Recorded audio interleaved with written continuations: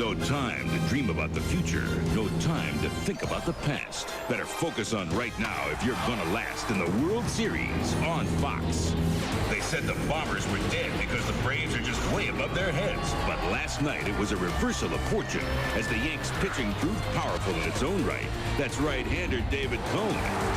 And Bomber Bernie, he just provided some breathing room. Tonight, two southpaws fight down in Dixie, while New York gambles on Kenny Rogers to hold him. Atlanta attacks the North with Nagel leading the charge. It's New York and Atlanta in Game 4 of the World Series on Fox. Well, friends, tonight's ball game is one that the king of swing, Benny Goodman, would really appreciate. Why is that? Well, this is what they call a swing game. If the New York Yankees win tonight, they even up the 1996 World Series at 2 games apiece. If, however, the Atlanta Braves win, they take a commanding 3-1 lead and have a chance to win it outright tomorrow night here at Atlanta Fulton County Stadium. A lot of work to be done still as these tomahawk-chopping fans in Atlanta look for their 2nd straight World Championship as the Atlanta Braves and New York Yankees battle in Game 4 from a sold-out Atlanta Fulton County Stadium. We have every pitch, every play, all the excitement for you right here on Fox.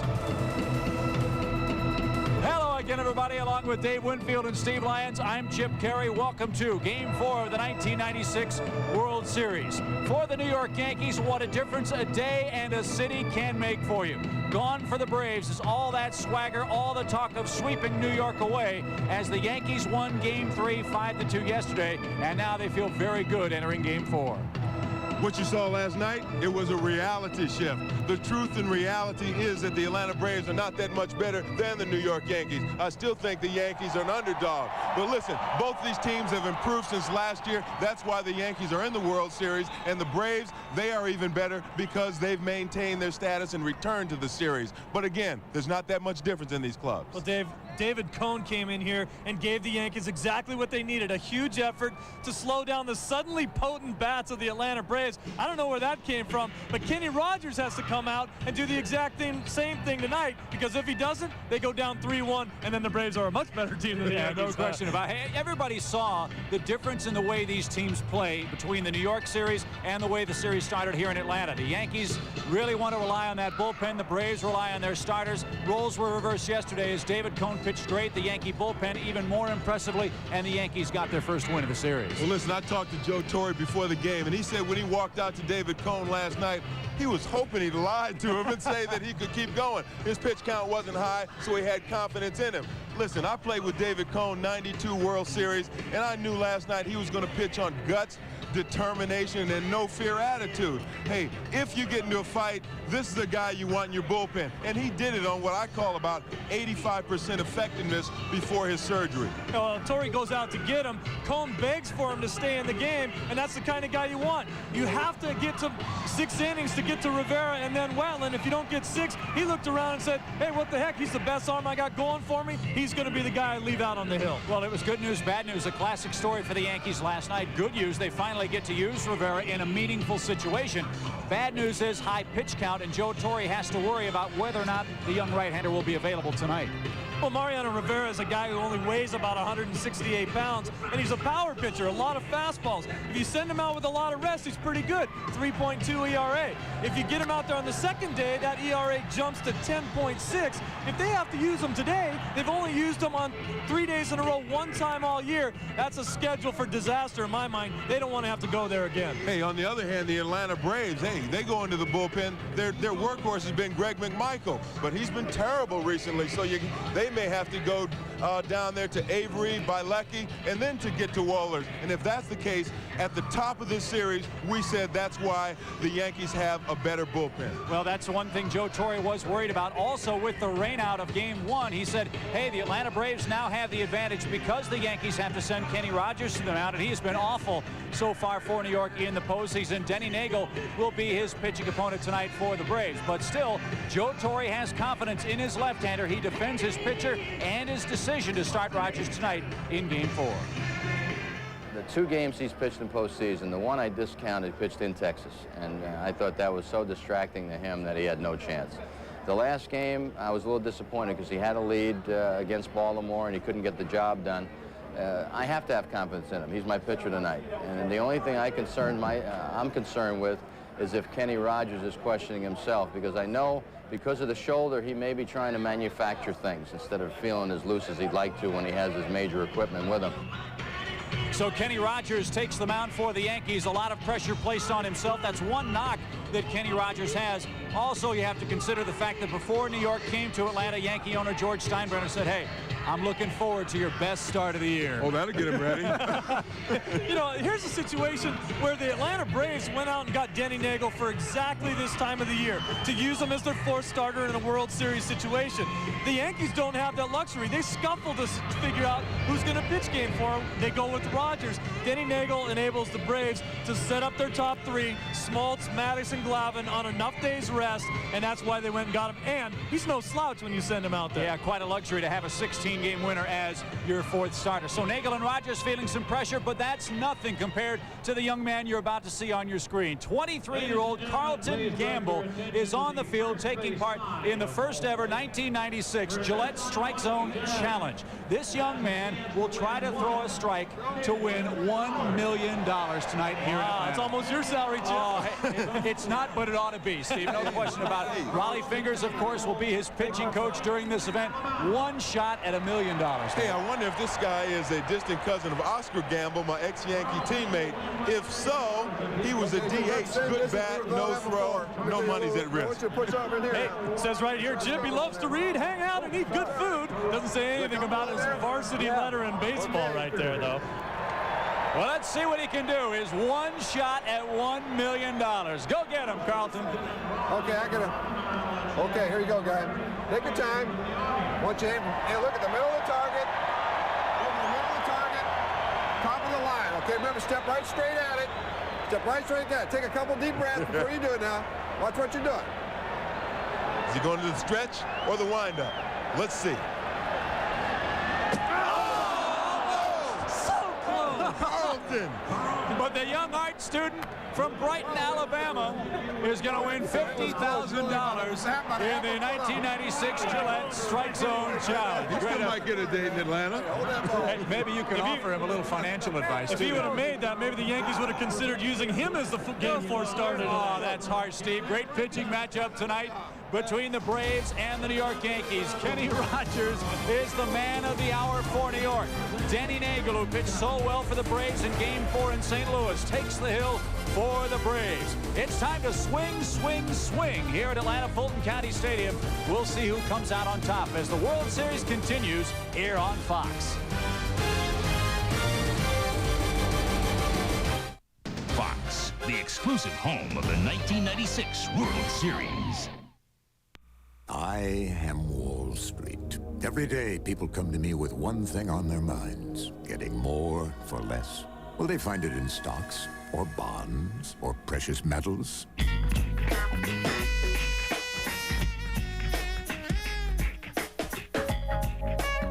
The all-new ES300. Ah, so the smart money's in metal. More of a Lexus, less of a price. At Stevenson Lexus and Cooney Lexus. We, the people of the United States, in order to form... For 200 years, it stood the test of time, preserving liberty, promoting our values, protecting privacy, keeping government out of our lives. Now Wayne Allard wants to wreck our Constitution. Wayne Allard wants to make nearly all abortions illegal. Allard wants to take away a woman's right to choose and turn women and their doctors into criminals. Elect Tom Strickland, who believes the choice should be left to women and their families, not to big government and politicians. This Halloween, Blockbuster Video has a special treat. Buy one of these Halloween classics for just $7.99. Rent 2 movies and they're yours for $3.99. If that's not a reason to scream, what is? From Joel and Ethan Coen comes the first great film of 1996. A brilliant macabre thriller. There won't be a better film this year. Fargo, rated R, from Polygram Video. Rent it tonight. They've already expanded the death penalty for drug kingpins, passed welfare reform with work requirements, forced teen mothers to stay in school or lose benefits. President Clinton and Al Gore. And for the future, balance the budget to grow the economy, create jobs, drug testing for felons, strengthen school anti-drug programs. Dole Gingrich stood in the way, and now all Dole offers are personal attacks. No ideas for our future. President Clinton and Al Gore, meeting our challenges, protecting our values. Catch Seinfeld after the game, tonight on Fox 31.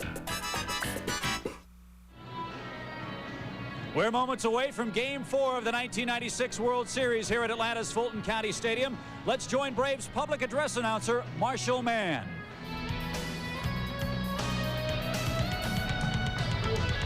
Ladies and gentlemen, please rise for the presentation of our national anthem, which tonight will be performed by A&M recording artist John Popper, a blues traveler.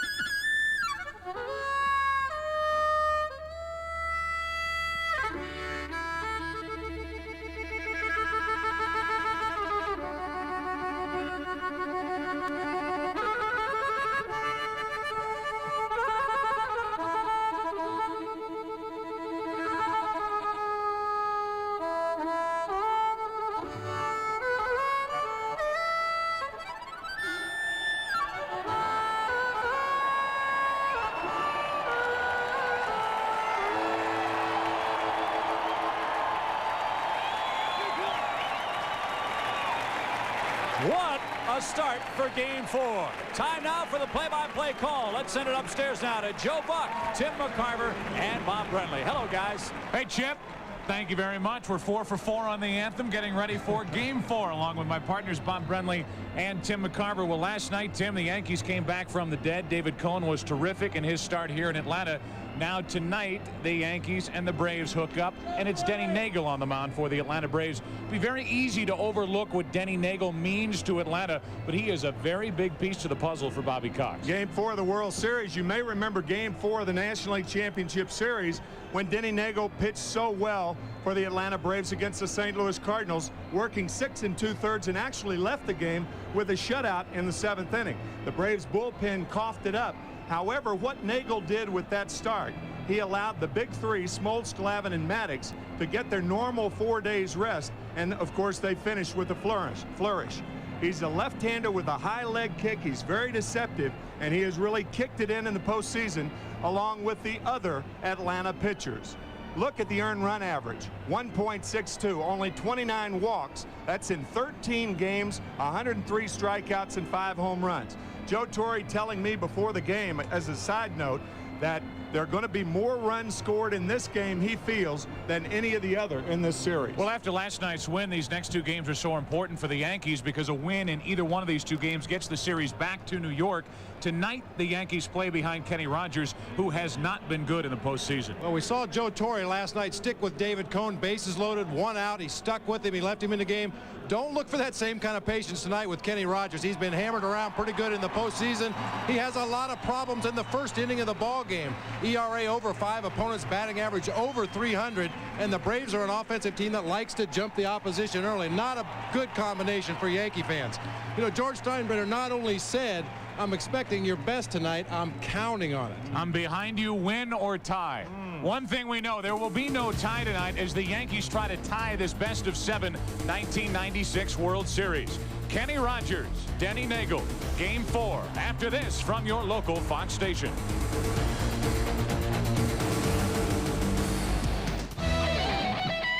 On Fox 31. Braves take the field right on cue. It is a cool evening here in Atlanta, Fulton County Stadium. It is jam-packed for Game 4. We get ready for the Yankees and the Braves. A look at the Yankees starting lineup. Same as last night. Tim Raines in left. Derek Jeter batting second, then Bernie Williams. He went deep last night. He has hit 6 home runs in the postseason this year, tying a major league record. Then Cecil cleaning up. Charlie Hayes at third base. Darryl Strawberry in right. Mariano Duncan hitting 7th. Joe Girardi catching, batting 8th. Pitching and batting 9th. First big league at bat coming tonight is Kenny Rogers. The Braves defense, Mark Lemke, 60th career postseason game, most among second basemen. Congratulations to Mark Lemke, and he, along with the rest of the Braves defense, backs up left-hander Denny Neagle. Well, Neagle compares himself favorably with Tom Glavine. Very similar type of pitcher. Throws a sinking fastball, will occasionally cut a fastball into a right-hander. Relies a lot on his changeup. He also throws a curve and a slider. Yeah, I think, Bob, the difference between Neagle and Glavine is that Glavine uses the outside part of the plate, and Neagle, a pitcher more or less that uses all of the plate. That high riding fastball. Leo Mazzoni, the pitching coach of the Braves, telling me before the game that he rarely throws the ball over 86 miles an hour, but he's got a very deceptive delivery, and for the most part, that's what gets right-handers out. Scouting report on Denny Neagle. We just talked about the great changeup, very deceptive, helps set up his other pitches. Only a mid-level fastball, mid-80s, and will occasionally throw a slow curve to get ahead of right-handed hitters. Try to sneak that strike one in there with the slow curveball. Really, two pitchers hooking up tonight, very similar in style. Although Kenny Rogers has struggled in the postseason, Denny Neagle has not. Making his first World Series start and facing Tim Raines, leading it off in this World Series, 3 out of 9. Deep breath and away we go. Raines led off last night with a walk, scored a run the first inning, later had a hit. Game 4 underway with ball 1 high to Raines.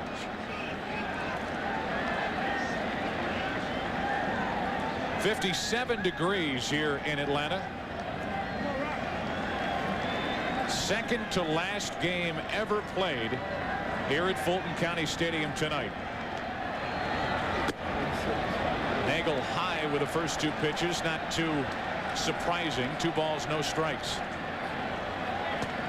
Raines started the game with a walk last night. Yankee hitters seem to be a little more patient in Game 3 than they were in the first 2 ball games.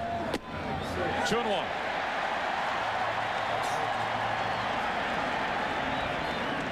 Kenny Rogers is still getting ready.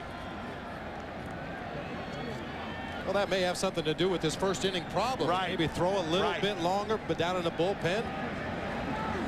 There's a strike again. It's 2-2. When that happens with a pitcher, you try everything. You try having him warm up early, come in and sit in the dugout for 15 minutes. You have him throw as he has tonight, right up until the time the game starts. You're willing to try almost anything. He's actually in play along with Mel Stottlemyre right now. Pop up down the left field line. How about that? 2-2 on Raines. Full count. You could see Denny Neagle ask the home plate umpire Steve Ripley if the pitchers would be allowed to blow into their pitching hand because of the cool weather here tonight. The answer is yes. 3 balls, 2 strikes on Raines, leading off. 1 out.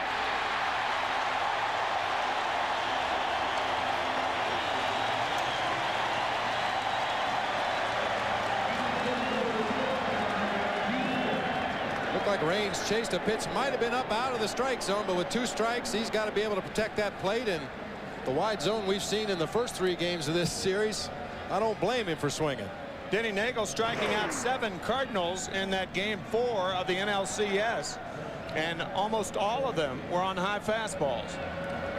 So one away here in the Yankee first. The batter now Jeter. And a good fastball from Nagel for strike one. Derek Jeter has 2 hits in the World Series, 2 out of 8 for the postseason. Outstanding. The rookie hitting .388.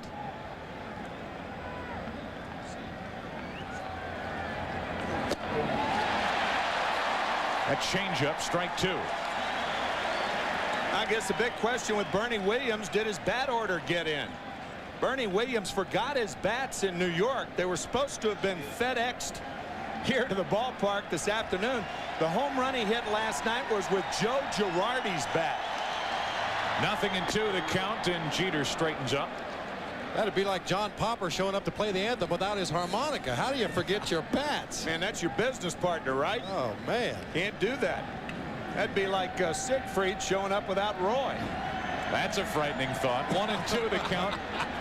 Now, evidently a foul ball, and the count stays 1-2. What would the Tigers think if Siegfried came without Roy? Little check swing foul ball.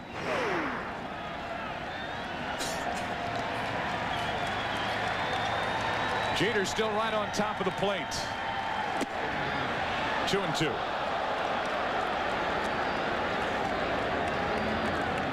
Home plate umpire tonight is Steve Ripley, with Larry Young, Jerry Davis, Jim Evans on the bases, Terry Tate down the left field line, and Tim Welke, who worked the plate here last night down the right field line.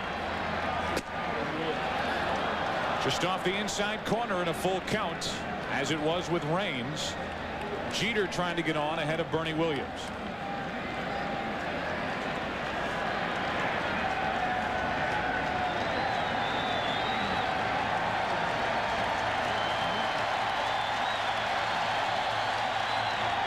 Got him.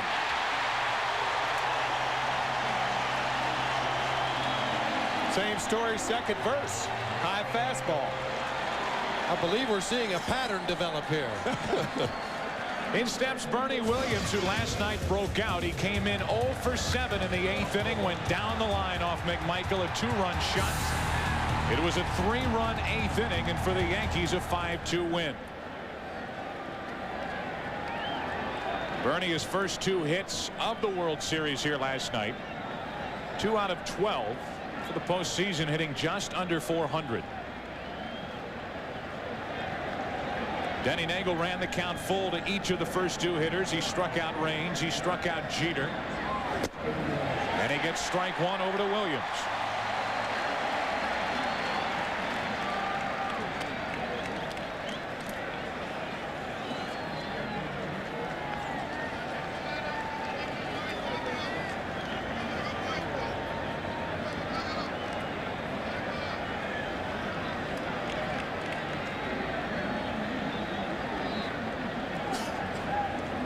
Bernie Williams trying to extend this first half inning. Nagel looking sharp early on. Changeup, low and away, 1-1.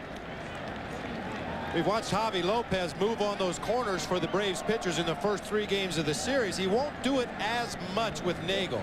He will on the changeup to the outside part of the plate on right-handers. But more so than any other pitcher on the Braves staff, Lopez will try to work within the strike zone.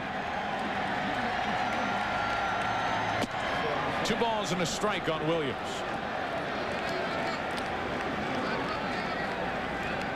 Oh, there it is right there. Bernie Williams. So Bernie got his bat order in. All right. So he's not using Joe Girardi's bat tonight. Evidently not too superstitious either. 0 for 7 in the World Series with his bats. Broke out of it last night with Girardi's bats. 2-2 now on Williams. And Nagel is in a spot now to strike out the side in the first inning.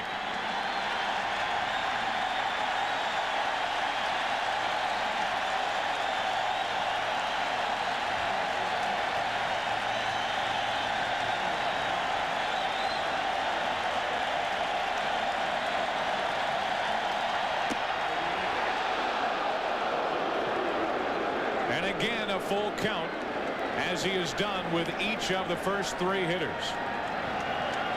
Fielder waiting on deck.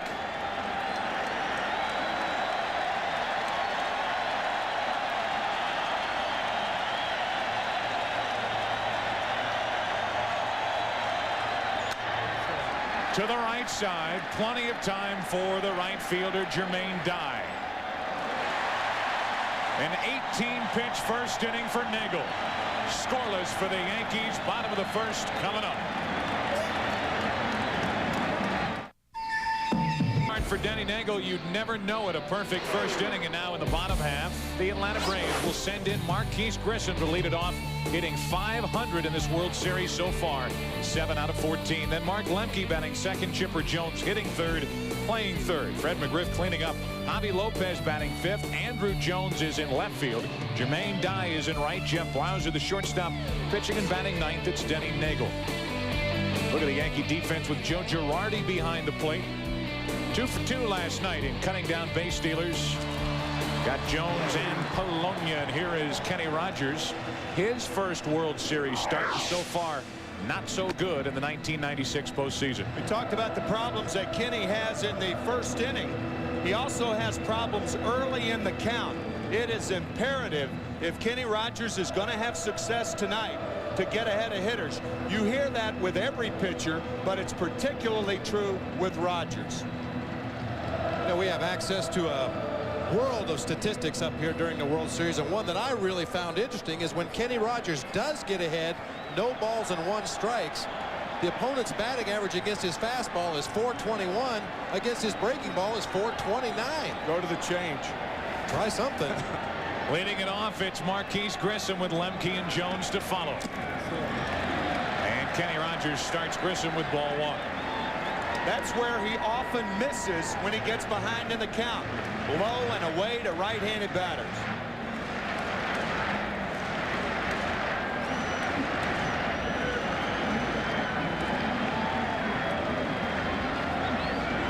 The count on Grissom. Now 2-0. Kenny Rogers before this season signing that big contract worth $20 million. Grissom pokes one to the right side for Mariano Duncan. 1 away. Scouting report on Kenny Rogers as he works here in the first inning. Must establish that fastball for a strike. Tim mentioned he tries to work outside the zone. He's got to be able to get that fastball over the plate early in the ball game. The second bullet point, I think, is the biggest downfall for Kenny Rogers. He doesn't realize how good he really is. That's right. Gives the hitters way too much credit. He's afraid to come into that strike zone and doesn't really pitch inside enough. 1 out, nobody on. And a strike to Lemke. When Rogers is on and he has that good fastball, he can keep hitters honest, use that good changeup. But his fastball has not been there the last half of the season. Missing low, 1 ball, 1 strike.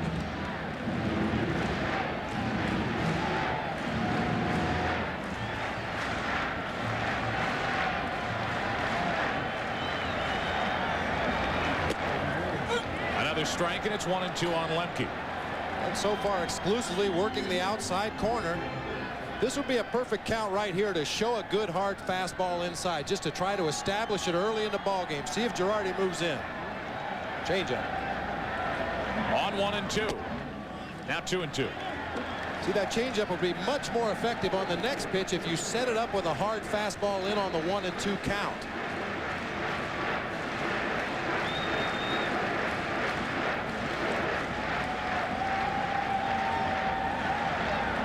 Two balls, 2 strikes on Lemke.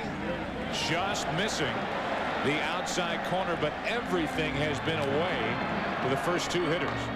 Getting a real good look at Joe Girardi's signs. When you see that pinky finger slip out there, that means fastball away. If he uses the index finger, that means he wants a fastball inside.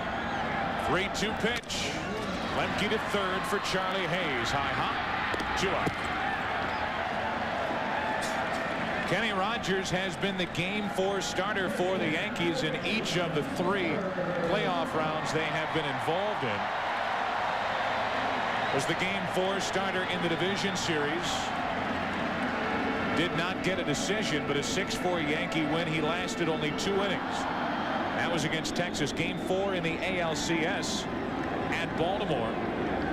Got a no decision. Yankees won that game, but Rogers lasted only 3 innings. There's a good curveball from Kenny for strike 1. Couple of ground outs to start for the Braves here in the first inning. 1 ball, 1 strike on Chipper Jones. Joe Girardi, there's Andy Pettit, tomorrow night's pitcher. Joe Girardi out to talk to Kenny Rogers. Often when a pitcher is having a difficult time, as Kenny has had this season, in finding the strike zone, a catcher's ploy, it's not really a ploy, it's almost a teaching device, ask him what it would be like if he had to hit against himself. If he could only put himself in the hitter's spot, he would know how tough he was. 1-1 on Jones. Now Rogers falls behind 2-1. Well, he's 2/3 of the way of getting through what is usually his rockiest inning in the ball game. If he could have a 1-2-3 inning in the first, it would really pick him up confidence-wise. 2 out, nobody on to the shortstop Jeter. And a perfect 1-2-3 inning for Kenny Rogers. Good start. Exactly what he, the Yankees, and Torrey needed. 1 inning in Atlanta, game 4. No score. Here's the thing. Most long-distance plans, very complicated. Oh, yeah. But the AT&T one-rate plan, very simple. How simple? Calls from home are 1 low rate all the time. How much? It's 15 cents a minute to anybody in America at any time. And this is AT&T? That's right. 1 rate all the time? Exactly. Is there any time when this is not the rate? There is no time when this is not the rate. I don't get it. Am I just being unclear? No restrictions, no games. The AT&T one-rate plan. It takes 43 face muscles to make a frown. But if you drive a Lumina LS, you won't have to worry about using any of them. Because Lumina LS can go 100,000 miles before its first scheduled tune-up. No 6-passenger car in its class can offer you as many standard safety features for the price. And best of all, you can afford it. The cars more Americans trust. Testing dugout jackets, Bay 3. No entities without yellow credentials beyond point.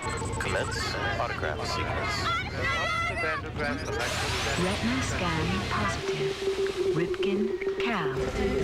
We need to know how it holds up to everyday use. How many days did you have in mind? Activate starter dugout jacket in 3, 2, 1. Starter Sportswear. No one's closer to the game. Look who's finally ready to play. Warner Brothers proudly present the biggest superstar on the planet, Michael Jordan. Wow. And the best-loved rabbit on Earth. Oh, brother. Bugs Bunny. You know that your friends are cartoon characters? Yeah. Together for the first time. In 3D land? In a motion picture event. Whoa. Unlike anything you've ever seen. Space Jam. You the duck. Rated PG. Starts Friday, November 15th at theaters everywhere. On Fox NFL Sunday, a bitter rivalry is born when Switzer and the boys battle Jimmy and the Dolphins. Coverage begins noon Eastern, 9 Pacific. Denny Nagel had a perfect first inning. Back to work in the second. You remember the Fifth Dimension? They had a song, Up, Up, and Away. Denny Nagel, up, up, and away. I don't remember the Fifth Dimension. I do. I'll bring you the 8-track tomorrow. You can check it out. Cecil Fielder will lead it off. Second inning, no score. We Big Daddy, Charlie Hayes, and Darryl Strawberry for the Yankees here in the second. Ball 1 to Fielder. Cecil in last night's game doubled in his final at bat, was 1 out of 3, and in the series 3 out of 11.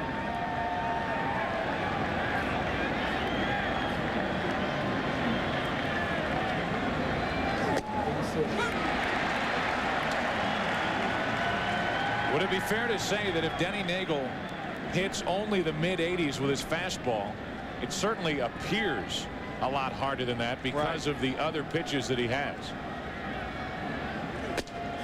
Like that. Missed up and in, 2-1. Well, what's so deceptive about Nagel, and hitters have a way of explaining this, his foot hits the ground before his arm comes around. The foot and the arm don't come at the same time. And it causes things like that. Fielder totally jammed. Lemke could roll it over there, 1 out. And the first 4 Yankees have been retired. You know, a lot of times it's not so much the pitches the pitcher throws, it's the delivery to get those throws to home plate. Another lefty that comes to mind is Sid Fernandez. Yeah, wasn't same type. Exceptionally overpowering with his fastball, high 80s, occasionally 90, but his delivery was so deceptive that hitters jammed themselves all night long. 4 up, 4 down for the Yankees, and the batter will be Charlie Hayes. Makes his second straight start. Last night was 0 for 5. It's out of play for strike 1.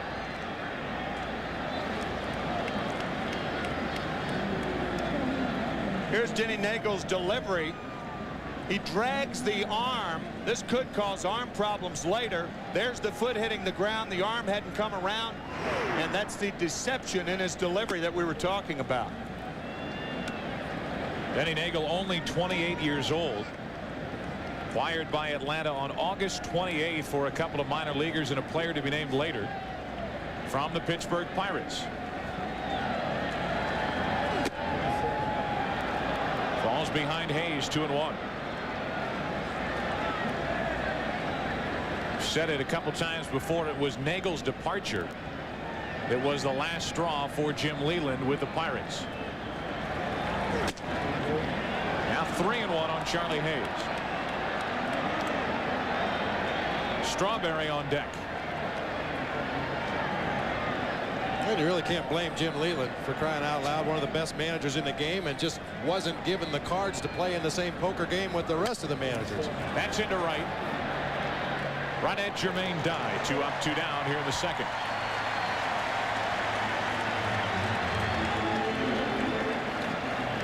So Hayes now 0 for 7 in the World Series. Here's Strawberry. Boy, he had an impressive at bat here last night in his second at bat against Tom Glavine. After striking out on 3 pitches in his first at bat, he had a runner at third. He actually had 2 on, and on the very first pitch went the other way, right through the Atlanta defense for an RBI single. Darrell, a notorious low ball hitter. Power zone down and in, down out over the plate. Power the other way also.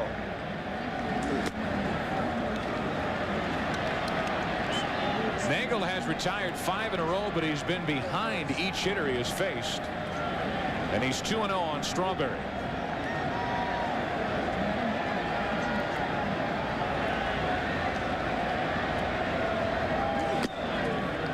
Now 3-0.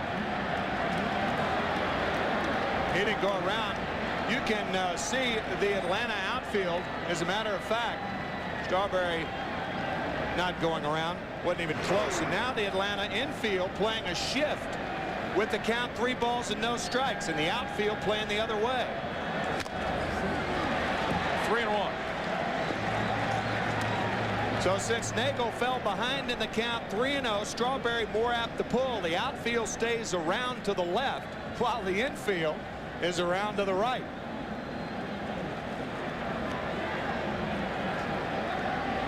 Two out, nobody on for the Yankees in the second.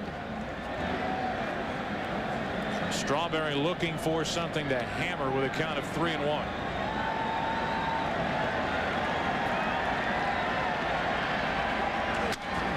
Up the middle, right to the shortstop, Blauser. On the right side of second base, Blauser takes care of Strawberry. Nagel takes care of New York. When the night has come and the land is dark and the moon is the only light we'll see. Feeling safe, being secure. It's why more families rely on Buick LeSabre than any other full-size sedan. Peace of mind from LeSabre. Hey, Max, glad I caught you. You know what I just discovered at Pizza Hut? The perfect pizza. Not too thick, not too thin. Just like, pizzeria pizza. Freshly baked every day. And here's the kicker. A ring of cheese baked right into the crust. Imagine. Why are you telling me? I'm a dog. I'm telling everyone. Discover Pizzeria's stuffed crust pizza. Now we've got your pizza. And the best part, Max, a large is only $8.99. Great, huh? Aluminum. Most new car radiators are made of it, making them a big target for pitting and failure.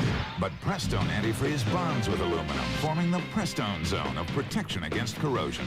Is brought to you by Buick LeSabre for safety and peace of mind. By Visa, it's everywhere you want to be. By AT&T, your true choice. And by HBO. It's not TV, it's HBO.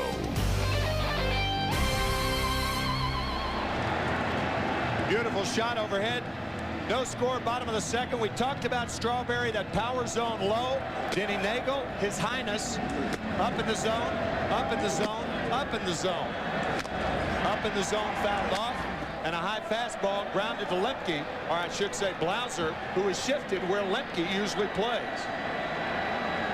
Nagel has been perfect through the first two. Now Kenny Rogers, who had a 1-2-3 first inning, deals low and away to McGriff. Fred McGriff, 4 out of 11 in this series.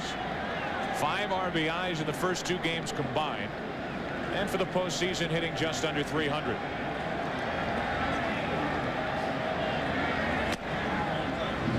Not getting the corner. It's 2-0.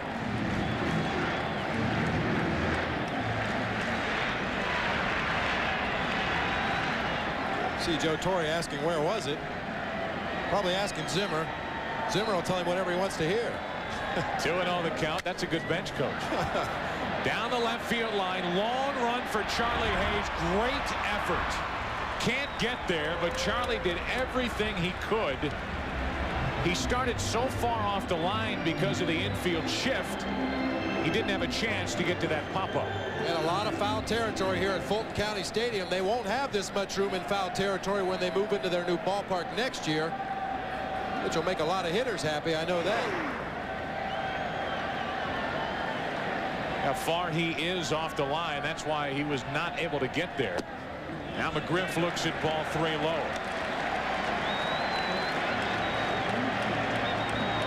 Everybody ought to have a friend like Don Zimmer. That's what Joe Torre will tell you. He's a national baseball treasure, that guy. 3 balls and a strike on McGriff. Hit into center. Track wall. 1-0 Atlanta.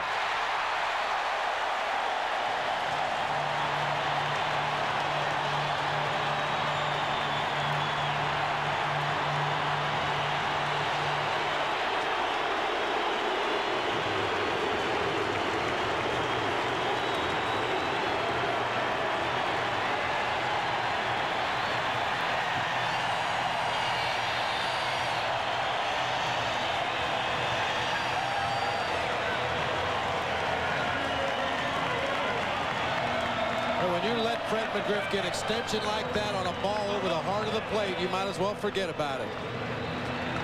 Knew it was gone the moment he made contact with that ball. That is his 5th of the postseason, his 2nd of the World Series. He hit 28 during the regular season. Kenny Rogers fell behind 3-1, and he paid the price. Now he's 2-0 on Javi Lopez. Now when you allow the big guys get the count in their favor and they know what's coming, that's what causes that extension, Bob. He's got one free swing and took advantage of it. Now 2-0 on Javier Lopez, who has hit 3 home runs during this postseason.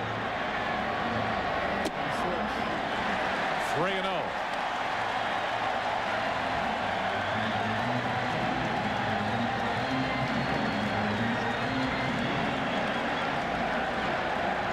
Lopez on 3-0 took a strike. It's one of the few times I've seen Kenny Rogers just cut it loose. It seems like early he's been trying to make that perfect pitch, aiming. Yep. And he's been falling behind.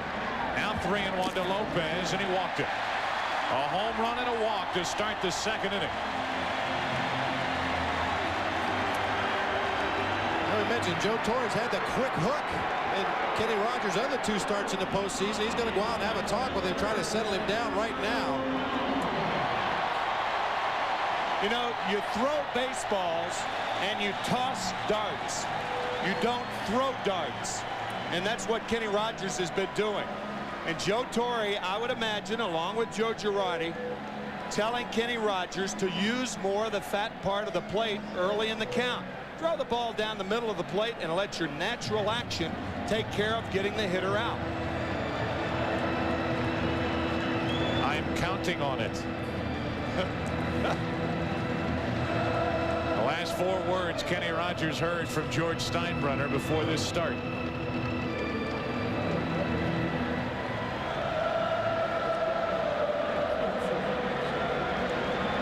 One run home, 1 on, nobody out, and here's Andruw Jones.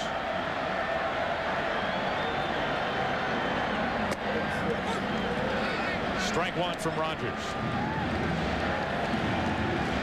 250 in the postseason, 3 hits in this World Series. All 3 in the opening game at Yankee Stadium. Strike 2, and Rogers cutting it loose, 0-2.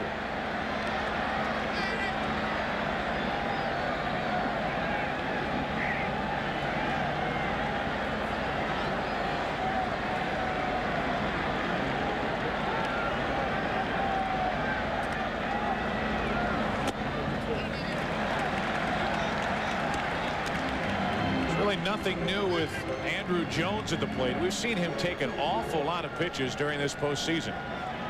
Took 2 strikes, now a ball. It's 1-2.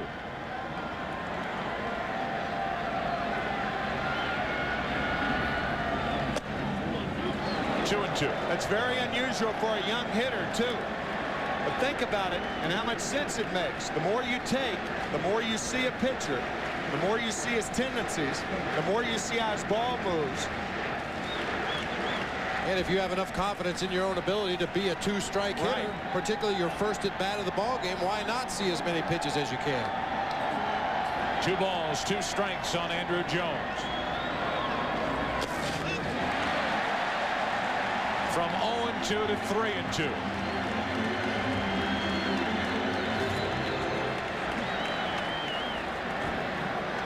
Rogers fell behind McGriff, 3-1, gave up the home run to dead center field, walked Javier Lopez, and now after jumping out in front of the rookie Andruw Jones, it's a full count.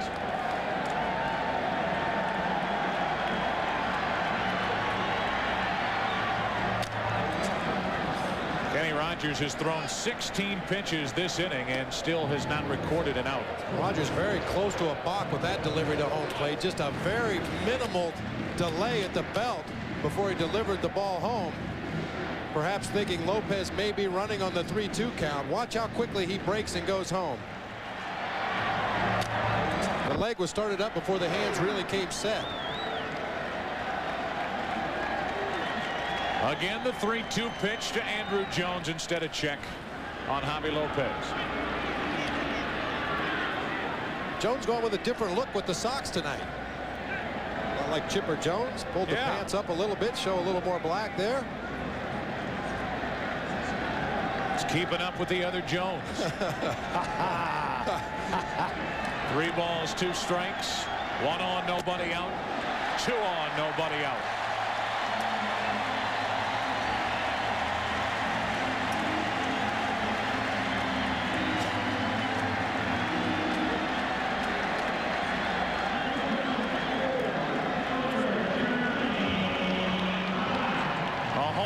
Back-to-back walks, and now Jermaine Dye, the number 7 hitter, stands in for Atlanta as they look for a big second inning.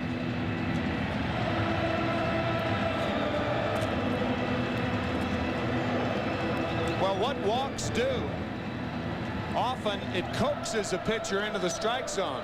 It's not only the walks, but when you do throw strikes, you don't throw strikes as hard as the ones you're supposed to throw. That's simply put. 2 on, nobody out. And ball 1 to Jermaine Dye. There's an old baseball saying, you give the hitter too much credit, and I think that's what we alluded to in the opening, that Kenny Rogers feels that every pitch has to be perfect in order for him to be successful, rather than trusting his stuff, going after the hitters, and let his defense work behind him. Well, he's already walked 1 rookie. And he's 2-0 on another Jermaine Dye. And with that action will start for the Yankees in their bullpen.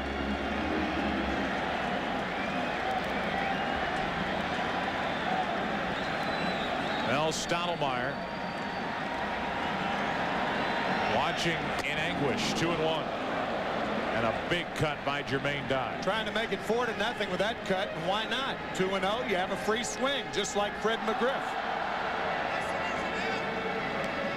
That's some swing right there, right from his heels.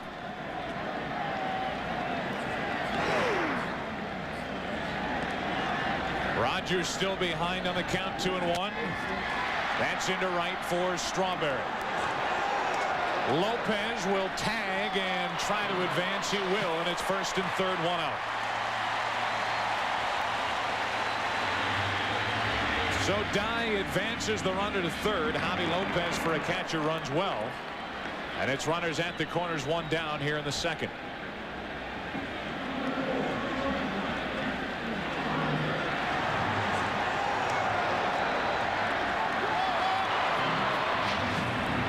That saying he runs well for a catcher. Makes it sound like it's a genetic defect or something.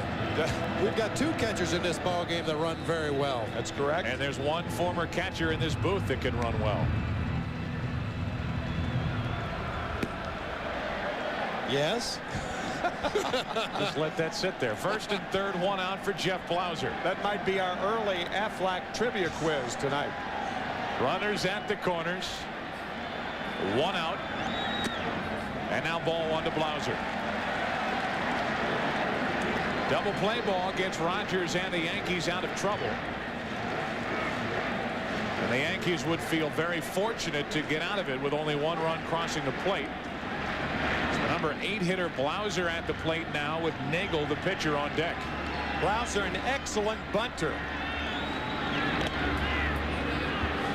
Andrew Jones about a 1.5 lead over at first. Fox box in the top left-hand corner of your screen. Runners on at first and third. 1-0 the count with 1 out, and the Braves out in front by 1 on the McGriff home run.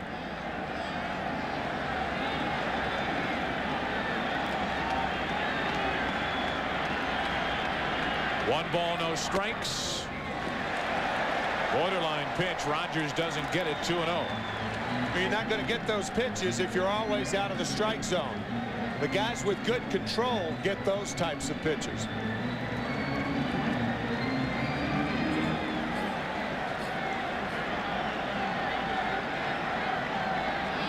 So first and third, 1 out, and again Kenny Rogers behind. It's 2-0 on Blauser. That is a foul ball, and wisely Joe Girardi let it roll foul. And the runner Lopez will have to go back to third. That's a hard play for a catcher, and the reason is, do you stay home or go get the ball? If you go get the ball, you leave home unprotected.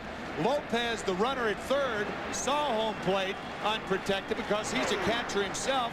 He knows Girardi's dilemma, and Joe shrewdly allowed it to roll foul. That's an instant judgment call on the catcher's part. You have to make up your mind if you think that ball is going to curl foul or is it going to stay in fair territory. So a 2-1 count on Blauser, trying to add to the Atlanta second inning lead. A lot of pitches already for Kenny Rogers, who has had very little work since the end of the regular season by his own doing.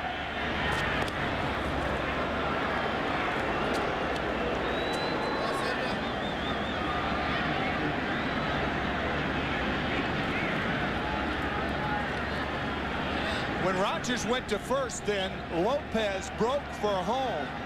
Kind of gives you the idea that a squeeze might have been in order. Remember, Blauser is 1 for 9 in the World Series and a poor offensive postseason.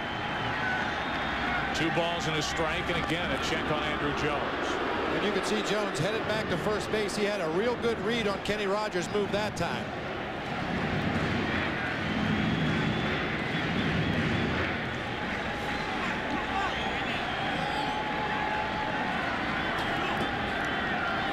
Kenny Rogers trying to get around back-to-back walks here in the second. Squeeze play. It was on. It works. Nobody covers first, and it's 2-0 Atlanta.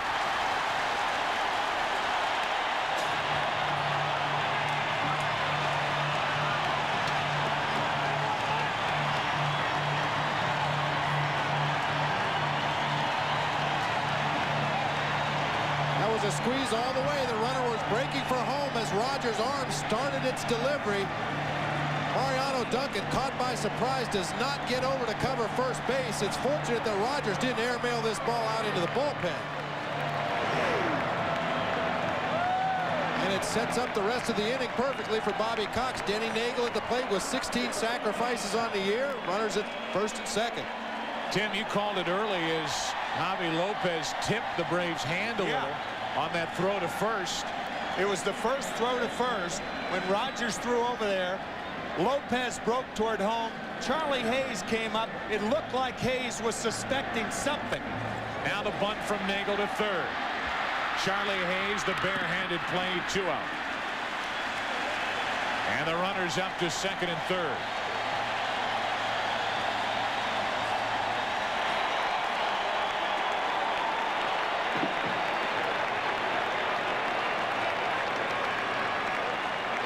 See Denny Nagel with good form. He gets the bat at the top of the strike zone and leaves it out there. And he knows that any pitch above his bat is going to be a ball. Any pitch in the strike zone, his bat is going to be moving down to bunt the ball. Probably going to get it on the ground as he's done 16 times this season.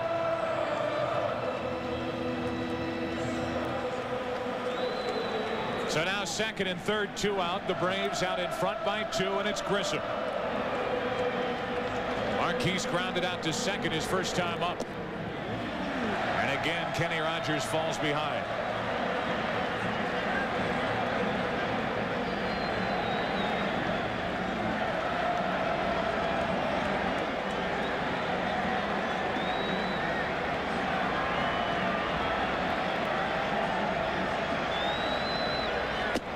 That caught the inside corner, 1-1.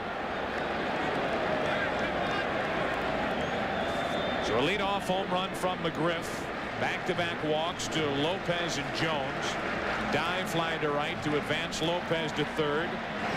The RBI base hit on what was a suicide squeeze play off the bat of Blauser. The sacrifice bunt by Nagel, and now 2-1 on Grissom.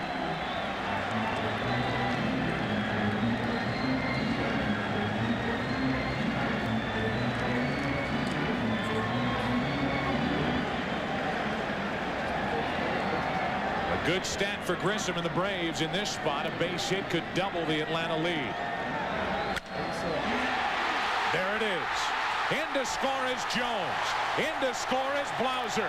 Down to second, Grissom. 4-0 Atlanta.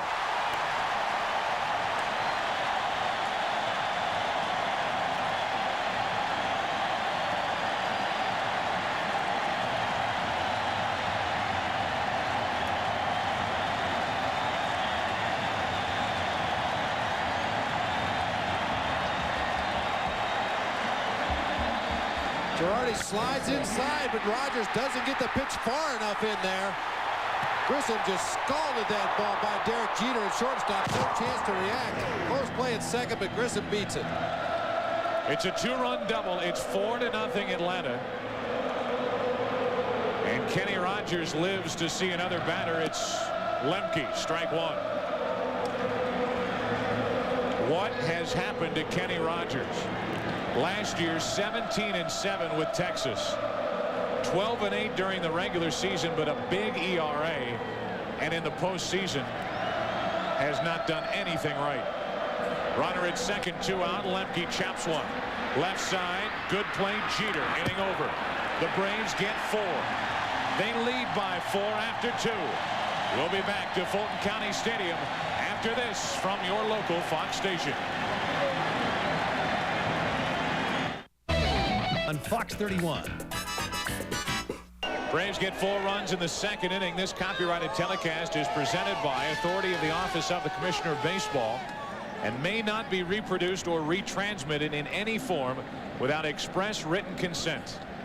We get into the third inning and the Yankees have to get to work. It will be Mariano Duncan, Joe Girardi, and Kenny Rogers as Duncan fouls away strike one. Only one hit in this World Series for Mariano Duncan. The Yankees as a team come in this World Series hitting 198 with one home run. So far, Nagel has retired the first 6. For the second baseman, Lemke. Good play. 1 out. Folks, be sure to stay tuned between the 4th and 5th innings tonight as the fans here will perform a flip card routine to reveal the winner of the 1996 True Value Roberto Clemente Man of the Year Award. So that's coming up. Past winners like Ozzie Smith, Cal Ripken, Dave Winfield. Here's Girardi, 1 out, nobody on.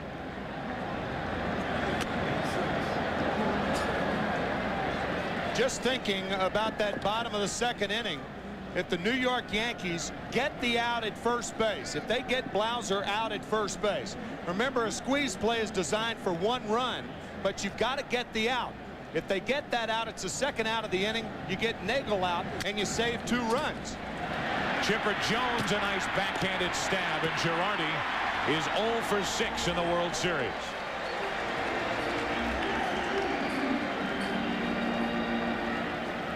Quite a contrast. Denny Nagel and Kenny Rogers have very similar stuff. Neither one very overpowering, good breaking balls, decent change-ups. Nagel's throwing the ball over the plate. Rogers is throwing the ball everywhere but over the plate. Falling behind, and when he does come into the strike zone, the Braves hitters have been whacking him. Kenny Rogers will stand in for the first time in his big league career and face left-hander Denny Nagel. And he takes a ball. Kenny, an outfielder in high school and a good one, an excellent throwing arm, obviously. Turned him into a pitcher. Went to Plant High School down in Florida, right outside Tampa, Plant City. It's where the Cincinnati Reds have spring training. Right. 2 out, nobody on. Nagel trying to be perfect. Off the glove of Chipper Jones. Kenny Rogers is on. And wouldn't you know it? How about that? The first hit of the night belongs to Kenny Rogers. Kenny probably thinking, all my career I've been thinking hitting was tough. Hey guys, not that tough. 8 outs in a row by Nagel, and it's Rogers in his first major league at bat to single. Nothing to it. So American League pitchers are now 6 out of their last 131 during World Series play, and the 6th hit belongs to Kenny Rogers. 3 of the 6 belong to the last 2 New York starters. Kenny Rogers tonight. David Cone had 2 of them back in '92 with Toronto. Here's Tim Raines, and there's ball 1. 3 out of 10 in this series. Struck out his first time. The Yankees have their first base runner. It's Kenny Rogers here with 2 out in the 3rd. 2-0. Well, we just mentioned Kenny Rogers, his first at bat. Obviously, then his first time on the bases. Javi Lopez with a good pickoff move to first base. Jose Cardinal went over and said something to Kenny Rogers after the first pitch to the plate. Rogers was way out there in no man's land. He's shortened up a little bit now. Get a little crazy, you know. You get up there and swing the bat, and all of a sudden you think you're a base runner too.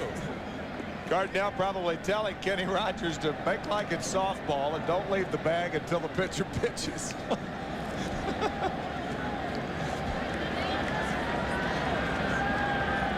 Rogers on board with 2 out. And a 2-ball 1-strike pitch to Raines. That's well hit into right, but dive back to get it. Inning over. The only hit for the Yankees belongs to Kenny Rogers. He has to figure it out on the mound. Bottom of the 3rd inning, 4-0 Atlanta. Tick, tick, tick, tick. You look at cars all day long, tick, and then you see one. Tick.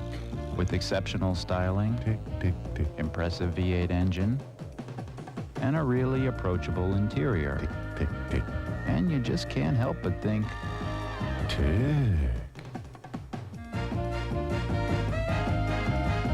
Tick, tick, tick, tick, tick, tick, tick, tick, tick. Hyperkeratosis? Symptom: persistent, itchy, flaky scalp. Solution: Neutrogena T-Gel. It works. Neutrogena T-Gel Shampoo. Recommended #1 by dermatologists. Washington is selling our future to the special interests. Don't waste your vote on someone who will sell you out. Ross Perot is the only candidate who will work for our interest instead of the special interest. Just vote for Ross. Because you own this country. 10 million patient years of information flow through United Healthcare. Information that has led to the most innovative health plans in the business. Plans that let you choose your own doctor, that help prevent problems before they start, that give you someone to talk to at 3 a.m. Plans that treat you not as somebody to manage, but as the manager of your own health. If you're choosing a health plan, remember this: the plan is only as good as the company behind it. United Healthcare. Recently, an independent group of brewmasters and beer experts conducted a tasting of just about every major beer in the country. For 4 months, they sampled regular and ice beers for character, flavor, and overall quality. And in the end, the judges named one beer the best tasting beer in America, Old Milwaukee. So when you want the best tasting beer, now you know where to turn. Old Milwaukee. The X-Files has been abducted and moved to a new night. The X-Files now on Sundays at 9, 8 Central. Into the bottom of the 3rd inning. Beautiful night in Atlanta. The Braves fans having fun out in front. 4-0 are the world champions. Tonight's overhead shots are courtesy of the Goodyear Blimp Stars and Stripes, based in Pompano Beach, Florida. At the controls is Captain Richard Daniels from Burbank, California.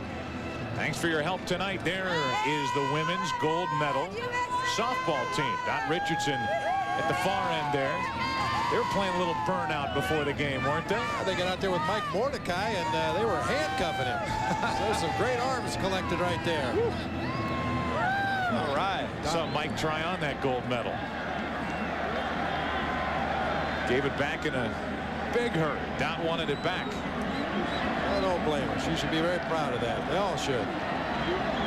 There's Chipper Jones, the number 3 hitter in the Atlanta lineup. Grounded out his first time with McGriff and Lopez to follow. So not only does Kenny Rogers have a rough and long 2nd inning, he now deals with the heart of the lineup. And it's a 1-1 count on Jones.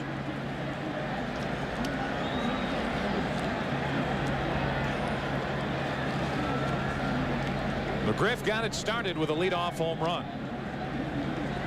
As Kenny Rogers fell behind 3-1, and that kicked off a 4-run, 3-hit rally in the Braves' 2nd. Little fly ball into center field. That's a hit. And Chipper Jones has his first knock of the night.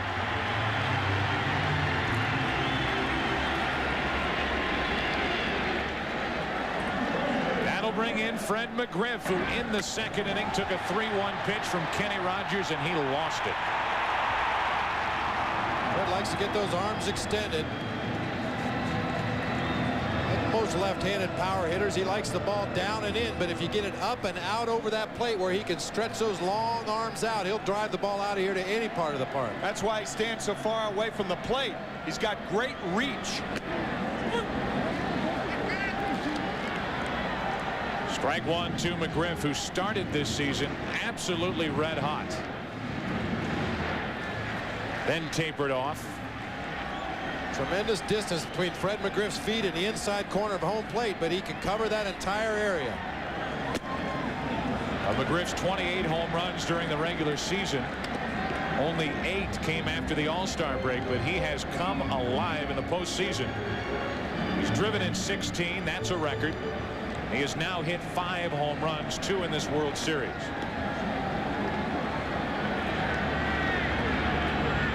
Jones a leadoff hit. That is a rocket foul. And Kenny Rogers is not fooling anyone. The Yankee bullpen is busy again.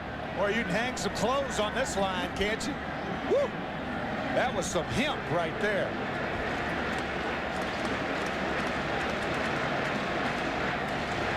Players like to use that word, rope, hemp, things like that. That means the ball was hit very hard.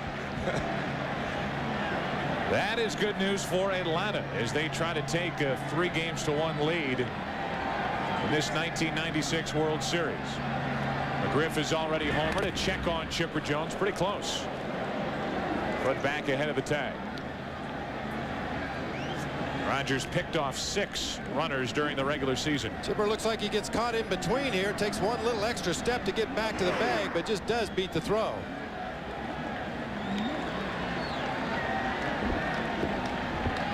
Jones at first with nobody out. The 1-2 to McGriff. Up the middle, base hit. Jones will take the turn and head to third. And it's first and third. Nobody out here in the third. With the right-handers coming up, that's going to be all for Kenny Rogers.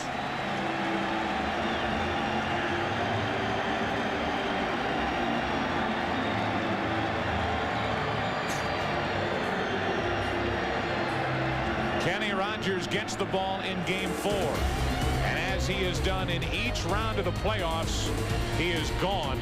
Can't get through 3. I'm not everyone. I'm me. So when I decided to quit smoking, I did not choose that one-size-fits-all patch. I chose Nicorette gum. Nicorette has this flexible dosing schedule that helped me control my cravings. It let me use the strength I needed, the amount I needed when I needed it. Nicorette was personal. It fit me. You know, me the non-smoker. Me. Nicorette gum will help you quit smoking successfully by helping you control your cravings. You can do it. Nicorette can help. It has finally arrived. Today is the day when you stop listening to the tales of other lives lived and begin the odyssey that will be your story.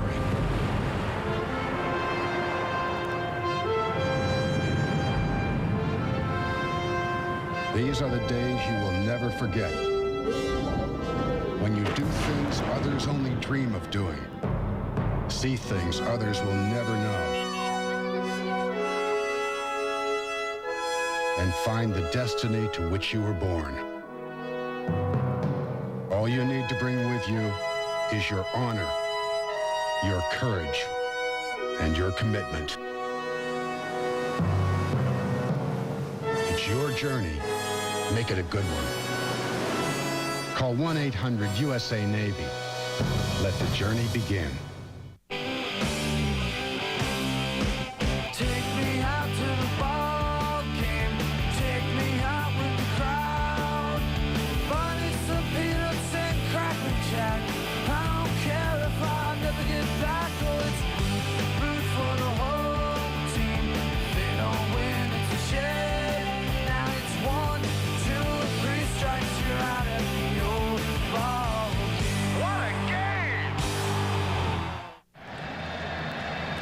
Rogers started Game 4 of the Division Series, went 2 innings. Started Game 4 of the ALCS, went 3 innings. Starts Game 4 of the World Series. Can't get it out in the third, and it's first and third, nobody out for Javier Lopez as the right-hander. Brian Boehringer takes over. The numbers for Boehringer, his 4th appearance of the postseason. He worked in Game 1. Hit high and deep into left center field. Both runners are tagging. Both runners trying to advance. Both are safe, and it's 5-0 Atlanta. Chipper Jones scores, and McGriff gets down to second. Outstanding base running by Fred McGriff. Chipper Jones scoring easily, but McGriff went to second because of the way Bernie Williams caught the ball. Back on his heels. The left fielder, Tim Raines, has got to alert him that Fred McGriff is tagging. That way, he comes under the ball and preparing to throw the ball to second base instead of catching the ball back on his heels. But outstanding base running by McGriff. It's 5-0 Atlanta. The batter now is Andruw Jones, and he takes ball one. It's another runner into scoring position without giving up another out. And as a base runner, the play's right in front of you. You can see if that throw is going to beat you, and you can stop and get back to first base if necessary. Runner at second, one out. Jones looks at a ball. It's 2-0. Boehringer pitched in game one. Went 3 innings and allowed 5 runs on 5 hits. Joe Torre has had to go to him again early here in game 4. There's a strike, and it's 2-1 on Andruw Jones. 2-0 slider for Brian Boehringer, not going to give in to Andruw Jones.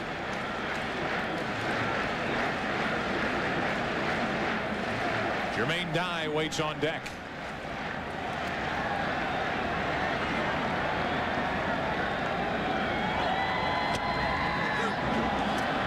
Strike 2 as it got away from Girardi. 2-2. Generally speaking, if a pitcher is behind in the count and he hits with a breaking ball, it's good policy to finish it or to follow it up with a fastball.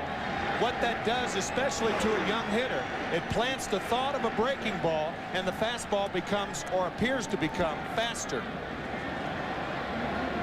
Girardi out to talk to Boehringer with a runner at second. Get the sign straight.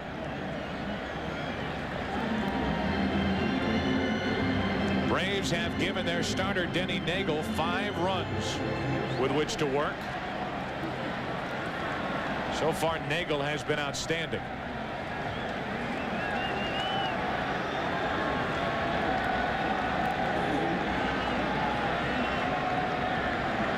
Runner at second, one out, and Andruw Jones strikes out looking. So 2 out with McGriff at second. We go to Jermaine Dye, and we'll tell you about next week. Fox NFL Sunday talks with former co-host Jimmy Johnson as he prepares for the biggest game as head coach of the Dolphins. Then it's exciting doubleheader action highlighted by the most talked about game of the season when Jimmy leads the Dolphins against his former team, the Cowboys. You won't want to miss Fox NFL Sunday beginning at noon Eastern, 9 a.m. Pacific. The first strikeout of the night picked up by a Yankee pitcher. Now Jermaine Dye looks at ball one outside.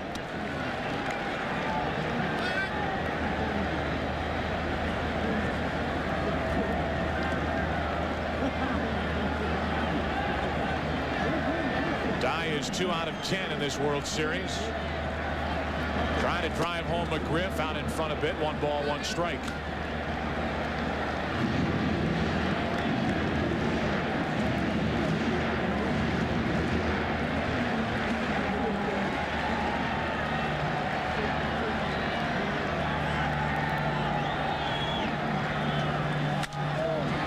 Slicing down the right field line. Strawberry gives it a look.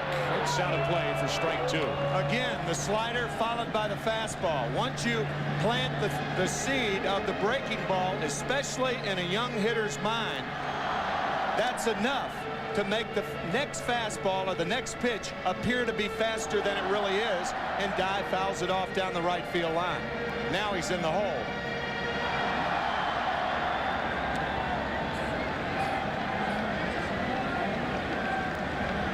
Boehringer trying to keep it a 1-run inning. McGriff the runner at second with 2 out.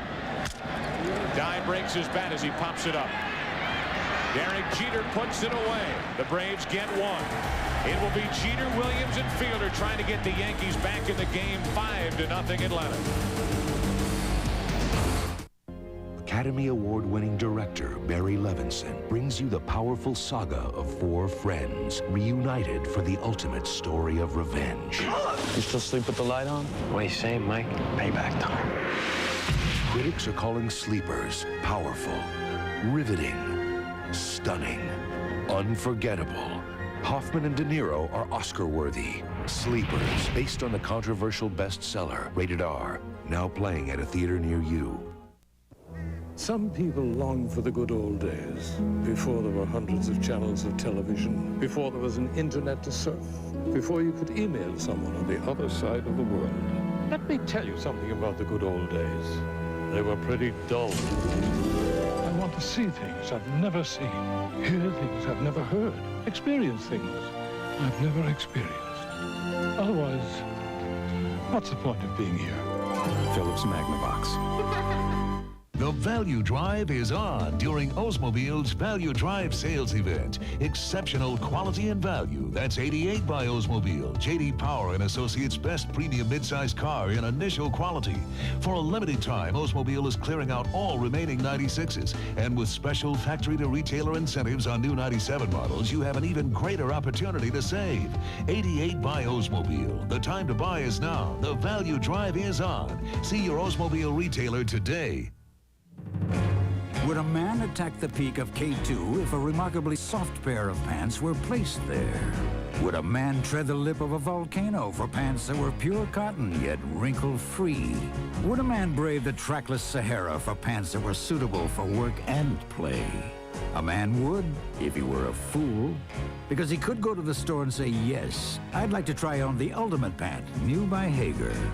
Besides, your wife won't let you go to the Sahara anyway. Hi, I'm Jennifer Love Hewitt. And I'm Scott Wolf from Party of Five. We're not on tonight. We're watching the World Series just like you. But Party of Five will be back 1 week from tonight. Enjoy the game. Chipper Jones tagged up and scored on the sacrifice fly hit by Lopez. Jimmy Williams, Fox sounds of the game.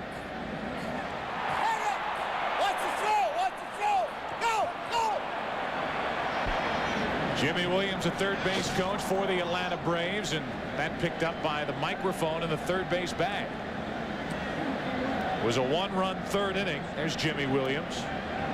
About as active a third base coach as there is in baseball. Always hopping around at third base. Very quick, very tough for opposing dugouts to steal signs the way he gives them.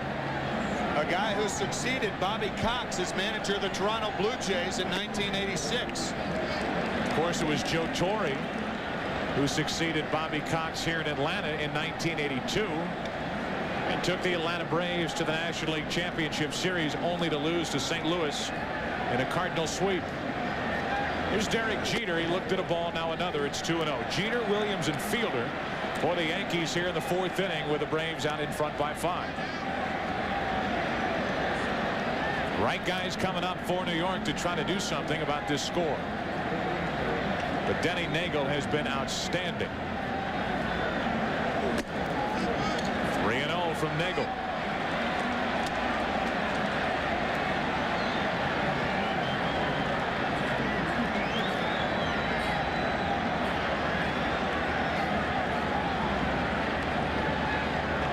Jeter likely taking with a count of 3-0. Leading it off, he took a strike. 3-1. Trailing by 5 runs in the fourth inning, trying to get base runners any way you can. Tie game or Yankees with the lead. Jeter probably gets the green light on that 3-0 pitch. It's 3-1. And now a leadoff walk.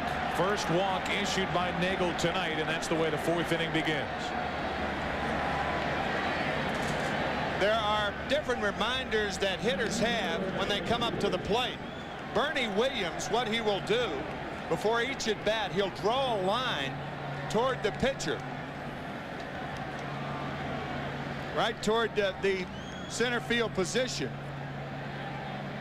There it is right there. And what that does, it reminds Bernie not to overstride and to stay back. He's got that wide stance, and it's just a reminder to tell him to stay back. Does it from each side of the plate, batting right-handed against Nagel. A leadoff walk to Jeter. Now Williams, a double play ball. Blauser flips out. Lemke the relay, 6-4-3.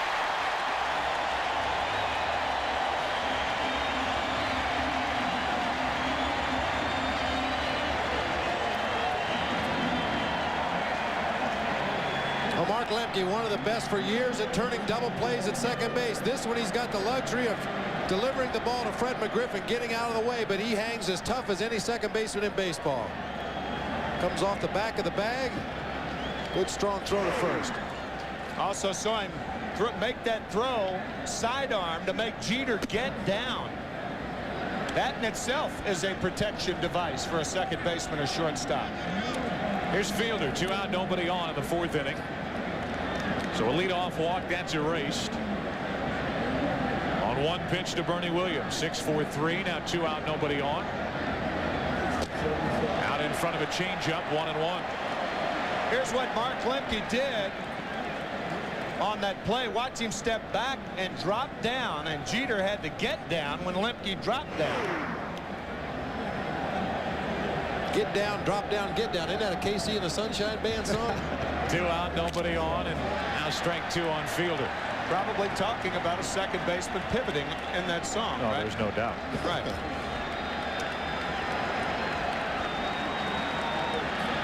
Fielder trying to get something started, but backed up at a ball and 2 strikes.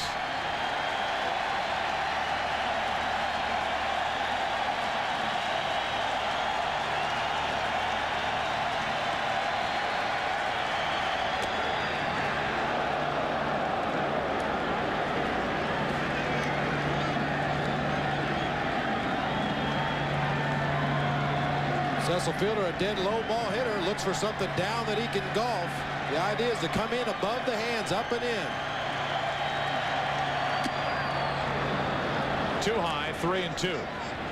And for a big man, he's got a lot of movement in that batter's box. He gets his body rocking back and forth, trying to get some timing going.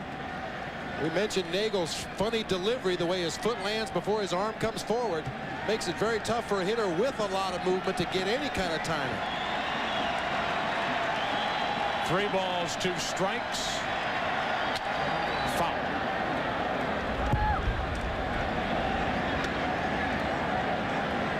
Denny Nagel is doing it again after a great effort in Game 4 of the National League Championship Series. 16-9 overall during the regular season. But in 6 starts with the Braves after being picked up in late August, he was 2-3. Trying to fit in with the other Atlanta Aces. 3-2 on Fielder and a 2-out walk. So 2 walks in the inning, but a double play sandwiched in between. And it's 1 on, 2 out for Charlie Hayes. Come on, Charlie.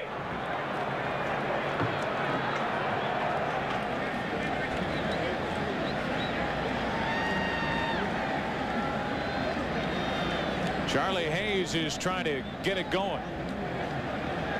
105 during the postseason. 0 for 7 in the World Series, including a flyout to right his first time up.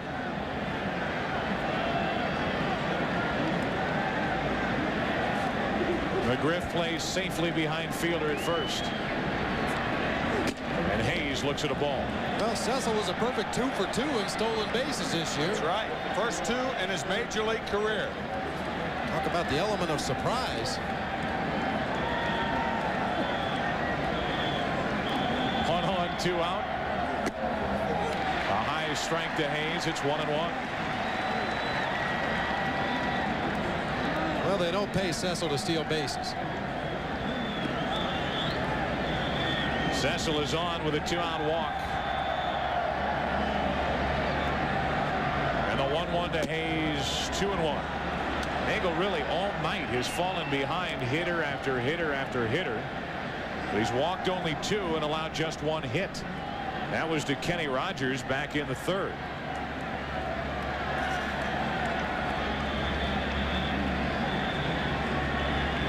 Two balls and a strike on Charlie Hayes. Now 3-1. Well, and Nagel has started to nibble a little bit himself. Earlier in the ball game, he was being aggressive on both sides of the plate. We saw him throw some good hard fastballs inside to right-handed hitters. Now almost exclusively working the outside part of the plate.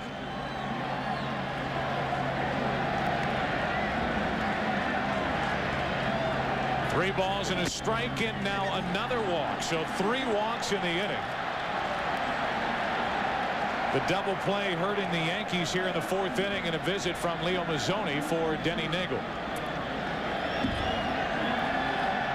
Sure, this is just a reminder, don't get away what's been successful. As you see Neagle go up and away. Outside with a changeup on the corner, breaking ball outside. High and away. Away, away, away, away.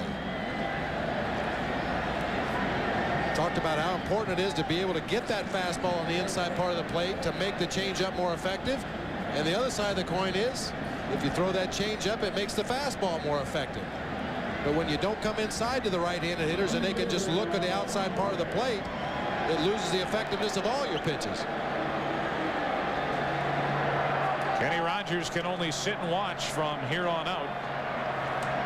He went 2 innings, allowed 5 runs on 5 hits, walked 2, struck out none. Denny Neagle, on the other hand, his pitch total way up. We're only in the 4th inning, and it's 2 on, 2 out. Excuse me, Joe. The Yankees desperate for a big hit. They asked for it from Darryl Strawberry.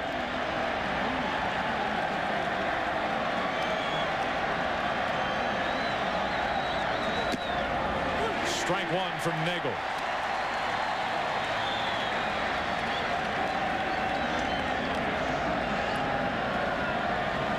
Strawberry has gone deep 3 times in the postseason.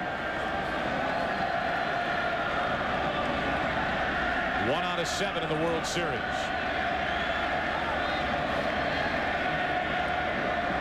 You can hear in the background the chant that was started at Fenway Park in Boston 10 years ago during the World Series Game 3. Darryl, Darryl.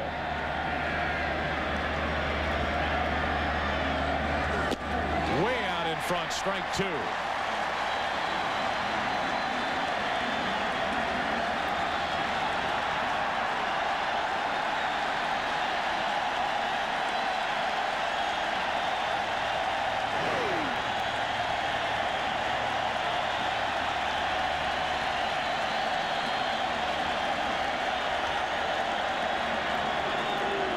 Strawberry steps out.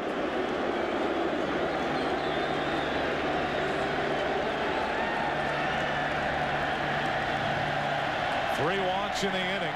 Back-to-back walks to Fielder and Hayes. A threat for the Yankees here in the 4th. Just missed.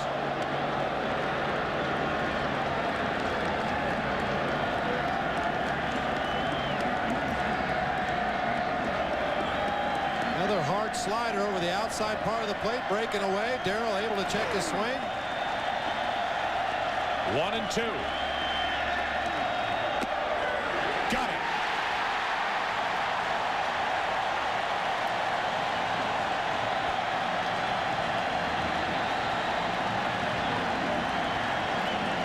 Five to nothing, Atlanta into the bottom of the 4th. Hey, Jimmy, how's the leg? Leg's just fine. Doesn't look too good. No pain at all. The way you banged it up the other day? No problem. Doctor gave me Tylenol. Extra strength. Tylenol? Is that kind of pain? Just watch me, son. For the pain of traumatic injuries, Tylenol is recommended the most by doctors. Hey, Brad. How's my leg? Tylenol, the pain reliever hospitals use most.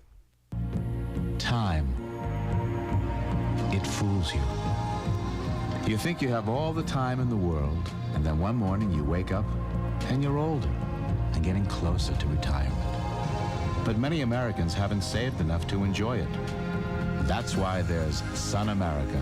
Ask your financial advisor about us today. Because it's not just your retirement, it's your future. Look to the sun. Sun America. Someday, my office will have a window. Someday, my boss will be me. Someday, I will meet the man of my dreams.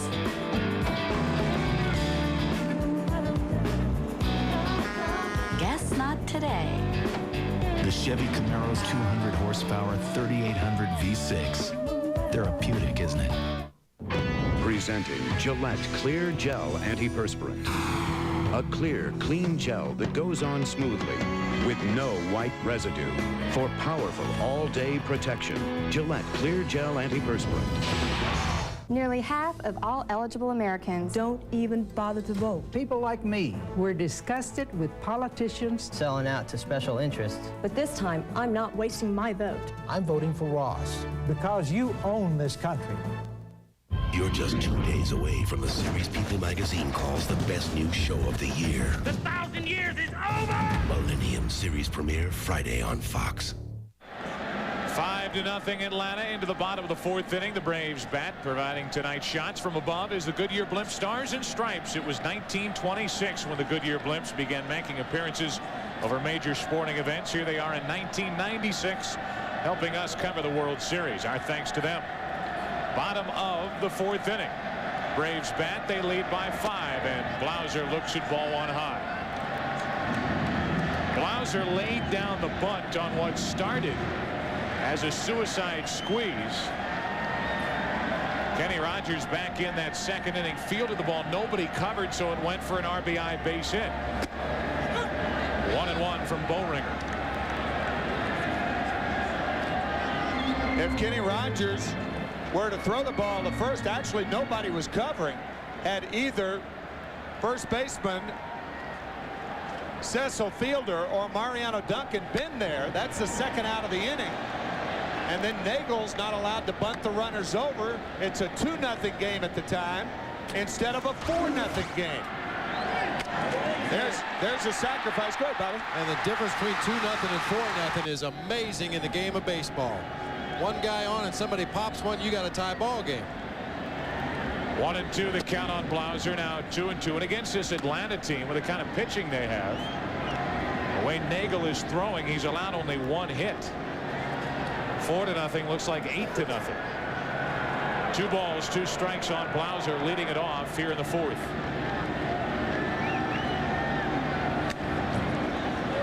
Still 2-2.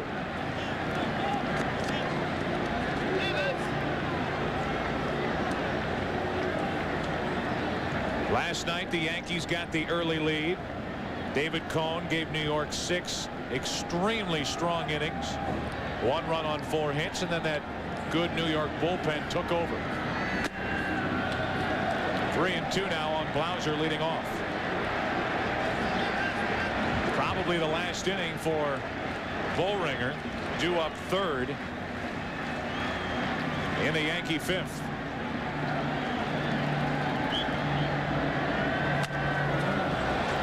That's back and out of play. It'll stay 3-2.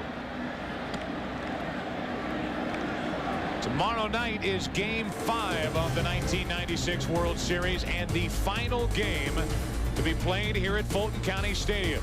Good pitching matchup, a repeat of Game 1, Andy Pettitte and John Smoltz.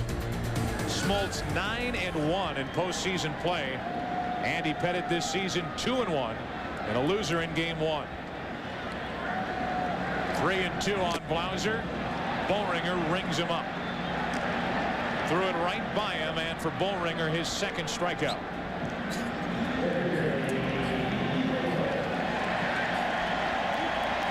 Boehringer showing a good fastball, basically a sinker slider pitcher, but occasionally he'll reach back and try to put a little extra on it. Looks like a 4-seam fastball that time. Threw it right by a pretty good fastball hitter. Now Nagel, who swings the bat well, fouls one back for strike 1. Laid down a good bunt his first time up. He is 1 out of 2 this postseason. Had a single in Game 4 of the NLCS in St. Louis. 1-1. Trying to be as fair with these comments as I can be, but Kenny Rogers starting the game tonight. And Kenny Rogers almost was not a Yankee. It was going to be Chuck Finley, who eventually signed with the California Angels, but George Steinbrenner overruled the manager Joe Torre and the general manager Bob Watson. He wanted to sign Kenny Rogers. Torre and Watson wanted to sign Chuck Finley. Chuck Finley, the fine left-hander with the California Angels. He was 14-15 this year. Now, in fairness, George Steinbrenner signed Doc Gooden. He signed Darryl Strawberry. But not signing Chuck Finley was a very big mistake for George Steinbrenner. he's the one to blame for it. Nagel strikes out, and that's 3 strikeouts for the right-hander Bollringer. There's a look at Doc Gooden. Talked about him in Game 1 and what he meant again to baseball in New York. Doc pitching a no-hitter. Darryl Strawberry doing very well after hitting all those home runs at St. Paul. 18 in 29 games. Hit 11 for the Yankees. And George Steinbrenner should be given credit for those 2. But you can't duck the signing of Kenny Rogers in lieu of Chuck Finley. 2 out, nobody on for Grissom, and right at the shortstop Jeter. Bollringer has pitched very well. We have played 4 in Atlanta. Go to inning number 5. Yankees bat. They trail the Braves by 5. There's a scholars team I practice with. Each one is out to prove that they can hit the Ryan Express. After a day of fastballs, it's Advil for me. Nothing has shown me that it works better or lasts longer than Advil. I love that sound. Advanced medicine for pain. Can MasterCard unite the world? Well, the world can't seem to agree on a single language or even a single philosophy, but we can all seem to agree on a single currency. Gold MasterCard, accepted at over 280,000 cash machines worldwide.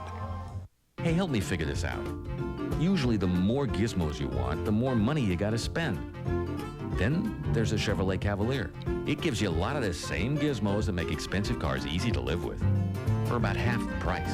If you forget to lock your doors, the Cavalier is still protected by a gizmo called the theft deterrent system. If you leave your dome light on, it turns it off. My house doesn't even do that. Get the car that's easy to own, a Cavalier. Genuine Chevrolet, the cars more Americans trust. Jane's obsession with her ex-lover will drive her to... You have to watch Melrose Place, Monday on Nonstop Fox.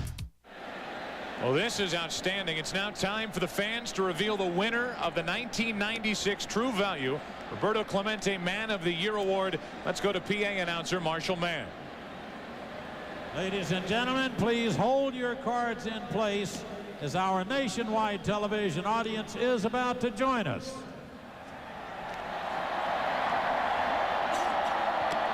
Okay, ladies and gentlemen, it's time to reveal the winner of the 1996 True Value Roberto Clemente Man of the Year. Once again, count down with me. Ready? 3, 2, 1. Flip your cards.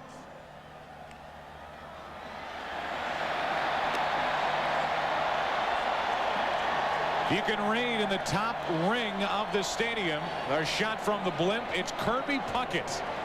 And congratulations to Kirby Puckett, who retired this year with the eye problem. He is the 1996 True Value Man of the Year.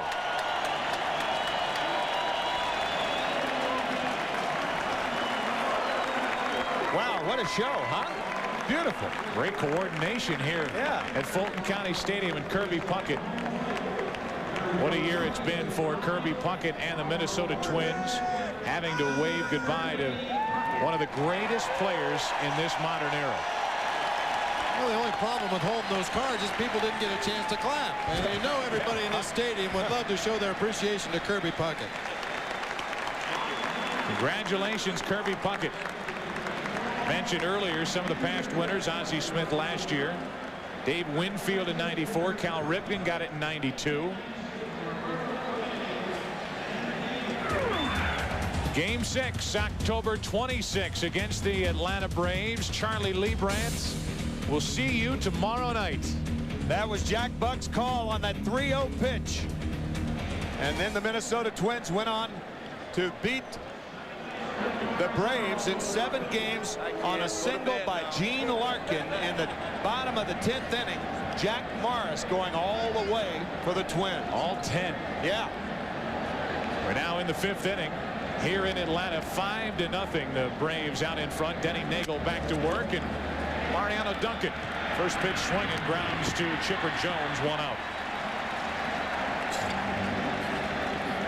That's redundant, saying Mariano Duncan first pitch swinging. I don't think he's seen more than 2 pitches in any at bat in this series. Chipper Jones playing in to protect against the bunt. Smothers that ball, knows he has time. Good strong throw. So one away here in the 5th inning. Girardi will stand in. And then the Yankees will go to their bench and pinch hit for Boehringer. Strike one on Girardi, who is 0 for 6 in the World Series. There's Luis Sojo. Successful last night in his only at bat with an RBI single. There's David Weathers getting ready to come in and pitch in the bottom of this 5th inning. Girardi up there hacking, strike two.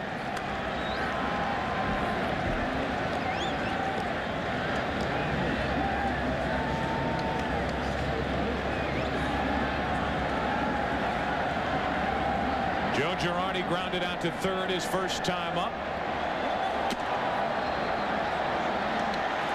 Count goes to 1-2. Crowd here at Fulton County Stadium followed a paper airplane that made its way from the upper deck all the way down, and Denny Nagel had to step off the mound. He had no idea what was going on.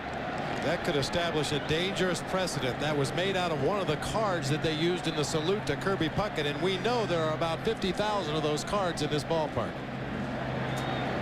Could get ugly. The interesting thing is that tomorrow, before the game, Denny Nagel will probably have the sound of the plane landing. He is amazing with sounds. 1-2 the count. Girardi reaching for it. Nagel a good play. 2 out. Well, he does trains. Might as well do planes too, right? Next will be automobiles. 2 out, nobody on here in the 5th inning as Girardi is 0 for 2, and Sojo will come off the bench and hit for the Yankees. Well, we've said it so many times it's almost getting repetitive, but these Braves pitchers, Denny Nagel included, do everything necessary to give themselves an opportunity to win a ball game, and fielding his position well is one of those things. Great work by Brian Boehringer. 2 shutout innings with 3 strikeouts. No hits allowed. Here's Sojo with 2 out, nobody on, facing Nagel and looking at strike one. Had a hit here last night. Drove in a run. The final run of a 3-run 8th inning for the Yankees in their 5-2 win. Strike two.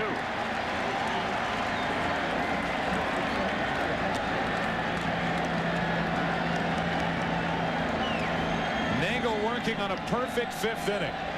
He's allowed only 1 hit. He's walked 3.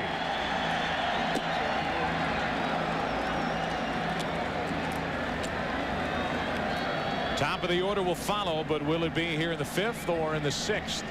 Tim Raines on deck. Into center field, and Sojo 2 out of 3 in the World Series. And he keeps the 5th inning alive for Raines. Luis Sojo had that big hit for the Yankees last night off Brad Klontz. An RBI single to right field. Looked like a changeup from Denny Nagel, and it went out like it came in slowly. Players would say he hit it like you threw it. Well, the number 9 spot for the Yankees has produced the only 2 hits tonight for New York. Kenny Rogers a single back in the 3rd. Now Sojo gets a hit in the 5th, and the inning continues for Raines. That's into right center field. Grissom going back at the track. He's there. Inning over. Grissom can go get him with the best of them. Tim Raines hit it deep. Grissom was waiting for it. Halfway through it, 5-0 Atlanta.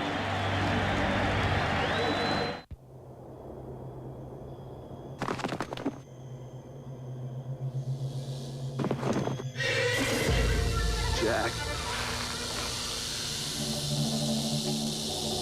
Hey. Get your own beer.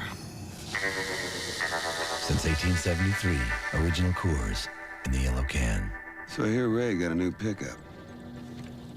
What? On Saturdays, your customers can receive 2-day packages from FedEx. Cost? An extra $10. On Saturdays, your customers can receive 2- to 3-day priority mail packages from the U.S. Postal Service. Cost? $3, and there's no extra charge. On Saturdays, your customers cannot receive 2-day packages from UPS. Sorry. So, what's your priority? Priority mail from the U.S. Postal Service.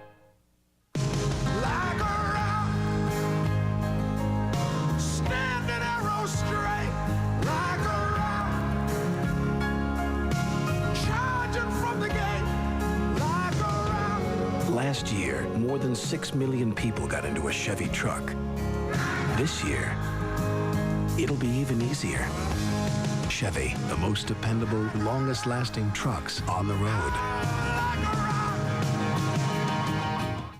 Thomas Aiden from Ned and Stacy. You're watching the World Series on Fox. And now, a baseball moment from The Simpsons. Cal Ripken Jr. He played over 2,300 games and never missed a day. My hero. Aren't you supposed to be at work? I called in sick. Fox Sports coverage of Major League Baseball's World Series is brought to you by Philips Magnavox, bringing the power of the internet to your own television. By Tylenol, the pain reliever hospitals use most. By Chevrolet Trucks, the most dependable, longest-lasting trucks on the road. And by Original Coors, pure and simple, the last real beer. What a night here in Atlanta. This city is alive, and it's been a fun run here in Atlanta for Fox Sports. Through the division series with the Dodgers, through the NLCS with the Cardinals, and here for the World Series with the Yankees. One more to go tomorrow night. David Weathers takes over for the Yankees here in the 5th inning with the Braves out in front by 5. Some great work by Brian Boehringer to keep his team in the ball game and give his offense a chance to get back in the game. Unfortunately, they weren't able to do that, but now it's up to David Weathers to put zeros on the board. There's Lemke, the number 2 hitter, with Jones and McGriff to follow.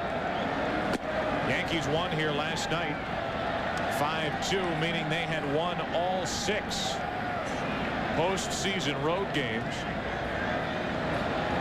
That streak is in jeopardy here tonight. 1 ball, 1 strike from Weathers. Couldn't help but think of that gorgeous shot of downtown Atlanta and how that this marvelous city has hosted so many champions this year. Trying to host another one if the Braves can win it. But you think of all the Olympians that have trekked through this great city during this summer.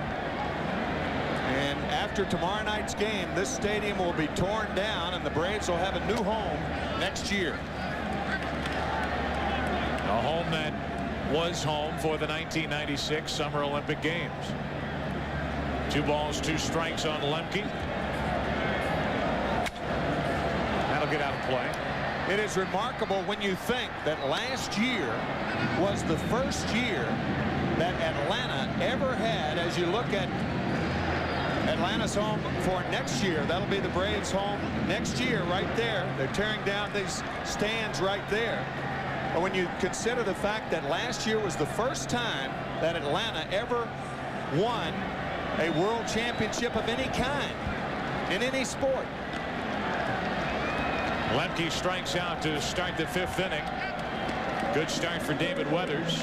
It's been a good start for the X-Files already, and Friday it's the most anticipated new series of the season.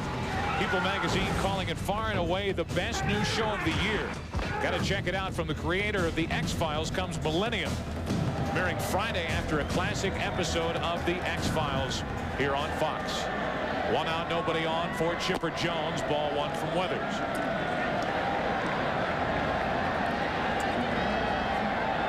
The banner for that 1995 World Championship. And the banner commemorating the home run hit by Henry Aaron.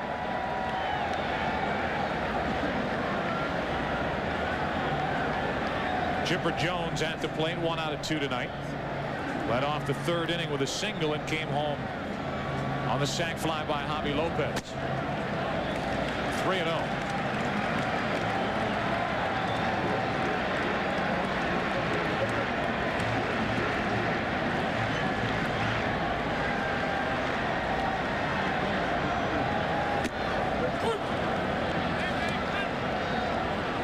David Weathers started this season in Florida. Florida Marlin did not fare well. really finished the year strong out of the bullpen for the Yankees. Borderline pitch, didn't get it, and a 1-out walk.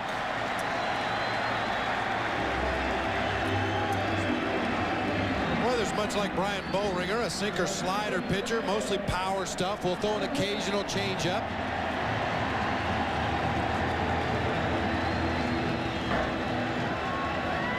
Sinker down low out of the zone to Chipper Jones. Change up down low. Sinker that got away from him. Got the called strike on 3-0, but can't get the corner with the sinker on the 3-1 pitch. So the 1-out walk, and here comes McGriff. He's already singled and homered. And he takes ball 1. May sound like a simple thing to baseball fans, but a sinker has to be low in order to sink. A high sinker, catchers rarely catch them. They have a tendency to straighten out. You never caught too many high sinkers, did you, Bob? Now they've called a balk. And David Weathers can't believe it. And neither can Joe Torre, who will come out to argue. And by the rules, if you argue a balk, you're supposed to be bounced out of a game. Joe Torre is going to get the explanation, and we'll give you a look.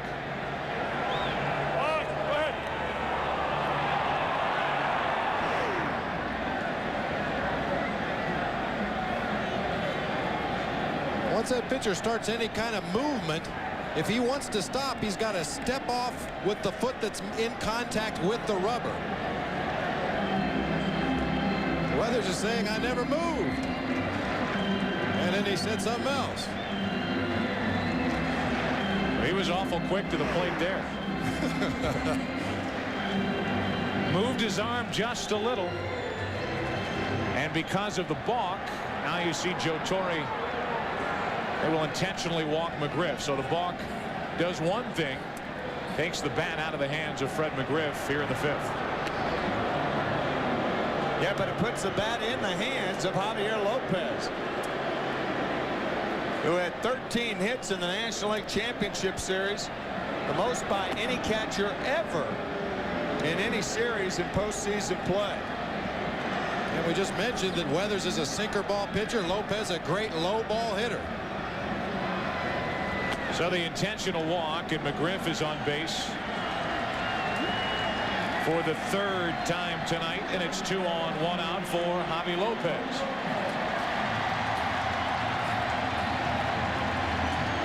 Red hot across the bottom.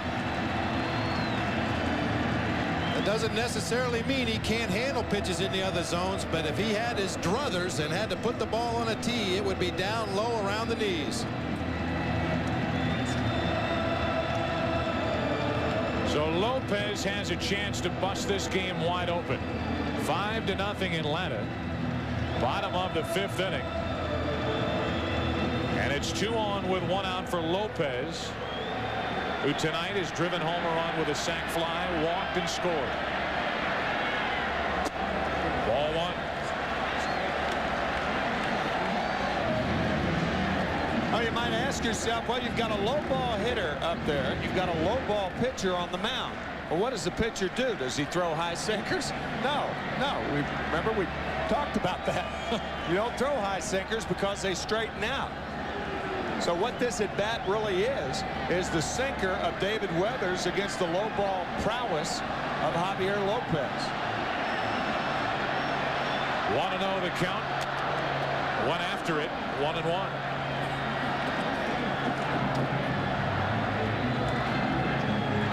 Chipper Jones drew a 1-out walk, then the intentional walk after the balk to McGriff.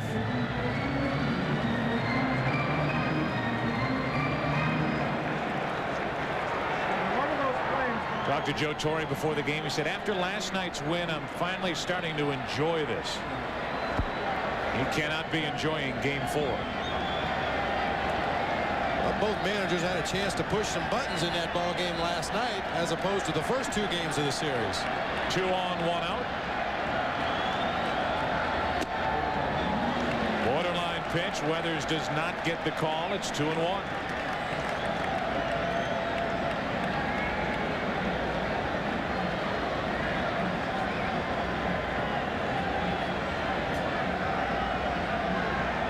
Weathers has to come to Lopez. One after another low delivery, 2-2. Well, one way to go after a low ball hitter is throw it lower than low. Throw it well below the knees. You know he likes the ball down there. Throw it just a little bit lower than he can handle. That's what Weathers did right there. Be like Garth Brooks, who has friends in low places. 2 balls, 2 strikes. A strikeout, 2 walks in the inning. Got it. 2 out. That was very interesting. Low to get ahead, and then even the count. He'd go out of the zone with the breaking ball. That's a show-me pitch, and then he fouls the ball off. Now he misses with a sinker out of the zone, and he brings it up on the hands, and Lopez knew it. Fine job by David Weathers. So 2 strikeouts, 2 walks, and it's 2 on, 2 out for Andruw Jones. Jones has walked and scored a run, and he struck out. Out in front. First pitch swinging, something Andruw Jones has not done a lot of in this series.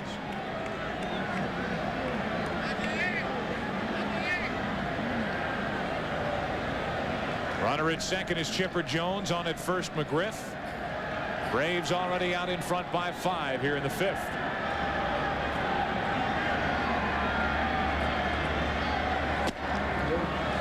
One and one from Weathers. Andruw Jones at 19 years old from Willemstad, Curacao. Curacao, an island of about 170,000 people. And the Braves signed him for $46,000. He was at a tryout camp, and they put him in a 60-yard dash, and he ran the dash against his 46-year-old father, and he beat him by 1.5 yards. Think about that. Talk about runs well for a catcher. His dad runs well for a 46-year-old. That's the way it's going now with international scouting. Yeah, right. Not only do ball clubs have scouts looking for talent, agents now have scouts looking for talent. 2 on with 2 out, 1 ball, 1 strike. There's another strike from Weathers. It's 1-2. Except hopefully our agents.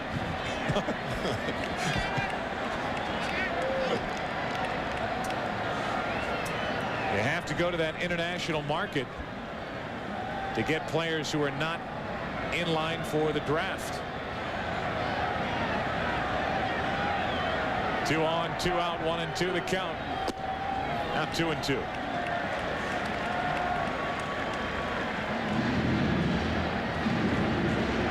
First year of the draft was 1966. Before then, it was totally free. Used to be a January and a June draft. The January draft was dropped in 1986. Now there's only a June draft. 2-2 pitch, and we'll do it again.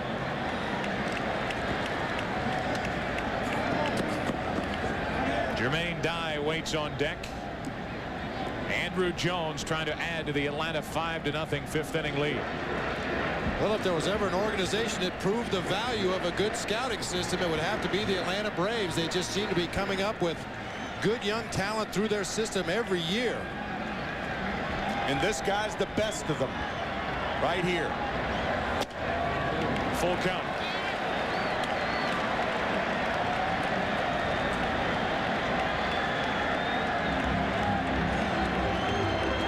David Weathers trying to get around. 2 walks and a balk in this inning.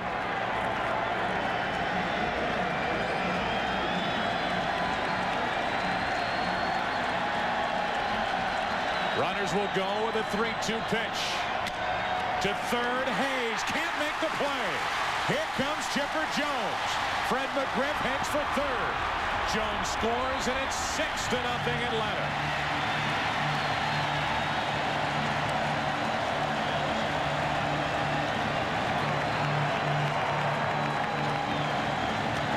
Looked like a slider that stayed in the middle of the plate from David Weathers. 6th RBI of the series for Andruw Jones. And his 3rd extra base hit. Charlie Hayes playing very shallow at third base. Normally you would play a lot deeper than that. That's right. But with the runners on the move on the 3-2 count and Jones' speed at the plate, I think he had to make a concession there and play a little shallower than he normally would and not able to come up with that hard hit ball. So the Braves add to their lead, and now Jermaine Dye has second and third, 2 out. 6-0 Braves here in the 5th.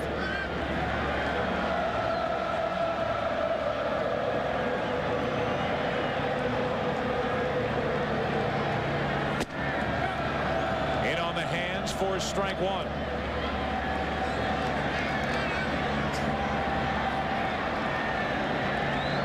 Dye tonight 0 for 2. Fly to right, he's popped out to short, 2 out of 11 in this series. Runners at second and third, 2 out.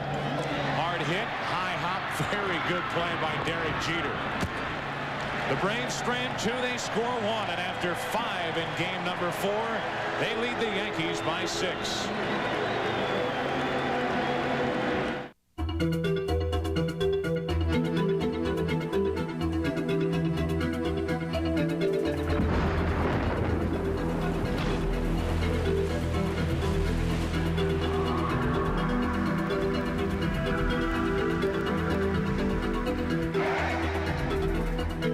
Chevy Blazer, the only sport utility vehicle with a driver control system.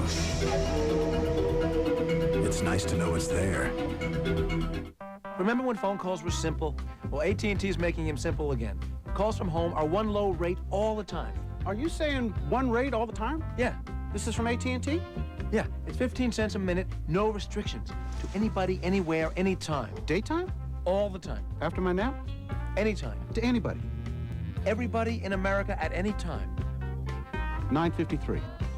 Why is this so hard to understand? No restrictions, no games. The AT&T one-rate plan.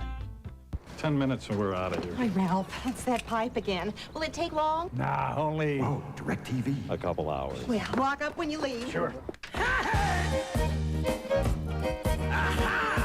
DirecTV. Over 175 channels, digital picture and sound. It's satellite TV at its best. Wow, does this blow cable away? Comfy? For the choice of movies, cable, and sports packages you can't get anywhere else, it's gotta be DirecTV. I've cut it 3 times a week, but never too low. I've watered it, I've fed it, I've talked to it. Careers will be made on it. It does not fear the occasional weed or the suicide squeeze.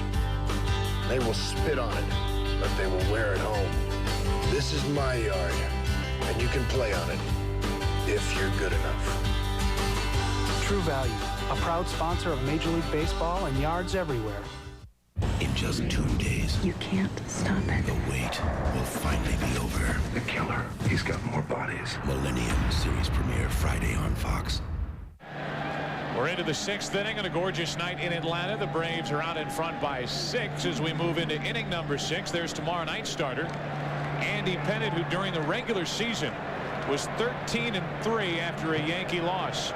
And they may be turning to Andy Pettitte tomorrow night here in Atlanta to get this series back to New York. Atlanta leading 6-0 and 2-1 here in game 4. Both pitchers will be going on 3 days rest because of the rain out. No travel day. As Jeter pops it up.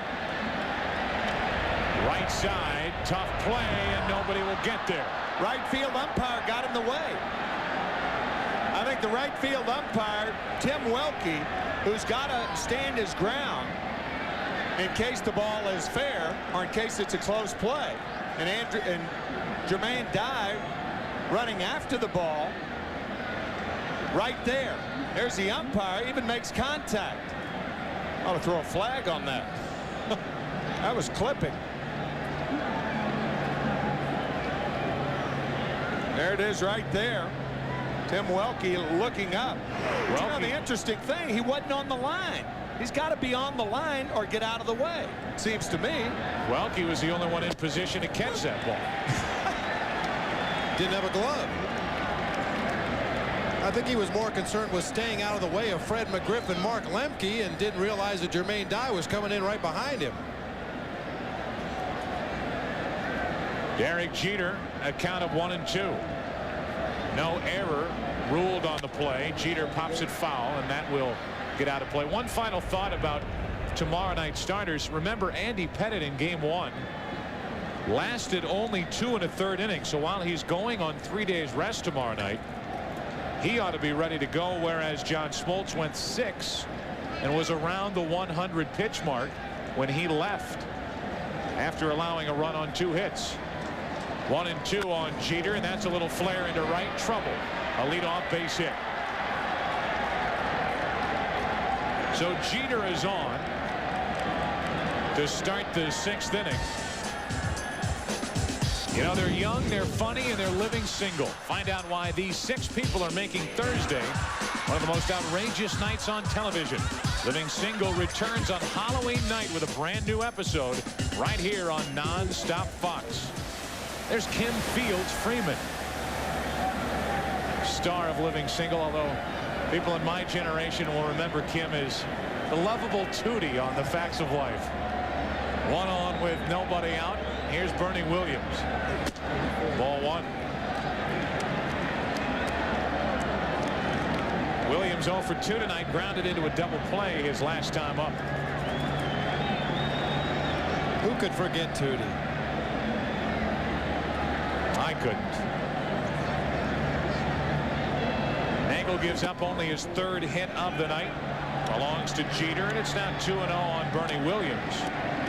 The crowd here in Fulton County is starting to moan and groan now, getting a little restless.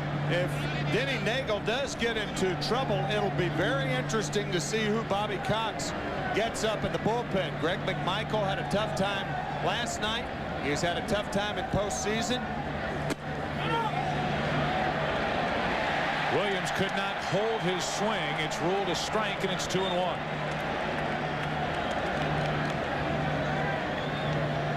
Bernie Williams standing closer to the plate than he normally does from the right side.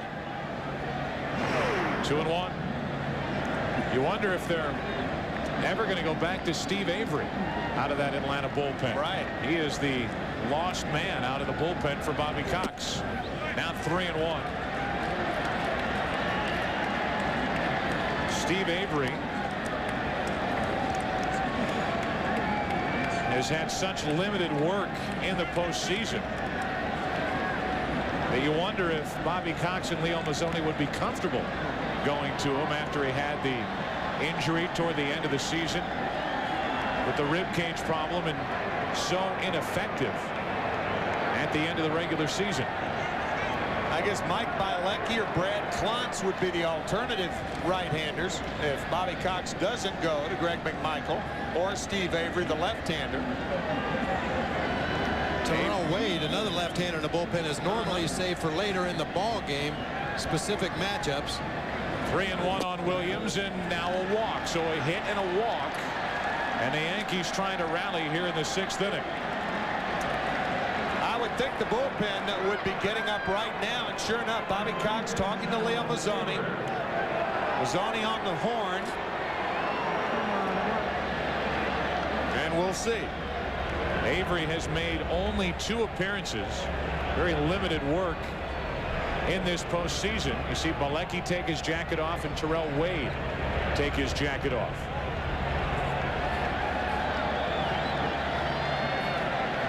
Two on here with nobody out. The best start to any inning for the Yankees tonight. Fielder could cut the lead in half. He takes a strike. You know, you mentioned Bernie Williams that moved up closer to the plate tonight. Charlie Hayes and Joe Girardi did it in last night's game against Tom Glavine.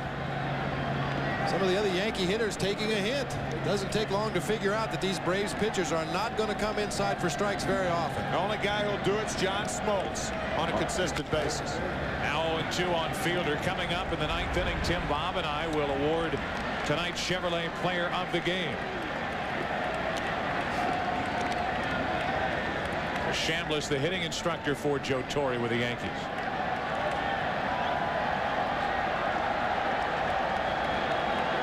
Fielder set up at 0-2, and time called as another airplane made out of those signs finds its way onto the field. Normally you just forget it, but those things are so darn big. Got to call time and go get it off the field.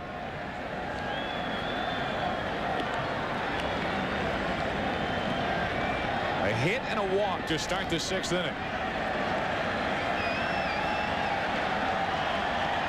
And an 0-2 count on Cecil Fielder. 1-2.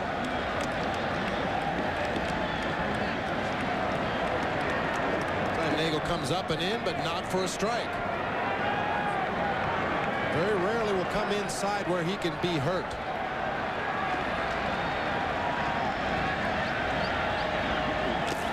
Now 2-2. So up and in, and then something off speed in the dirt, and Fielder wouldn't chase it. And now a 2-ball, 2-strike count, and Fielder has the advantage. Nagel has to come right at him with 2 on, nobody out.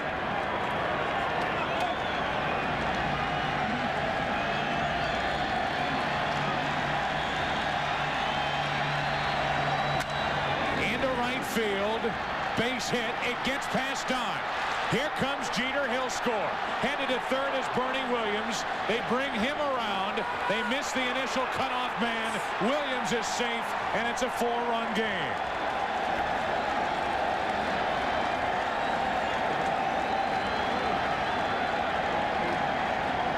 Willie Randolph very aggressive over at third base in the coaching box. And once the Braves missed Lemke, the cutoff man, Williams scored without a play. Nice piece of hitting by Fred McGriff. Takes the outside pitch the opposite way. Jermaine Dye initially, I think, thought he had a chance to shoestring that ball, but takes a funny hop off the wet turf, gets by him. Willie Randolph being very aggressive at third base, waving Bernie Williams. Bernie had a good jump on that ball, and I think that's why Randolph waved him home. Got to be sure with nobody out, and he was. Now it's Fielder at second with nobody out. It's a single E9, 1 RBI, and Charlie Hayes, who started this season in Pittsburgh with Denny Nagel. Now the two oppose each other in the World Series. Fouls away, strike 1. And this whole inning, I say this whole inning, nobody out yet. 1 on, nobody out. It started when Jermaine Dye ran into right field umpire Tim Welke trying to catch that foul ball. Then the blue pit by Jeter. The walk, the hit. Now another into right center field to shoot the gap. In to score is Fielder. On at first is Hayes, and it's a 6-3 game.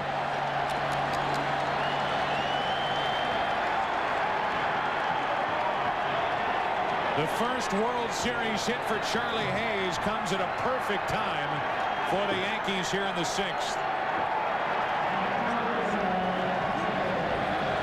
A very similar approach here by Charlie Hayes that Cecil Fielder used. Reach out and shoot that ball into right field. Take what Nagel gives. Hayes a very good opposite field hitter throughout his career. 3 runs home, 3 hits and a walk. A key error. Nagel out. To the bullpen goes Atlanta.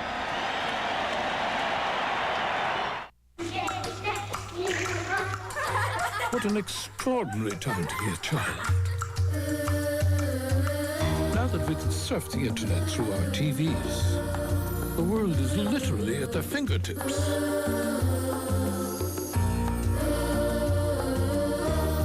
Children are our future. The better we make the world for them, the better we make the world for us. Web TV from Philips Magnavox. The power of the internet now on your own television. Australia's Great Barrier Reef. You don't need fins to swim under it. You don't need wings to fly over it. You don't need 4 legs to run through it. But you just might need to bring this. Because Reef Watch Air Tours, Wild Track Jeep Safaris, and Pro Sail Schooners will take you on the ride of your life. But they won't take American Express. Visa, it's everywhere you want to be. Very bad dog. Bad, bad dog.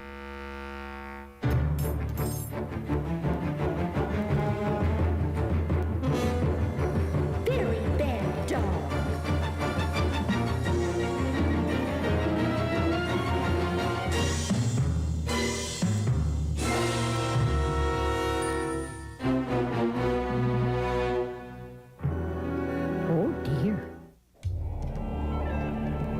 marches on.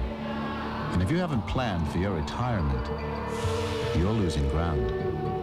If you're like most Americans, you probably haven't saved enough, long enough, to retire on solid ground.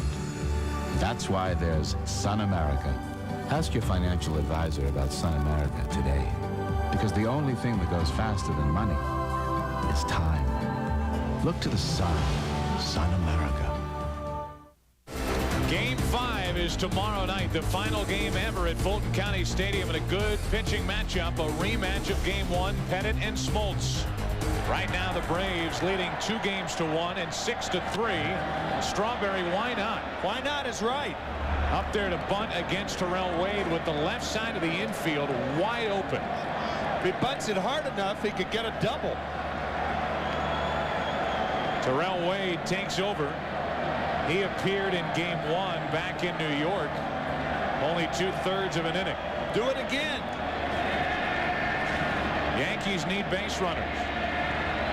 0-1 the count.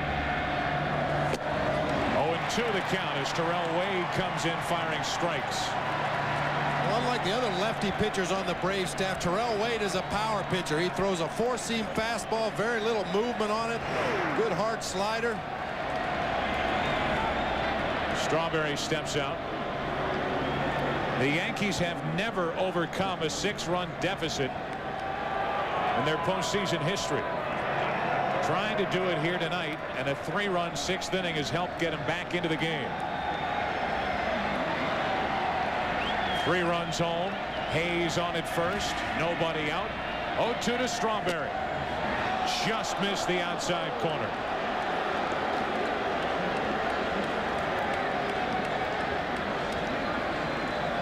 That hard slider from Terrell Wade starts it up just a little bit too high in the zone and off the outside corner.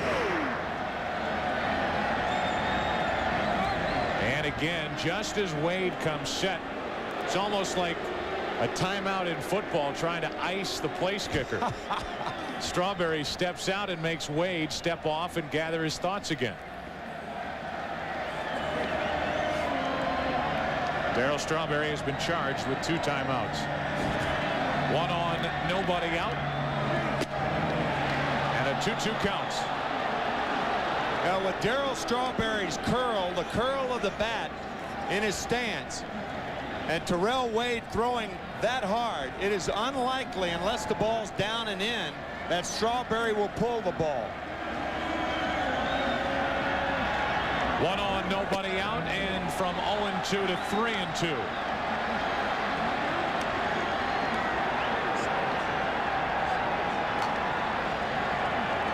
All these pitches on our radar gun have registered 90 or better. And it's a 3-ball, 2-strike count on Strawberry.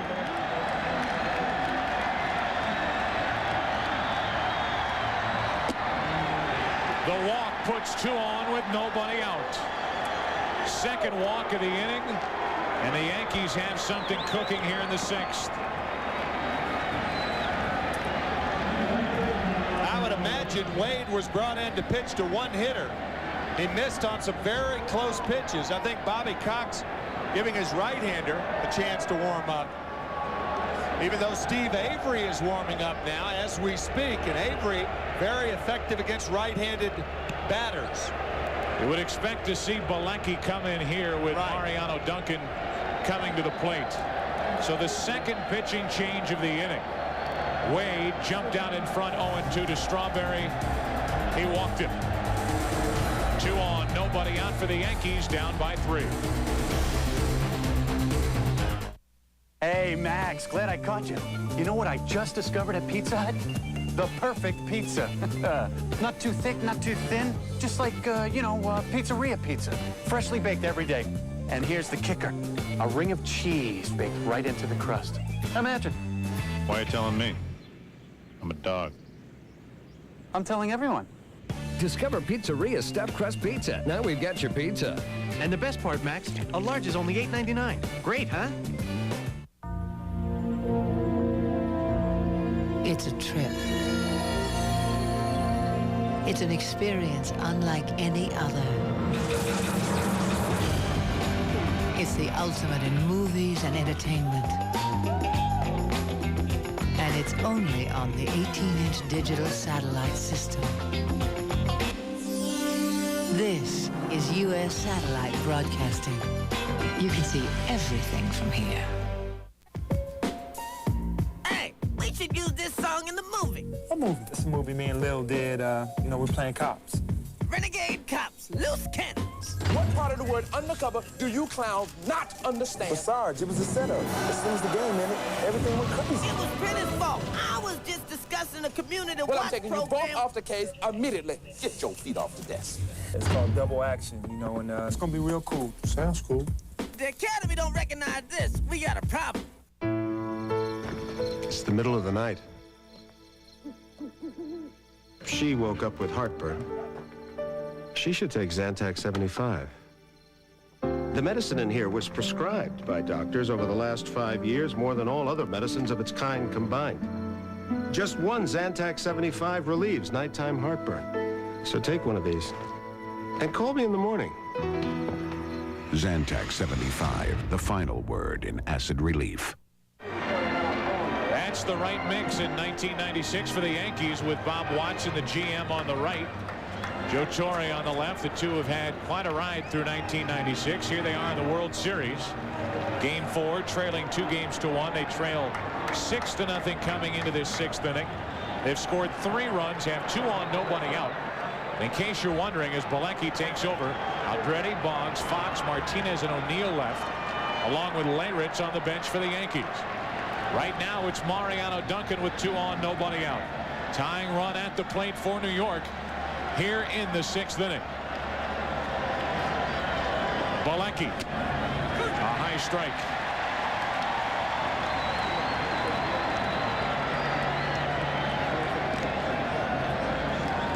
Bilecki in the postseason, pitched in 5 ball games, 4 2/3 innings, 8 strikeouts, an unusually high number for him, not normally a strikeout pitcher.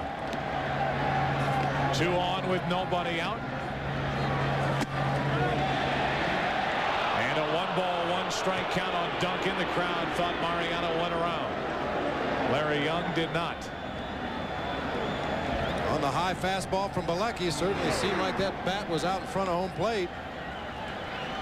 Looked like he went instead of 0-2. It's 1-1.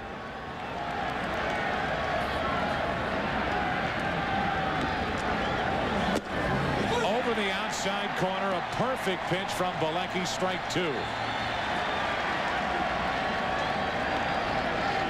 Right there. Fastball.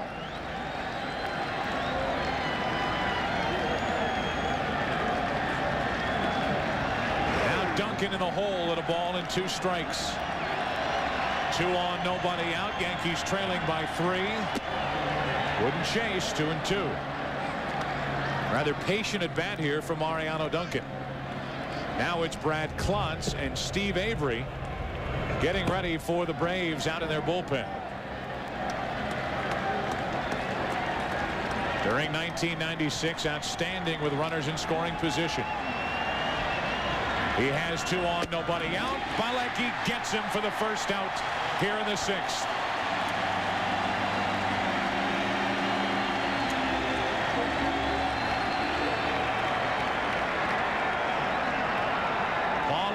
Getting ready over on the dugout bench, and they may lift Girardi right here as Bilecki just blew it right past Duncan.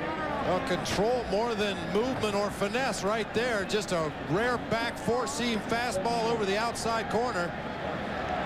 Bilecki will sink his fastball from time to time. He's got a curve, a slider, and a change, but this is just good old-fashioned country hardball here. So Duncan strikes out, does not advance the runners, which is a key to that at bat. The runners still at first and second, 1 out. Paul O'Neill will come off the bench and hit for Girardi. And we'll see if the Braves go to Steve Avery. Well, I think because of the way Mike Bilecki is throwing, that Bobby Cox may indeed stay with him. A lot of times you forget about the percentages and you go with the guy who's throwing the ball hard. And he was throwing the ball hard to Mariano Duncan. I I mean, here's a guy, Mike Bielecki, who in spring training was going to quit baseball. And then his buddy, Kent Mercker, the left-handed pitcher who was then with the Baltimore Orioles, he gave him a call and he said, why are you going to quit? So Mike said, well, you know, you got a point. So he shows up in the Brave spring training. After all, this is his third time around with the Braves, and they were so impressed they signed him to a minor league contract, and he made the club, and here he is in the World Series. Great story. He struck out Duncan. He has 2 on, 1 out, and Paul O'Neill off the bench to face Bielecki. Low for ball 1. Right now, Bielecki and Wohlers by far the 2 most dependable out of the Atlanta bullpen for Bobby Cox. Right. A .338 hitter against right-handed pitching is Paul O'Neill, batting for Girardi.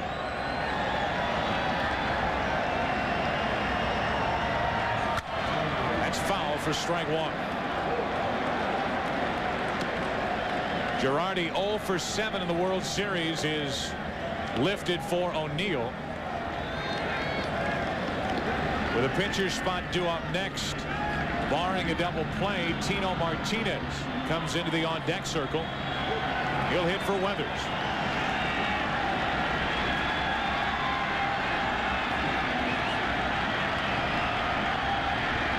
Two on, 1 out, and a 1-ball, 1-strike pitch to O'Neill. Strike 2.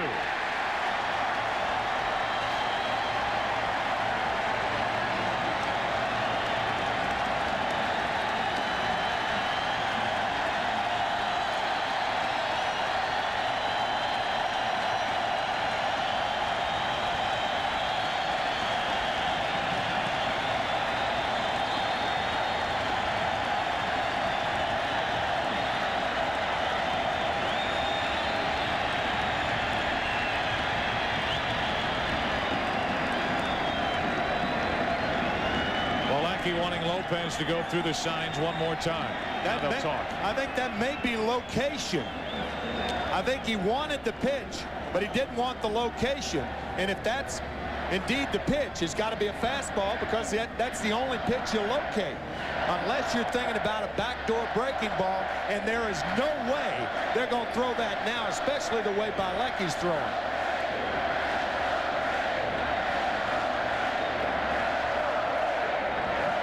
Leo Mazzoni, the pitching coach, a deep breath, and he starts rocking again. The Yankees have their chance here in the 6th inning. They've scored 3. They have 2 on, 1 out. 2-2 on O'Neill. Charlie Hayes, a big hit in this inning, a walk to Strawberry.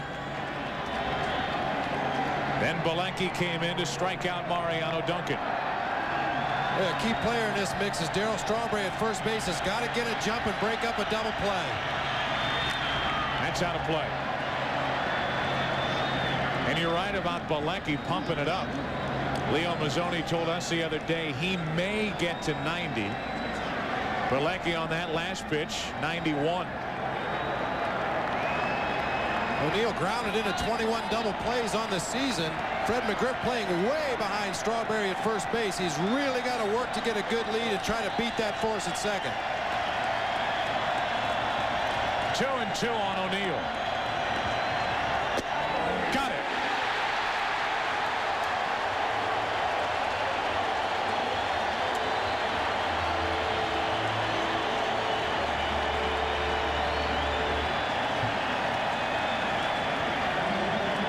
Left-handers on the Braves, not the only ones that stay away.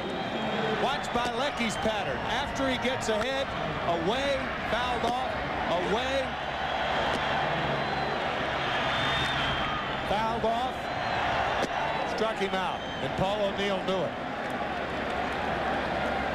So Bielecki comes in and shuts the door on the first 2 hitters he faces. Strikes out Duncan, strikes out O'Neill. 2/3 of the way there, he'll now deal with Tino Martinez. 2 on, 2 out. Ball 1. Tell you, so far, Joe, the heat he has been serving up has warmed this crowd here in Atlanta. All fastballs. Tino Martinez looking for his first run driven in the 1996 postseason.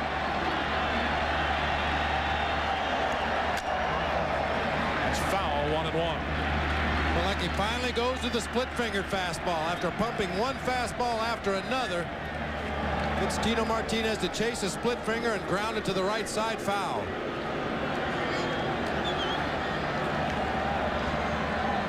Should be able to see the tumbling rotation on this ball as the bottom falls out. Martinez just barely catches the top part of the ball.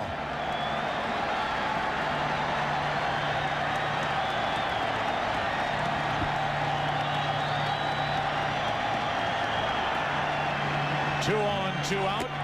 Right through it, strike two.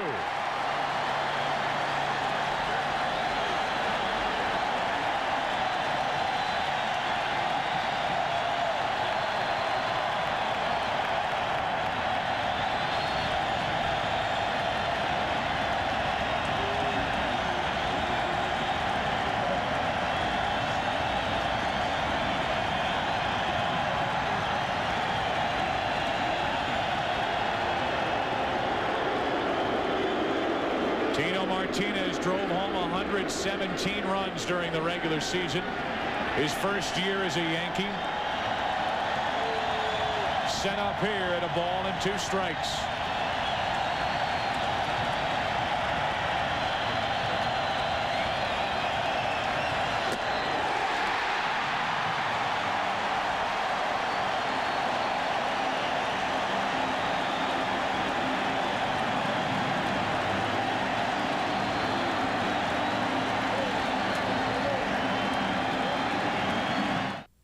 Why do I rent from Enterprise? Very simple. No stress. We'll be happy to They arrange to pick me up free, so I don't have to ask anyone for a ride. See? No stress. Pick Enterprise. We'll pick you up. Hyperkeratosis? Symptom: persistent, itchy, flaky scalp. Solution: Neutrogena T-Gel. It works. Neutrogena T-Gel Shampoo. Recommended #1 by dermatologists.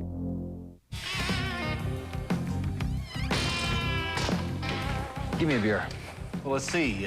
We got Sycamore Smith Ale, Pale Ale Dark, Pale Ale Light, Wapner's Lager, Wapner's Wheat, Honey Wheat, Light Wheat, Weedy Wheat, Hamburg Light, Dark, Amber Light. Just give me a course.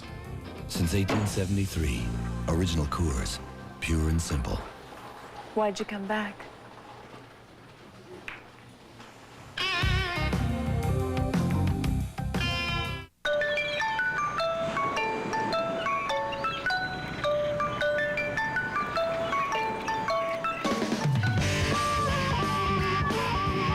The Chevy S10 Sports Side.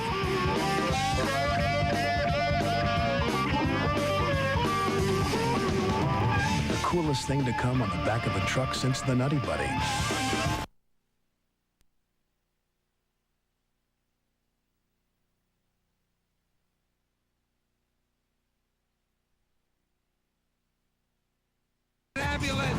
The X-Files on its new night, Sunday at 9, 8 Central. Major League Baseball presents the Ultimate Series Souvenir, the official 1996 World Series video. All the drama of the 1996 World Series, plus exclusive interviews are showcased in this remarkable video. To order the 96 World Series video for $19.95 plus $4.95 shipping, use your credit card and call 1-800-787-6227. 1-800-787-6227. A message from Major League Baseball. Yankees are back in the game, but they stranded 2 in their 3-run 6th inning, and they've left 6. From high above, our shots are from the Goodyear Blimp Stars and Stripes. Again, our thanks to Captain Richard Daniels from Burbank, California, and his crew for the many spectacular shots during tonight's telecast. The Atlanta Braves have to be thrilled that Mike Bilecki rolled up on his Harley this spring.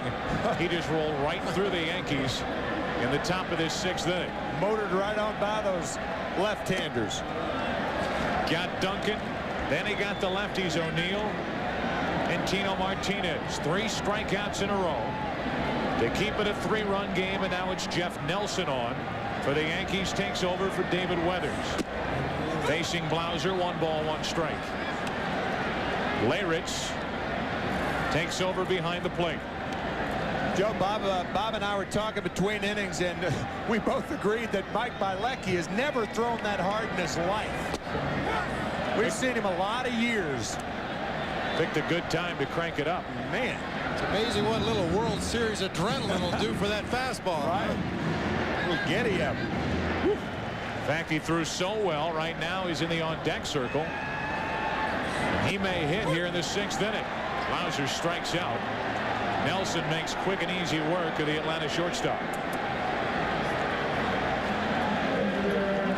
Nelson with the herky-jerky sidearm delivery and throws a slider. You can see the rotation on that ball breaking right off of Blauser's right shoulder across the heart of the plate. A semi-standing O for Mike Bielecki as he climbs into the batter's box. More like a standing U almost. Bielecki had 1 hit during the regular season. Nelson lost his footing on that pitch. Ball 1.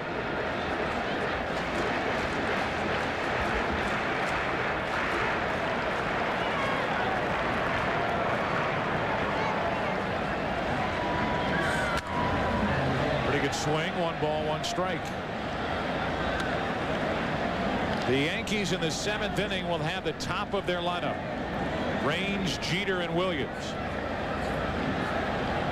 It's obvious that Bielecki will trot back out and start the 7th. Range will try to get it going. Bielecki took a ball. It's 2-1 as Nelson wanted that pitch, didn't get it. Well, you can see the little hesitation by Jim Leyritz before he threw the ball back to Nelson. They both thought that was a good pitch. 2-1 on Bielecki. 3-1 from Nelson. Should take a pitch right here. Yep. Guy at the plate that's not really adept at swinging the bat. Force that pitcher to throw at least 2 more pitches. Full count.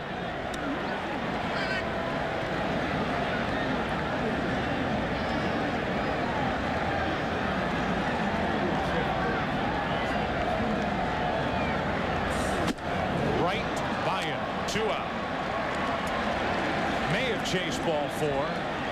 Pitch ran up and in, and back-to-back strikeouts to start the inning.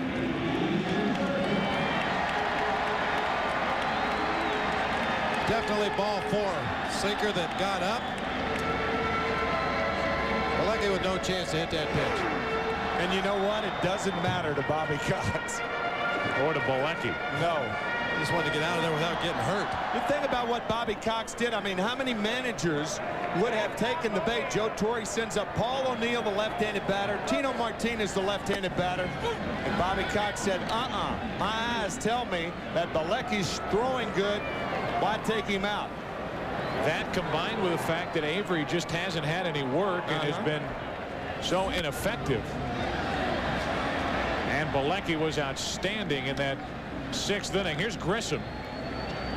0-2, and Jeff Nelson in a spot to strike out the side in his 1st inning of work.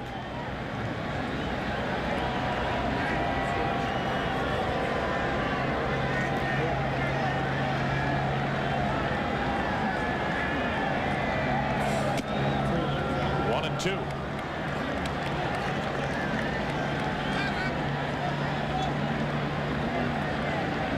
Grissom, one of the bigger hits tonight, the 2-run double in that 4-run 2nd inning for Atlanta. Checked his swing. 2-2. Get a look from up above. Grissom, he was out there in front of the plate to me. Got fooled on that pitch from Jeff Nelson. Waits for the 2-2. Had him reaching into center for Bernie Williams. Braves go in order after 6 in Game 4. 6-3 Atlanta. Back to Fulton County after this from your local Fox station.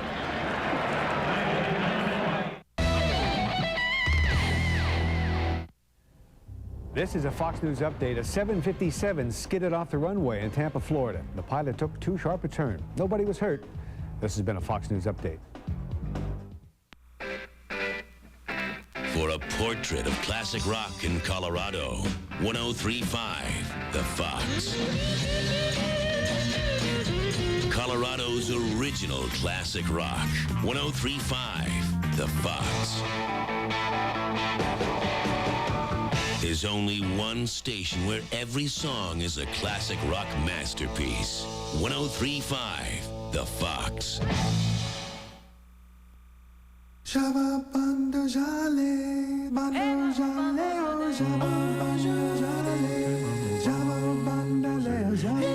Whoever you are,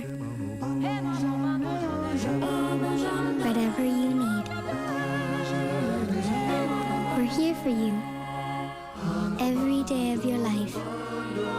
FHP, your health partner for life.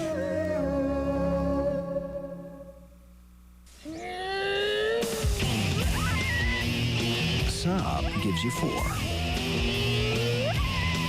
BMW gives you 4. Volvo gives you 4. But Volkswagen gives you a 10-year limited powertrain warranty, which means you'll still be covered when he's old enough to drive it. Scary, isn't it? On the road of life, there are passengers, and there are drivers.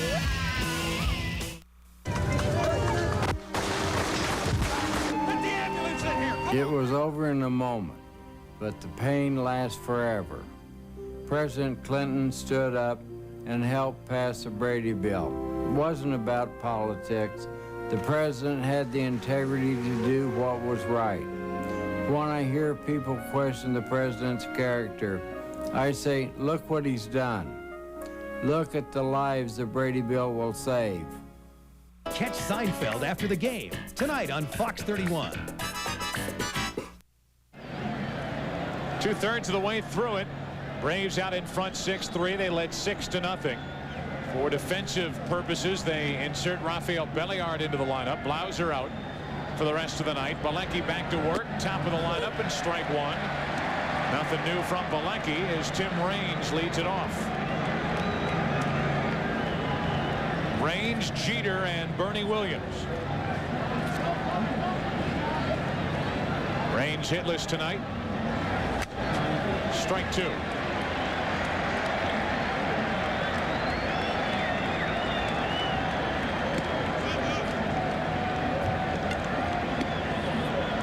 Cool evening here in Atlanta. Joe Torre back at Fulton County Stadium, where he hit the first home run ever hit in this ballpark in 1966. And he'll manage the final game played in this ballpark here tomorrow night. 1-2 the count on Raines. Matter of fact, his battery mate right now on the left of your screen, Tony Cloninger, who is the bullpen coach for Joe Torre. Tony worked 13 innings in that first game. Real workhorse right there, Tony Cloninger. 1-2 on Raines. Got under it, popped it up. In comes Jermaine Dye, and Raines is 0 for 4.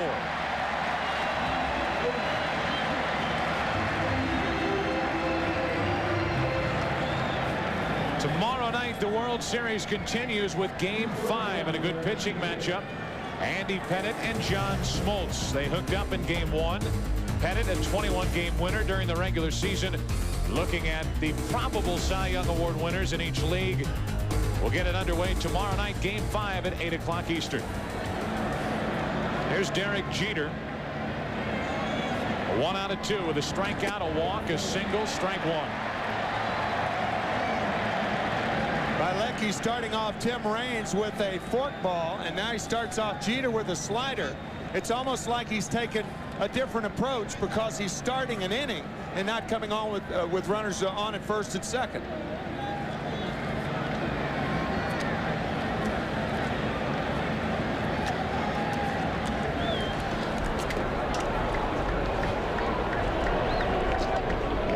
Nothing shaken in the 7th inning for the Yankees. 1 ball, 1 strike. Derek Jeter Came into tonight's game with 19 hits. He has a hit tonight, giving him 20 for the postseason. Ties a rookie record set by Chipper Jones last year. So one more hit. And that record will belong to Derek Jeter. Trying to get on ahead of Bernie Williams here in the 7th. 2-2. I think another sign that Bobby Cox has confidence in Bilecki tonight, from what he sees from Bilecki so far, is the fact that nobody's warming up in the bullpen. Cecil Fielder, who's due up after Bernie Williams, is 5 for 6 lifetime against Bilecki with 2 home runs. Bobby Cox has access to the same numbers we do, and if he was worried about it, he'd have somebody warming up right now.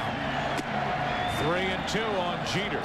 There again, I think Bobby Cox, what he's thinking is, forget the numbers. My eyes tell me more than the numbers do. That's why I allowed him to pitch to the 2 left-handers per chance. Rains fly to right. Jeter stays at the plate with a full count.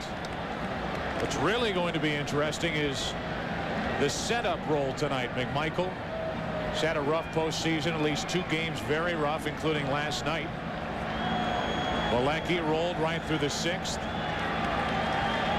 He's 3-2 with 1 out, nobody on in the 7th, and he issues a 1-out walk. Jeter is on, and that for the Yankees is the 6th walk they've been handed tonight.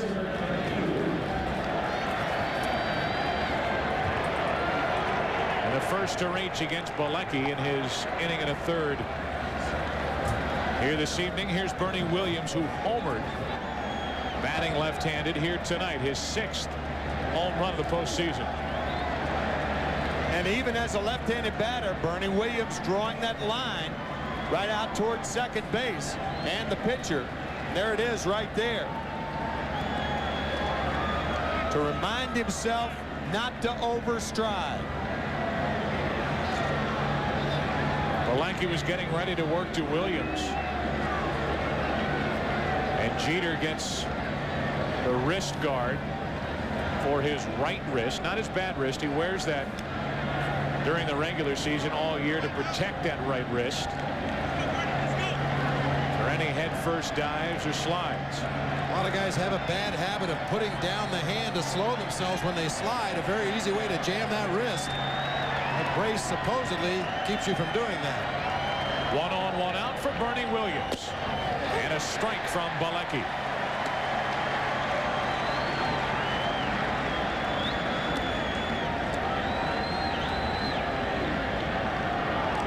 Yankee bench still has Fox, Andretti, Boggs available. Right now it's Williams, who tonight is 0 for 2 with a walk.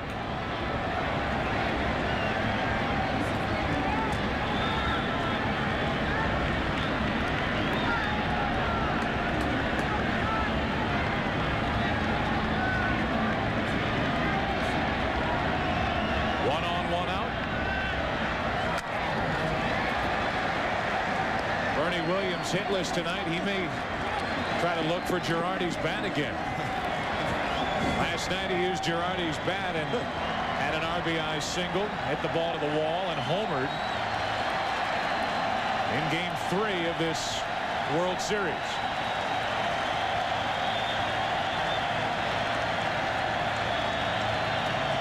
Oh, 2 on Williams.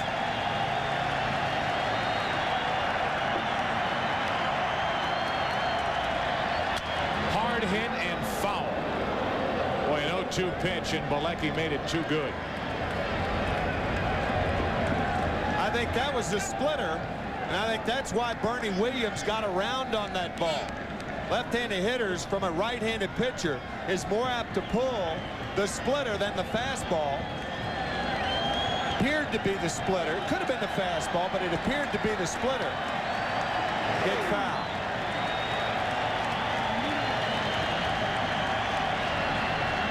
Jeter, a 1-out walk. 0-2 on Bernie Williams.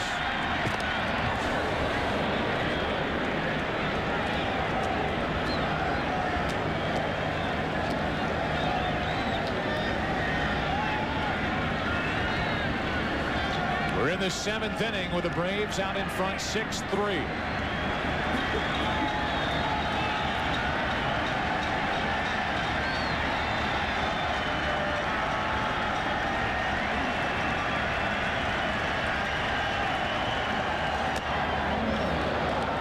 1-2 from Bilecki. And when you miss that high, that means you're trying to overthrow it. Bilecki's had a good fastball when he stayed in his rhythm. That time he tried to hump up a little bit harder. Threw the ball way high out of the strike zone. So the Braves are out in front, Leo. 1-2 the count on Williams.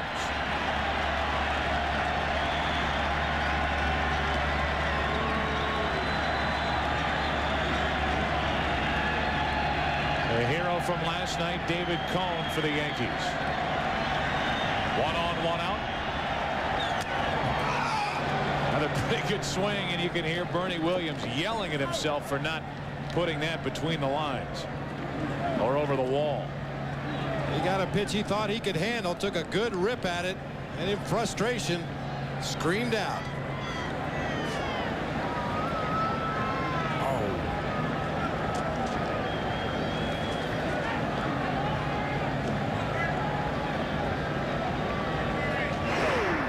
Bilecki starting to get his pitches up just a little bit. You know, you notice those pitches to O'Neill and Martinez and Duncan weren't particularly down, but he may have, because of inactivity, lost just a foot or two off that fastball. Bilecki not a real low ball pitcher. He's throwing that four-seam fastball, and that's not really a pitch that you want down all that much. 1-2 the count. Williams strikes out.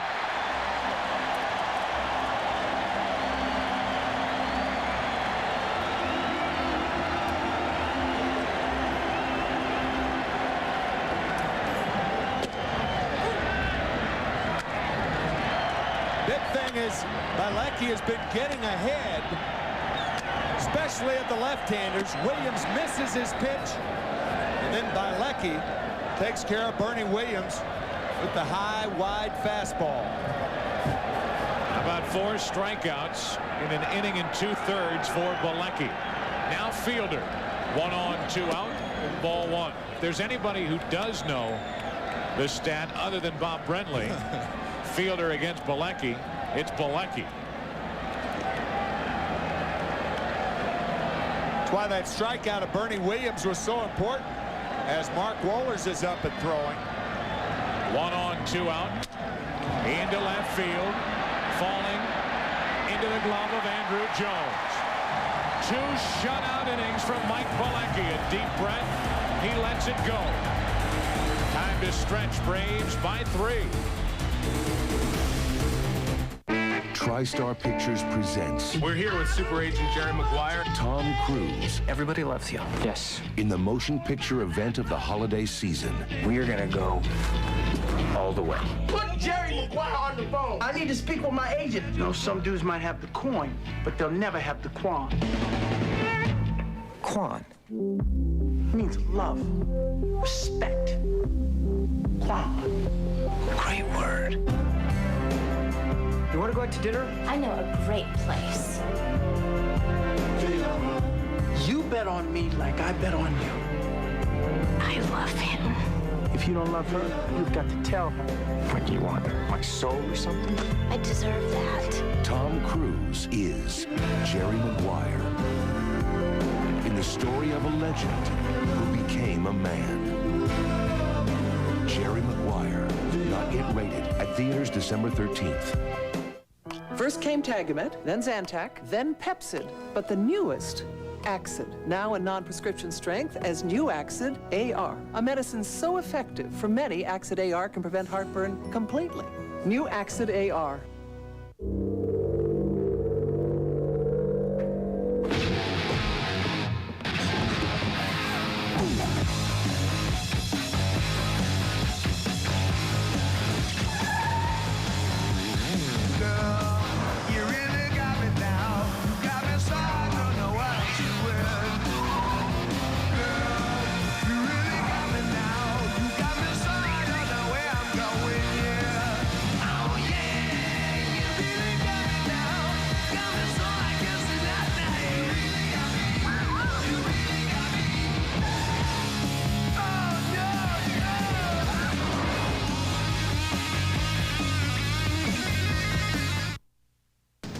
Fox Sports coverage of Major League Baseball's World Series is brought to you by Nissan, who reminds you that life is a journey. Enjoy the ride. We are ready for the bottom of the 7th inning. Scoring summary. Braves get 4 runs in the 2nd inning. It started with a McGriff home run. The Yankees 3 runs in the 6th inning. Fielder and Hayes driving in runs. 1 scored on an error. Belenke outstanding. Kenny Rogers was not. And now Mark Lemke leads it off here in the bottom of the 7th inning. Nelson back to work. That is a foul ball for strike 1.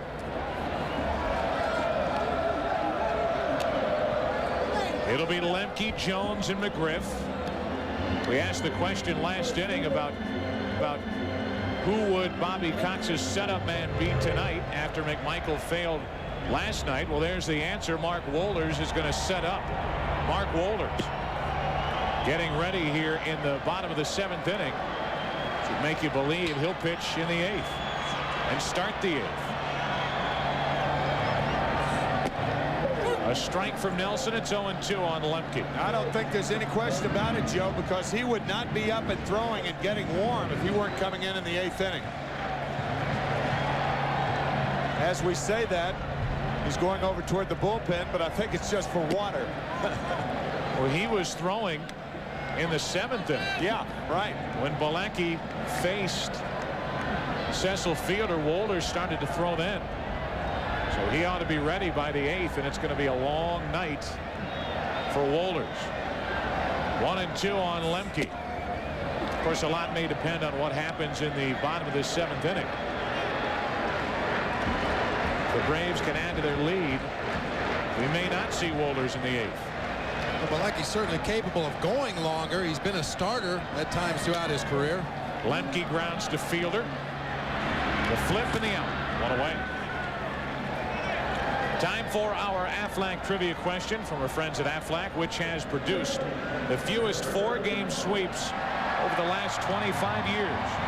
The World Series, the NBA Finals, or the Stanley Cup Finals.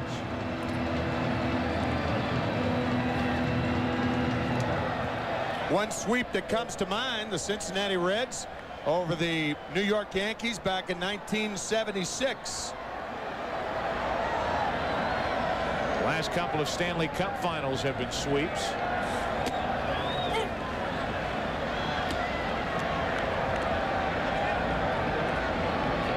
We can now ask that question at Fox after the win last night by the Yankees. With a big smile. 1 ball, 1 strike. Now 0-2, I should say. 1 out. Nobody on. 1990 Cincinnati Reds swept the Oakland Athletics, as did the Oakland Athletics over the 89 San Francisco Giants. That's 3. 1-2 now. The count on Chipper Jones.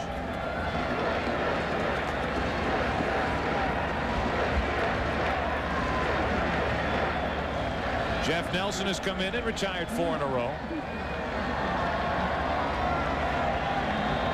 I think we're out of bullets as far as baseball is concerned. To the right side again. Mariano Duncan stays with it. 2 out.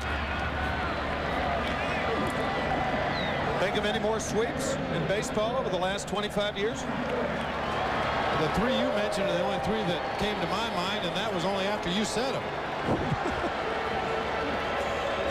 2 out, nobody on here in the 7th inning for McGriff. I'm going to go with the Stanley Cup Finals. I don't know why. I guess the NBA. Just NBA Finals. There's a strike to McGriff. You're going to leave me with these lonesome 3. I've got to believe that the NBA Finals have produced more than 3 sweeps over the last 25 years, but I don't know. 1 ball, 1 strike from Nelson. I'm going to say the NBA. I'm going to join my partner, one of my partners. Super Bowl wasn't one of the choices, was it? No. No sweeps there. Good try. McGriff is homered, singled, walked. What a postseason he has had after a lot of people wondered what was going on with McGriff at the start of the National League Championship Series. In the division series against the Dodgers, he was deadly. Last couple of games against St. Louis and throughout this World Series against the Yankees. McGriff has been outstanding.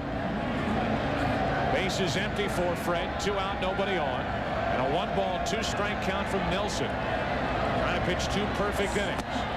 2-2.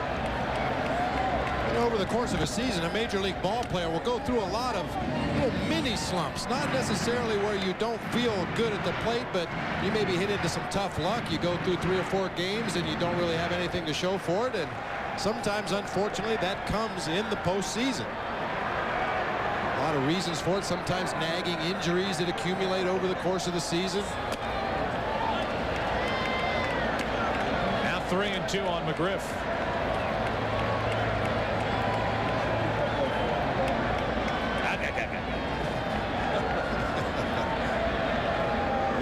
Popeye. 2 out, nobody on, and a walk to McGriff. Keeps the 7th inning alive. So the first base runner to reach against Jeff Nelson is a 2-out walk. And the inning will continue for Javi Lopez.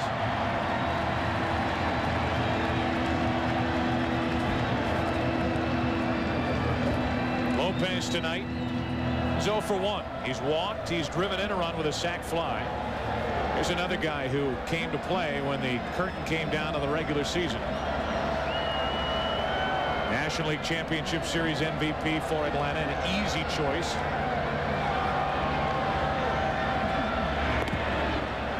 Check on McGriff. Doesn't figure to be going anywhere.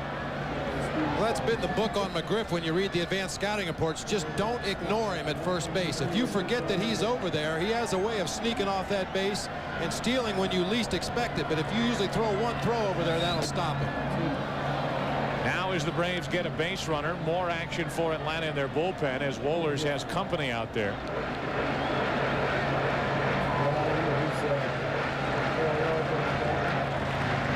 Lopez waiting for a 1-0 pitch from Jeff Nelson. Now 2-0.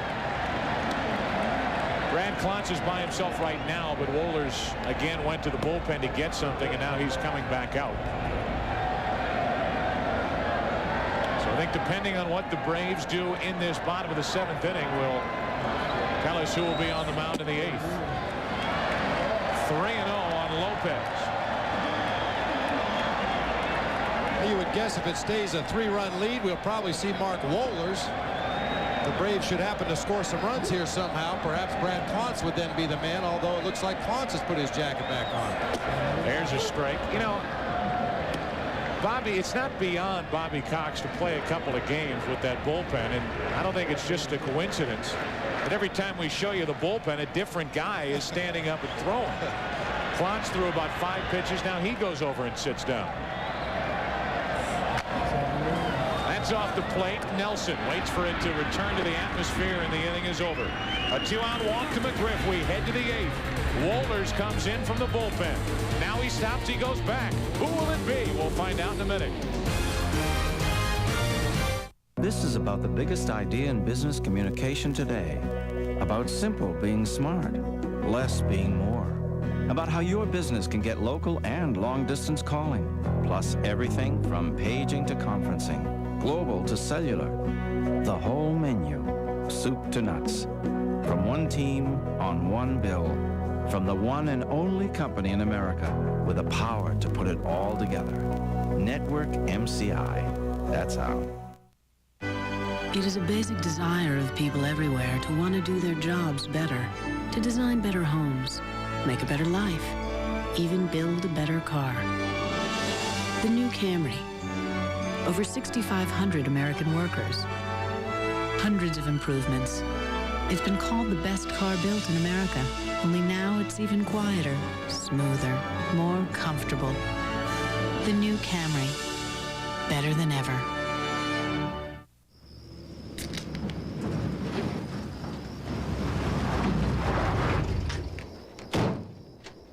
So where's Alec? I don't know. It didn't work out. He was too complicated.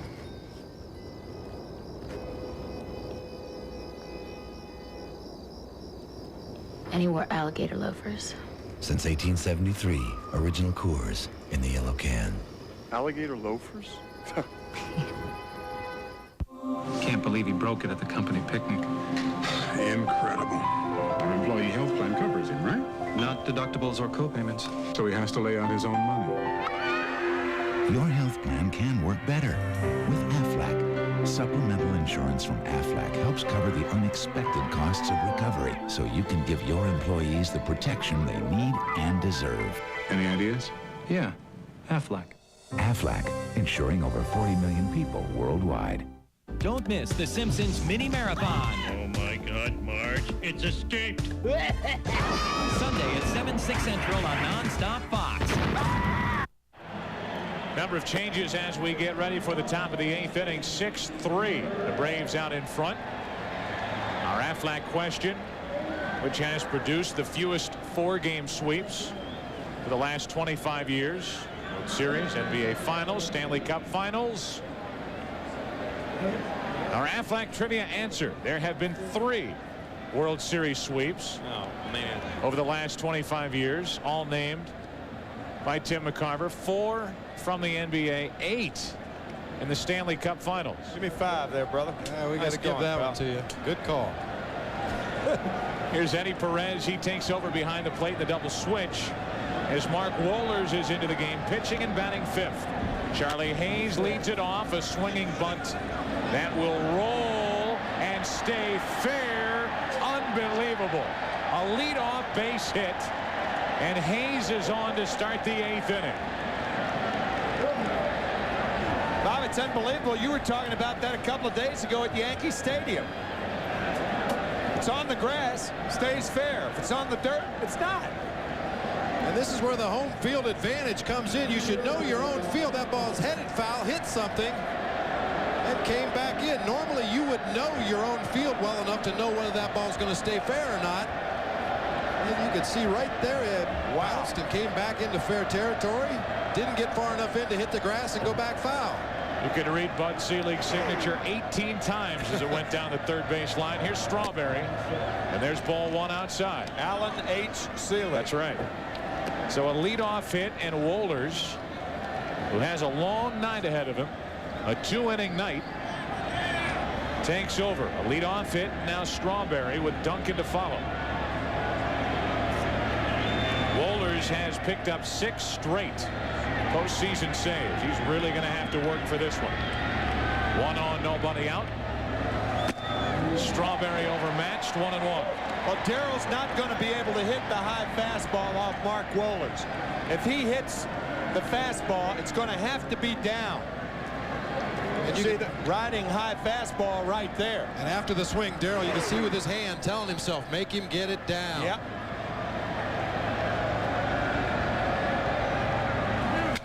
To the left side and through. A base hit for Strawberry. And 2 nights in a row, Darrell has poked one through the left side. 2 hits. And the tying run will come to the plate.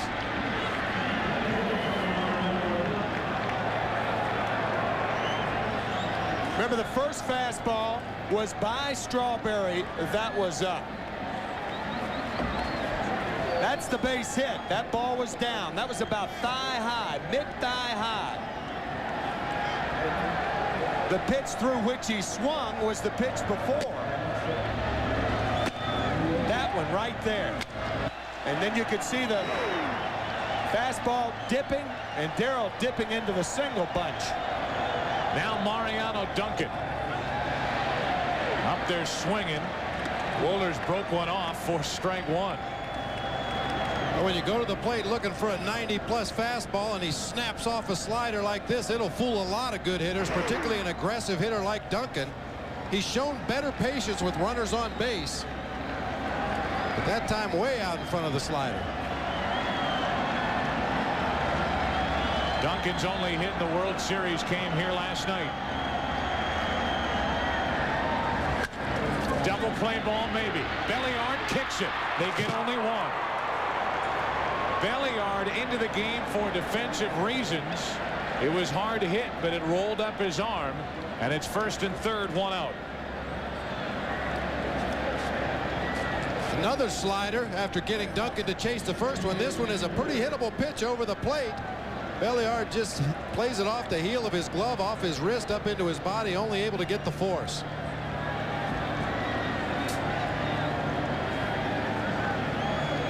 Hard hit ball off the bat of Duncan, might have been 2, and it's first and third, 1 out. For the catcher, Jim Leyritz, his first at bat of the night. It's not beyond Leyritz to try to pop one over the right field boards. That's where his power is the opposite field. Big swing. He was right on it. 98 miles per hour for strike 1. Mike Aldretti off the bench and on deck. He'll hit for Nelson.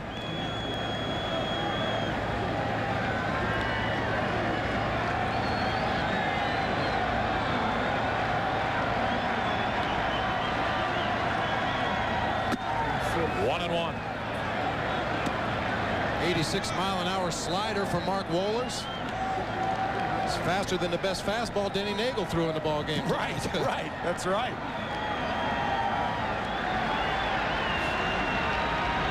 The Yankees with a tying run at the plate here in the 8th inning.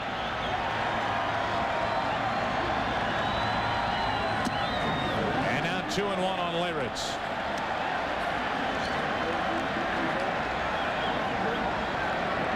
Wohlers is going to the breaking ball too much.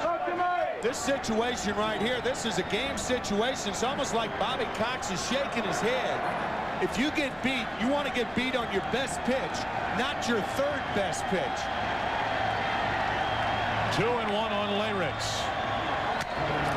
Another good swing, 2-2. And up to 99 miles per hour from Wohlers. Oh, with the fans on their feet now. A little extra adrenaline, see if he can crack that 100 mark.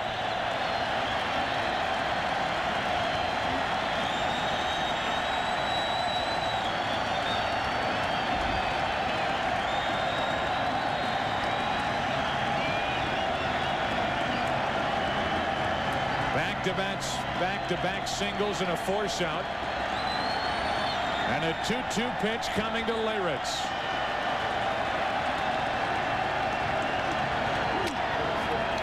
Able to get a piece and stay alive. Went back to the slider on the 2-2 pitch.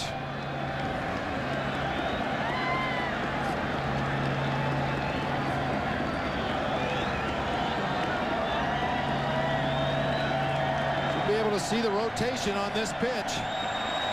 Little dot in the middle there. Ball breaking down and away. Leyritz just able to fight it off and buy himself one more pitch.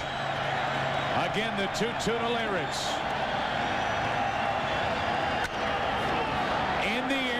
Field.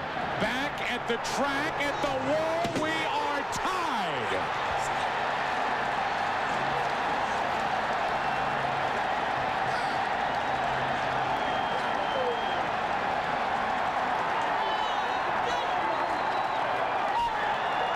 Six here in the 8th. And it was a slider in the eyes of Leyritz. Another slider from Wohlers. We talked about it before it happened. They are dancing in the streets of New York right now. And it's a very quiet Fulton County Stadium. A high slider that speeds up the bat head.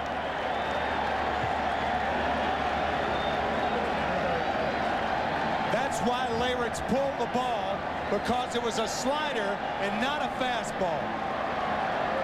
I don't believe I've ever seen Mark Wohlers throw this many sliders in his life. I think the Yankee bench had a better feel for how far that ball was going than Leyritz.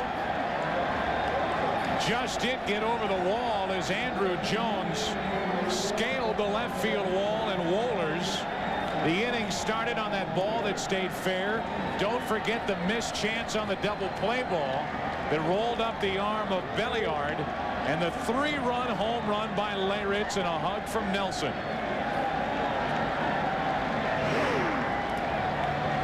What a remarkable comeback by the Yankees. They had never overcome a 6-run deficit in their postseason history.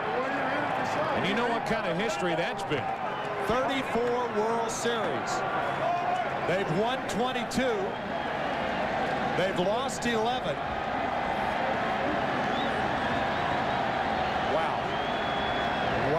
The wife of Jim Leyritz. And Jim, his heart is pumping. Remember last year, the division series against Seattle in extra innings. At the stadium, he poked one the opposite way.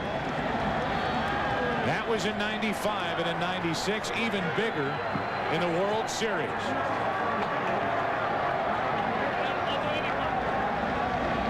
Mike Aldrete at the plate, leaving Joe Torre with only 2 position players on his bench. Aldrete batting for Jeff Nelson. To the shortstop Belliard, the high hop. 2 out. And now the fastball, and guys, I'll say it again. The slider was his 3rd best pitch. Fastball or a splitter. If Jim Leyritz hits that ball out, then at least he's hit his best stuff out of the ballpark, and you tie it on your best. When you tie it on your 3rd best pitch, you never forgive yourself in a game like this. Never. Bobby Cox, Leo Mazzoni going to Wohlers here in the 8th inning. And the bottom of the Yankee lineup has produced 3 runs. Nobody warming up. Now Tim Raines has something caught in his right eye before he comes to the plate here with 2 out, nobody on in the 8th inning. A 6-6 game here in the 8th inning. This is what Bob was talking about going to the well too often with the 3rd best pitch. Fastball, can't get around on it. Slider misses high. Slider misses high. Fastball, can't get around on it. Slider. Slider, goodbye.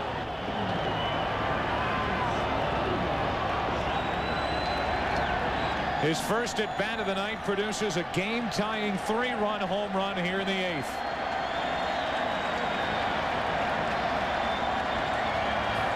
And now Raines with 2 out, nobody on. To the second baseman, Lemke. He drops it, but recovers to get the out. A big inning for the Yankees. Capped on a 3-run home run by Leyritz. We go to the bottom of the 8th inning. Braves bat, tied at 6.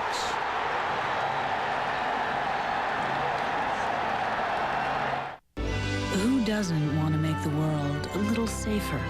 Safer schools, safer homes, even safer cars. The new Camry features dual airbags and a reinforced passenger cabin. We're making the world a safer place, one new Camry at a time. The new Camry, smarter, more confident, better than ever. There are 6 million small business owners in America. And 80 million of us who work for them. Don't waste your vote this time. Ross Perot is the only candidate who will work for our interest instead of the special interest. Vote for Ross Perot. Because you own this country. The makers of the Naked Gun are setting their sights on high school. Our assistant principal is still missing. John Lovitz. High School High, rated PG-13. At theaters Friday. Face it, no other razor shaves closer or with more comfort than Gillette Sensor XL. Soft microfins that protect your skin and individually spring-mounted twin blades that adjust to your face. No razor feels more comfortable during your shave or leaves your face smoother after. Gillette Sensor XL. And try new Gillette Aftershave, a splash that moisturizes as it refreshes. This is a Fox News update. The police in New Jersey were chasing a man wanted for carjacking. He crashed the car, then shot and killed himself. This has been a Fox News update. Fox Sports coverage of Major League Baseball's World Series is brought to you by Sun America, the retirement savings specialist, by Toyota and their full line of quality cars and trucks, by Advil, advanced medicine for pain, and by Gillette Sensor Excel and the Gillette Series. Gillette, the best a man can get. Well, the Yankees came into tonight having won 6 in a row during the postseason on the road. And they've had to do a lot of it by coming from behind. In the division series, they did it 3 times against the Texas Rangers. In the ALCS against Baltimore, they did it in games 1 and 3. They're trying to do it here tonight. In game 4, they trailed 6-0. Got 3 in the 6th, 3 in the 8th, and for the 3rd game in a row, 3rd day in a row, it's Mariano Rivera. Andrew Jones up there pumping, strike 1. Be interesting to see how effective Mariano Rivera is. He threw 36 pitches here last night. Joe Torre telling us before game 1 that the 30-pitch line is the usual gauge when he won't use it the next day. Throw that out the window in game 4 of the World Series. Right. Pretty good fastball there. 95 miles per hour, strike 2. And you can see Joe Torre yelling there to Charlie Hayes, moving him off the 3rd baseline. Not likely they're going to pull that fastball. To the right side and through. A leadoff base hit for Andrew Jones.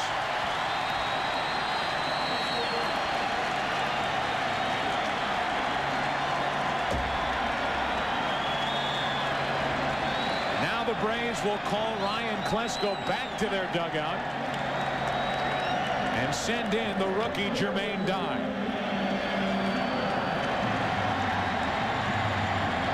Remember this, if you're thinking about the bunt, the Braves have already lifted Jeff Blauser and have light hitting Rafael Belliard on deck. Or you'd probably pinch hit for him, probably Pendleton. Hope they walk Pendleton to get to Klesko. That would be the thinking if he bunts. 1 on, nobody out. Leyritz saves a wild pitch on ball 1. That was a terrific play by Jim Leyritz. Bob, you remember you were talking the other day about the fastball in the dirt when you don't anticipate it? Toughest pitch to block, a bunt situation. You want to throw a high fastball to try to get a pop-up. You can see Leyritz doesn't really get in good blocking position, but he gets the backhand and knocks that ball down. You never anticipate a fastball in the dirt. Right.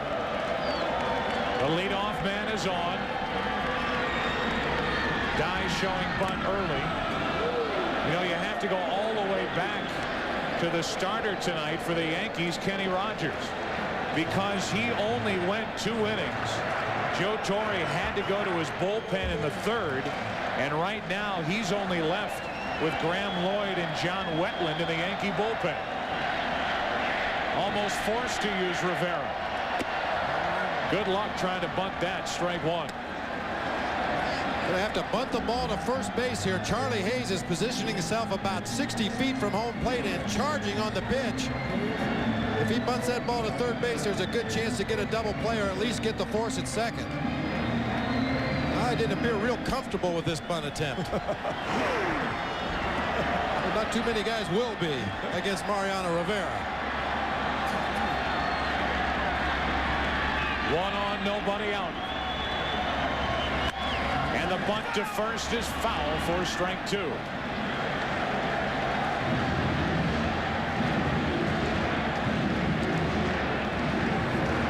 Well, with 2 strikes, you don't have the luxury of bunting the ball down the line. The first baseman and the 3rd baseman can pinch the middle of the infield. See Louis Polonia in the on-deck circle. That is provided Dye is bunting here. Now, he may be swinging away. It's become fashionable to even have regular players bunt with 2 strikes. 1 and 2 the count on Jermaine Dye. Just inside. 2 and 2. And I say fashionable because I don't agree with it. I don't think regular players, this guy's a major league hitter, and I don't agree with him bunting in this situation. On top of that, every time he squared around, he looks overmatched trying to bunt. Right. He does not look comfortable at all. A leadoff hit by Andruw Jones. 2-2 to die. There's the bunt. It works. Sacrifice 1-4. And the go-ahead run, Jones down to second with 1 out.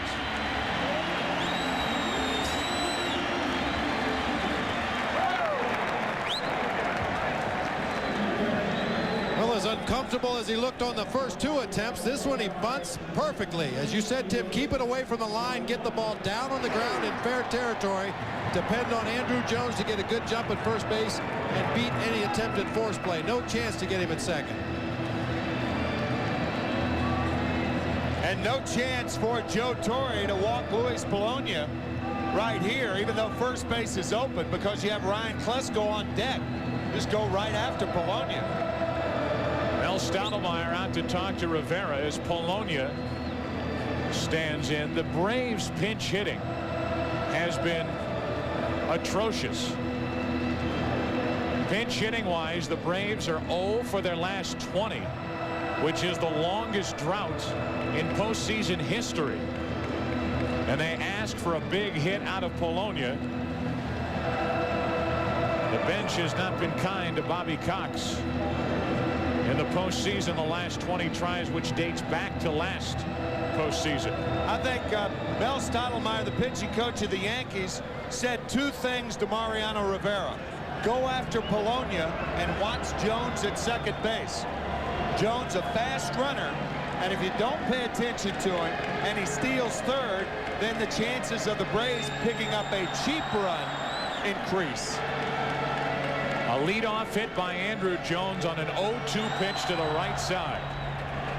Claude's getting ready in the bullpen. But it's Polonia now off the bench to face his former team.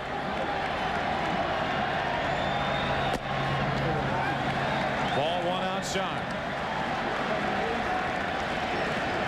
But Bobby Cox chose to try to steal a base here. The Yankees are certainly not holding Andruw Jones close at second base. If Polonia faked a bunt to draw in Charlie Hayes, Jones would be able to sneak right in behind him. 1-1 on Polonia. Of course, that's a big risk to take in the 8th inning of a tie ball game. A leadoff hit and a sacrifice bunt. Strike 2 on Polonia. Forget about the day's rest right now. Mariano Rivera is blowing the ball. Here it is. Hit it if you can. You hadn't seen a slider yet from Mariano Rivera, have you? As opposed to Wohlers with that great fastball. Beaten on the slider by Leyritz. 1-2 on Polonia. Fastball, see you later. 2 out here in the 8th inning.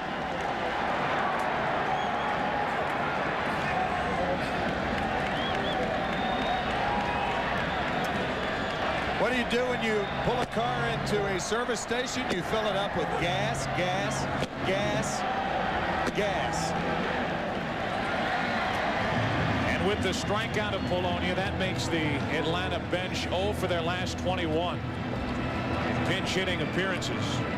That also means that Bobby Cox will call Ryan Klesko back and leave Eddie Perez in to hit, batting in the number 9 spot. I think what Bobby Cox was trying to do to Joe Torre was try to coerce him to walk Luis Polonia by putting Klesko up there, perhaps. Here is Eddie Perez. Ball 1 inside as Perez stands at the plate for the first time in this series. We saw Bobby Cox do that in the National League Championship Series when he sent Terry Pendleton up to the plate. Tony La Russa didn't bite.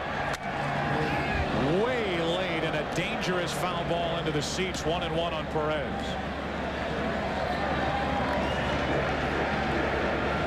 Even when you know it's coming, it's hard to catch up with a fastball that's in the upper 90s.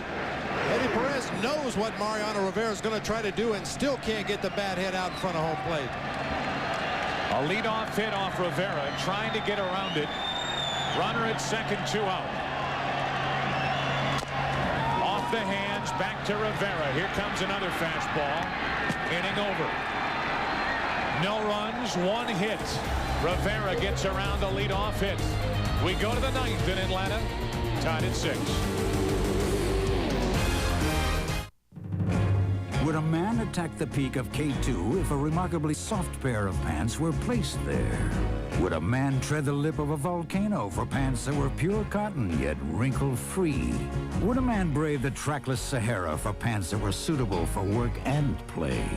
A man would, if he were a fool, because he could go to the store and say, yes, I'd like to try on the ultimate pant, new by Hager. Besides, your wife won't let you go to the Sahara anyway.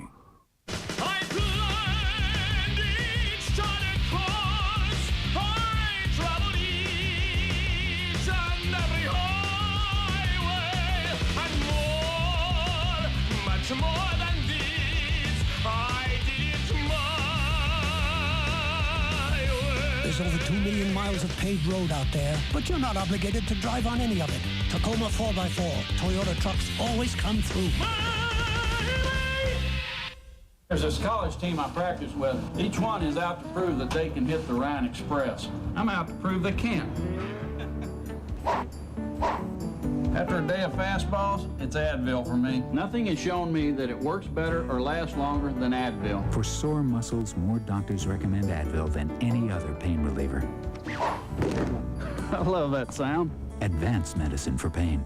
And for a cold, try Advil Cold and Sinus. It's tough on colds like Advil is on pain. 10 million patient years of information flow through United Healthcare. Information that has led to the most innovative health plans in the business.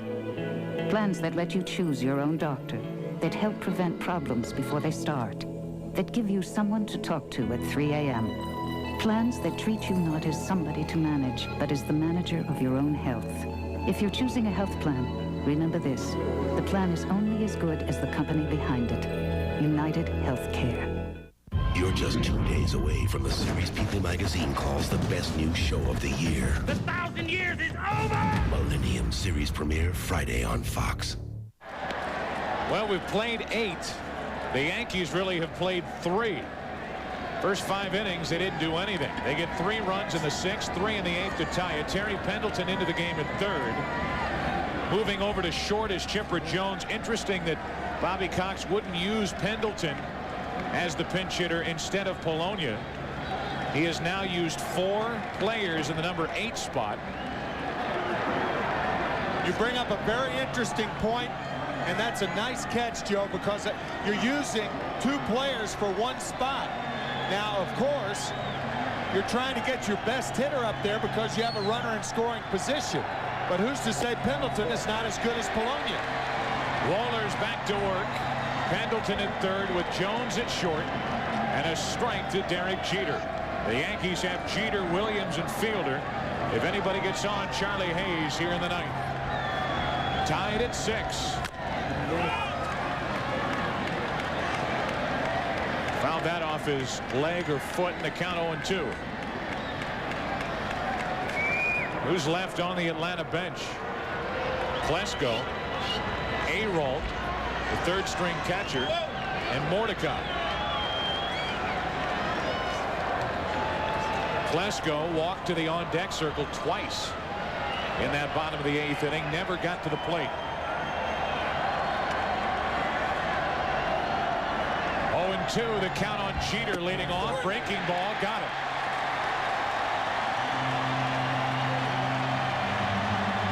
One out here in the 9th inning as Wohlers rings up his first strikeout.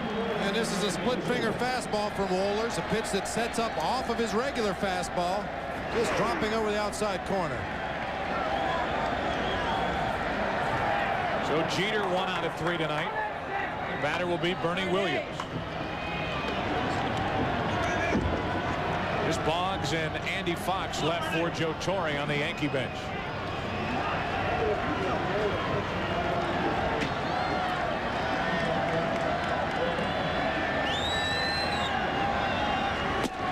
Strike 1 to Bernie Williams. Tonight hitless with a walk and a run scored back in the 6th.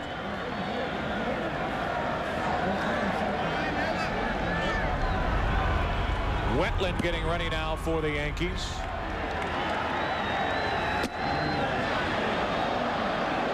mph from Wohlers. Some lessons you learn the hard way. Mark Wohlers, so far this inning, all hard stuff, fastballs and splits.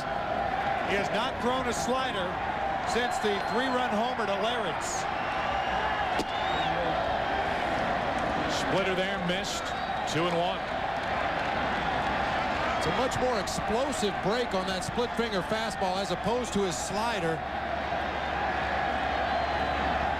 Talked about that slider all year long.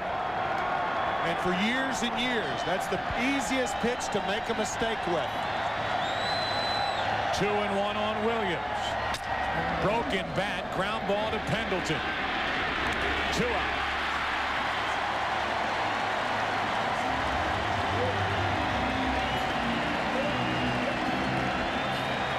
That bat made it all the way from New York this morning, and it's broken here in the 9th inning. Took 24 hours on FedEx and one swing to crack.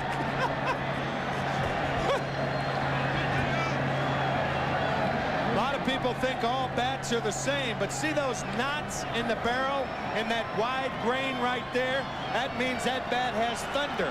The one on top is a pitcher's bat. See the fine grain, the real fine? That means it's no good. Fielder grounds one through the right side for a 2-out hit here in the 9th inning. So Cecil not trying to do too much against Wohlers, just poked it through the right side, and a 2-out hit keeps the inning alive for Charlie Hayes. Well, many hitters have the misconception that to hit a guy that's throwing hard, you have to swing hard. That's exactly the opposite of the approach you should have. Just put a good quick swing on it, let the pitcher supply the power. There's a difference between quick and hard. 2 out. Charlie Hayes, the base hit to left field. And it's 2 on with 2 out here in the 9th inning for New York. And Hayes has been on base 4 times tonight with 3 hits and a walk.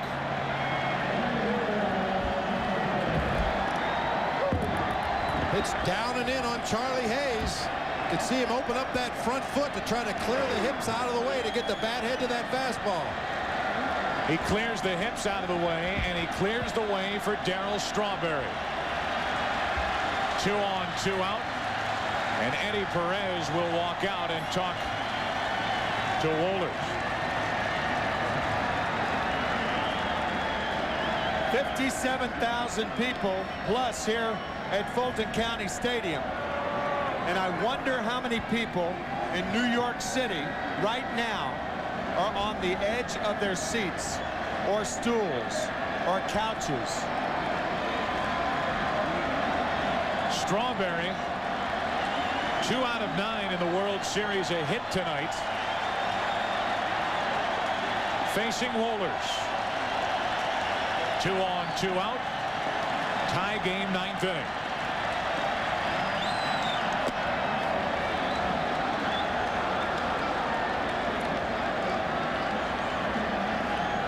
You two talked about it earlier. That pitch was dangerous from Wohlers as it missed low. Dangerously down.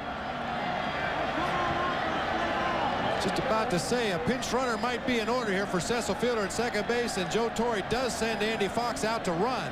Mariano Duncan has played first base throughout the season for the Yankees. Tino Martinez was taken down as a pinch hitter earlier. That's the go-ahead run at second base. You better have somebody out there that can score on a base hit. So the pinch runner Andy Fox is the lead runner at second base. Fielder kept this inning alive with a 2-out hit to right. And only Wade Boggs is left on the bench for the Yankees. 2 on, 2 out for Strawberry. To the left side, trouble. That's a base hit. And that'll load the bases here in the 9th inning. I don't think Eddie Perez ever saw that ball. I think he thought it was either foul, bounced over his head. He made no move whatsoever to go after that ball. Not to say now that he would have made a play on it, but watch his reaction.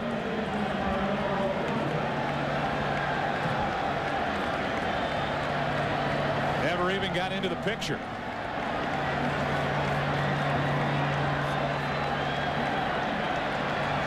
really don't understand why I mean, there wasn't a man on third. You lose nothing by trying to make that play. It loads the bases with 2 out for Mariano Duncan. 6-6 here in the 9th. Way late, strike 1. Duncan hitless tonight and only 1 hit in the World Series.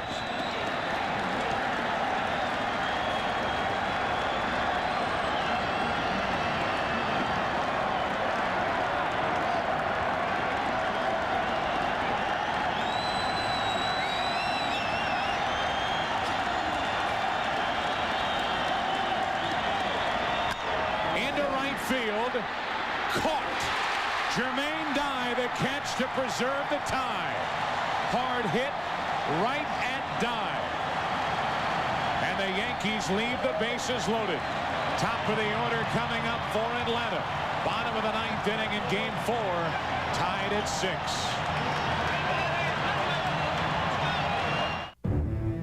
On December 6th, there will be no room to breathe. No time to think. Are we gonna get out of here? And no way to escape.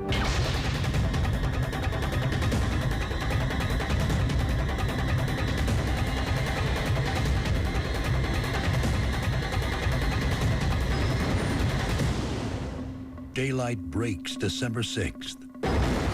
Rated PG-13. Dave, darling, I saw your grilled chicken sandwich commercial the other day and you looked fabulous. Anyway, I had to try one. Honey, it was delicious. The whole breast filet is bigger, plumper, and juicier than ever. And they made it fresh right when I ordered it. Dave, just between us, it was so good I had to. Don't tell. Love and kisses, Iman. You know Iman? When you got it, you got it. Try Wendy's new plumper, juicier grilled chicken sandwich. Come closer. Closer. There. I'm the road. And I'm so bored. It's been so long since someone new has come into my life and hugged me, caressed me, excited me.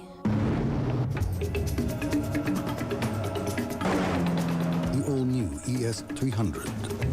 The road is calling. Answer it. Whew, what was that?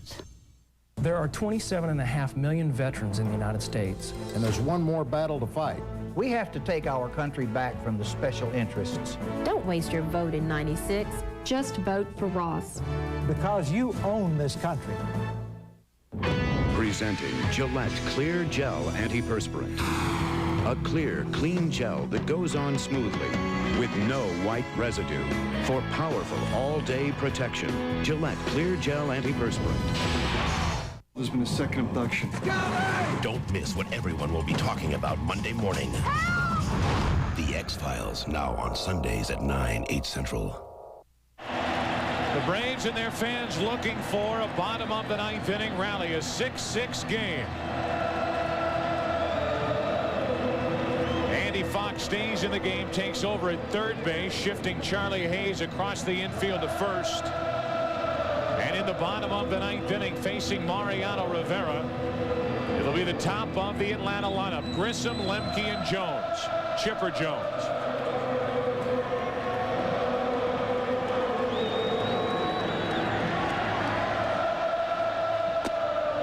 A little high for ball 1. Well, Rivera 3 days in a row, and here tonight pitching 2 innings. Or at least trying to.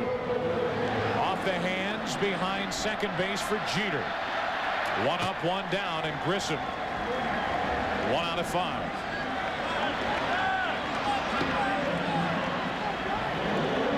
That'll bring in Lemke.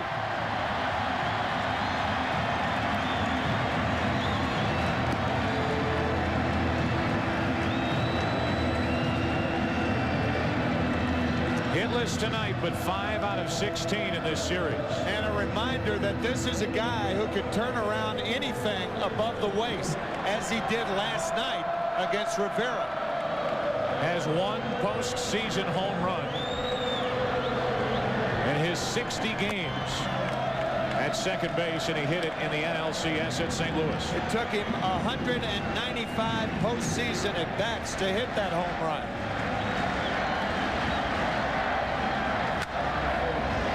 Trying to catch up. 1 ball, 1 strike.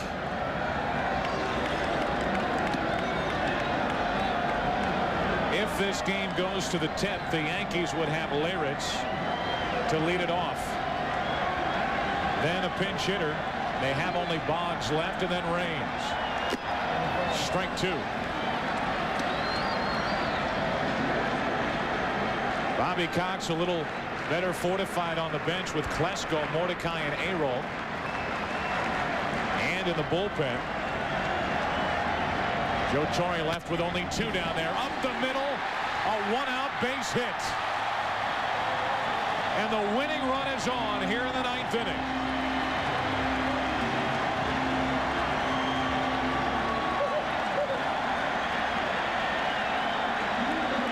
This is about as extreme of a high ball hitter as you can get. Lemke goes up around his shoulders and takes the fastball right back up over the pitcher's mound.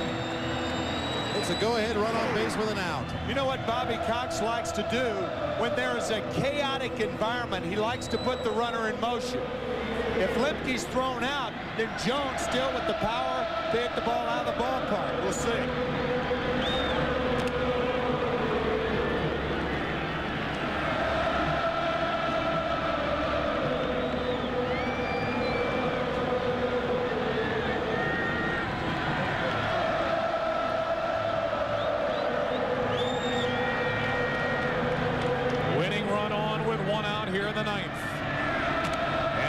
Keeping an eye on Lemke, who stole only 5 bases in the regular season, none so far in the postseason.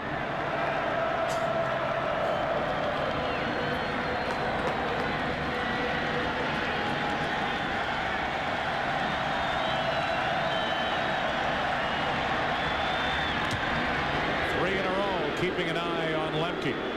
Well, Rivera does not give in to base runners. He does not use the slide step. He maintains the high leg kick. Very easy to get a jump on as a base runner. Joe Girardi, the better throwing of the Yankee catcher, has been taken down. Leyritz is now in the game. Home plate umpire Steve Ripley started to call it a strike. He held off, and it's ball 1 high to Chipper Jones. Here's Graham Lloyd getting ready, the left-hander for the Yankees, with an eye on McGriff on deck and Klesko on the Atlanta bench. Late, strike 1. McGriff is already homered tonight. He's had a perfect night at the plate. Come on, Chip. 2 hits, 2 walks. Hang it out, get. Hang it out. We talked earlier about the ropes. That's what hang it out means. Hang out a rope.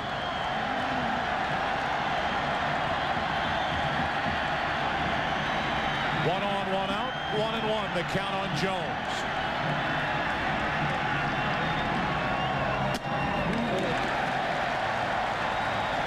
It's one thing to throw mid-90s. It's another to miss high and fall behind in the count, which Rivera has done consistently here in the 9th. He is a high ball pitcher. He's just like Mark Wohlers. He's more effective upstairs, right around the letters, but not around the net.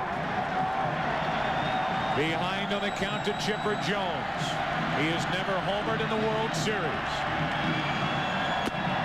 3-1.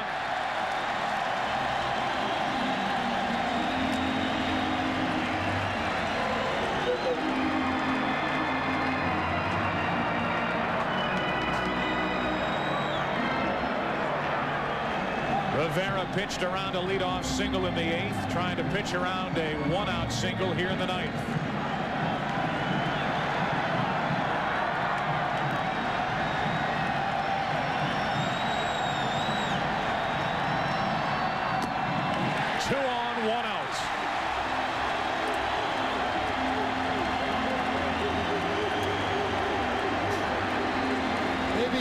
Signs of fatigue from Mariano Rivera, consistently getting the ball up high out of the strike zone.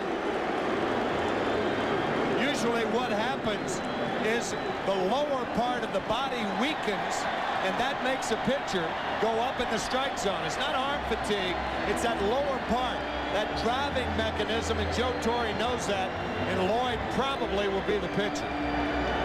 With not only McGriff coming up, but Klesko in the on-deck circle to pinch hit for Wohlers. Joe Torre goes back to the bullpen. Got all he could out of Rivera. Now hands it over to Graham Lloyd. I love sports. Come on, baby. That's why we got Prime Star. Come on. Some might even say I'm a sports maniac. No. See, Prime Star's got more sports than even I can watch in digital picture and sound. Yes! Prime Star's the best deal in satellite TV. There is no equipment to buy. And it all starts at about $1 a day. I might be a maniac, but I am not crazy. For the best value in satellite TV, call 1-800-PRIME-STAR or visit your local Radio Shack. You will be called private, specialist, or sergeant. Beneath the ribbons on your chest will be the souls of those who came before. You will be an individual, but triumph as a team. You will know strength, courage, and compassion. You will win what must be won, achieve what must be done. Be all that you can be. You will be a soldier. This is about what everybody in business is talking about. This is about the internet and intranet. But it's not more platitudes or promises. This is about how one company can give you access to the world's largest and fastest internet network, or help you create and support your own site. This is about how you get aboard the train and in the race. About how easy it can be to put the whole world together.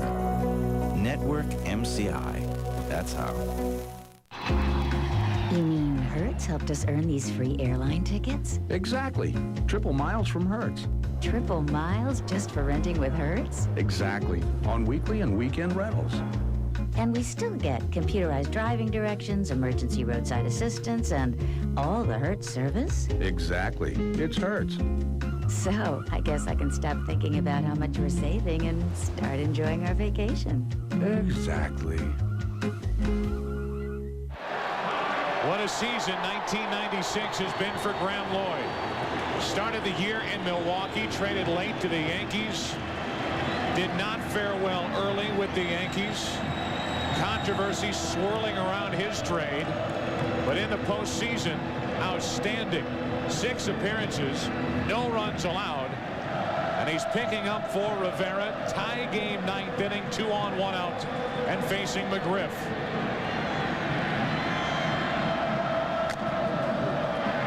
That's foul for strike 1. Well, we talk about Rivera 3 days in a row.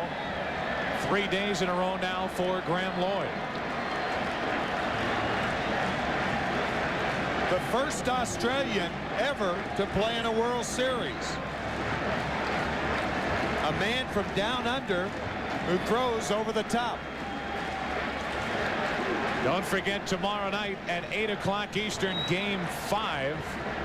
John Smoltz and Andy Pettitte. Yankees trying to even this series. Braves trying to go up 3 games to 1. 2 on, 1 out. 1-1 on McGriff.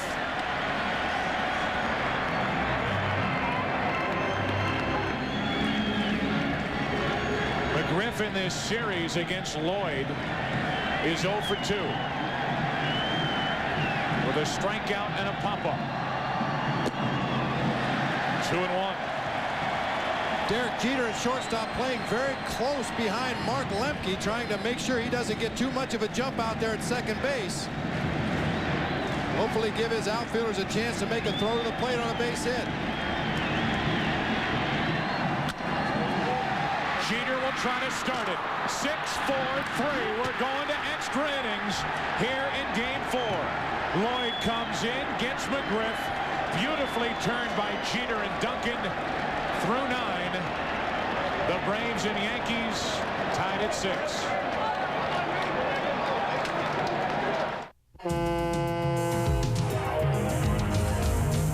Some people feel the biggest difference between the Regal GS and other sports sedans is the way Regal's refined suspension system holds the road. However, others feel Regal's 36 inches of very generous legroom is something you just have to see to believe. Regal by Buick. The fine line between sport and sedan.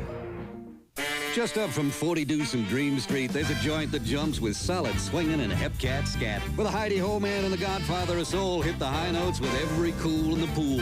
It's a house on fire called the Cotton Club, where every night the vibe is hot and live gigs aren't the only things that cook, because the club chases up some of the best chaff in town.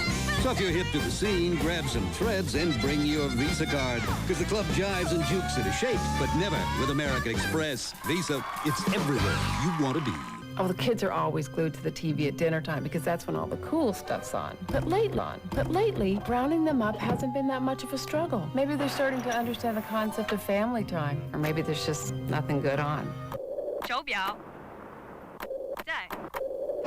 You get them to the table, we'll cook. Your choice of entree, 3 sides, cornbread, and a caramel apple pie. The $14.99 Market Feast. Don't mess with dinner. For every Market Feast sold, Boston Market is proud to make a donation to breast cancer charities. This Halloween, stick this in your trick-or-treat bag.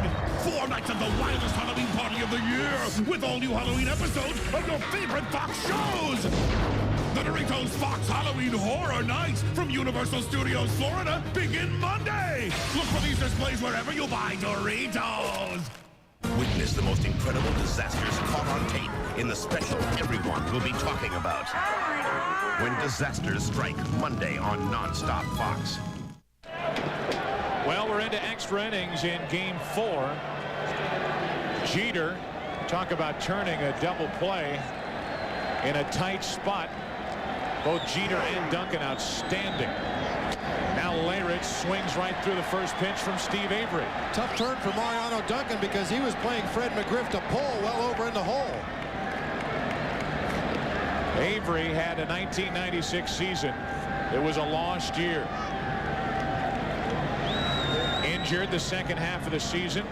A record of 7-10. His first World Series appearance this go around. And he's 0-2 on Leyritz.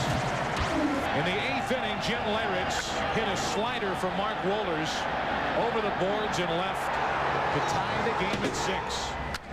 Now he shoots one foul out of play right side. It stays 0-2.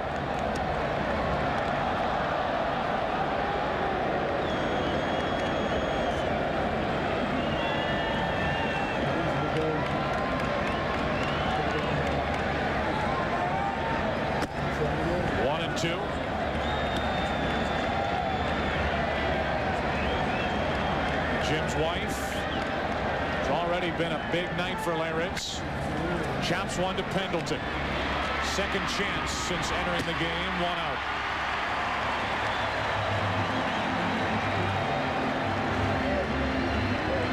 So Bobby Cox using Steve Avery here in the 10th inning. Was in the World Series in '91 with Atlanta. No record in 2 starts. 92 with Atlanta was 0-1. Last year against Cleveland 1-0 in 1 start. 6 innings, 1 run on 3 hits. Well, somewhat of a delay here as Graham Lloyd was not in the on-deck circle. Tim Raines had come out into the on-deck circle, although the pitcher spot was due next. A little maneuvering by Joe Torre. They may have been considering using one of their other pitchers to pinch hit and then bring John Wetland into the game. Absolutely. A guy like David Cohn, who's had National League experience, to bunt in case Leyritz got on.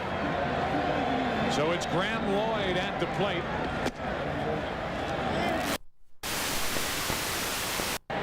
.78 standing there at home plate. Make him take a strike. Big swing and a high pitch. Pretty good cut, 1-1. So much for that. That's a pretty good cut. It's a real good cut. And what this does, it allows Joe Torre to leave Graham Lloyd in the game to face the first spot next inning, which was the pitcher spot. Probably would have been Ryan Klesko. Probably be Mike Mordecai with Lloyd in there. But remember, the Yankees only have one other pitcher in the bullpen, and that's John Wetland. To the shortstop, Chipper Jones. His first chance of the night at short, 2 out.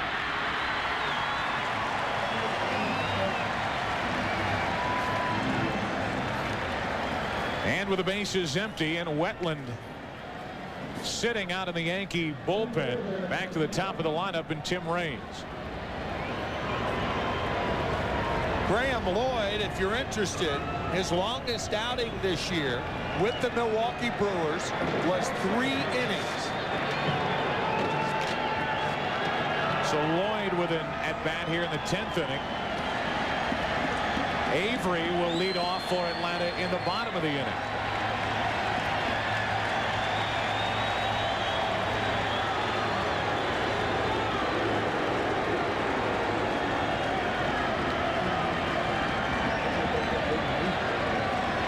Two out, nobody on for Raines. Hitless tonight, he's 0 for 5.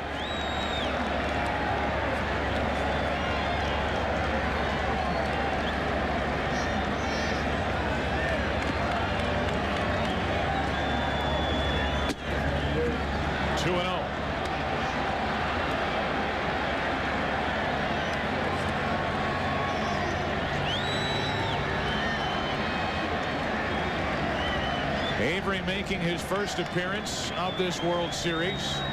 Has retired the first 2, but he's 3-0 on Raines. Avery has not thrown those last 3 pitches. He threw the ball hard to both Leyritz and Graham Lloyd, but those last 3 pitches were flat fastballs. No pop at the end. On 4 straight, a 2-out walk.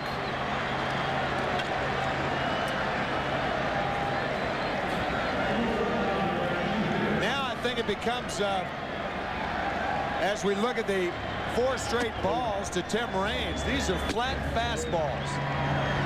Nothing there. No pop. But I think it becomes imperative for Tim Raines to run early in the count to give Derek Jeter a chance to take a pitch or 2 and then try to drive him in. It's a stolen base sacrifice in effect. First pitch hacking, strike 1. So much for that theory. Raines is 0 for 1 in the stolen base department in this series. Jose Cardinal, the first base coach, was an outstanding base runner, and he just went over and talked to Raines. Could be about running in this situation. A 2-out walk. 2 quick strikes on Jeter.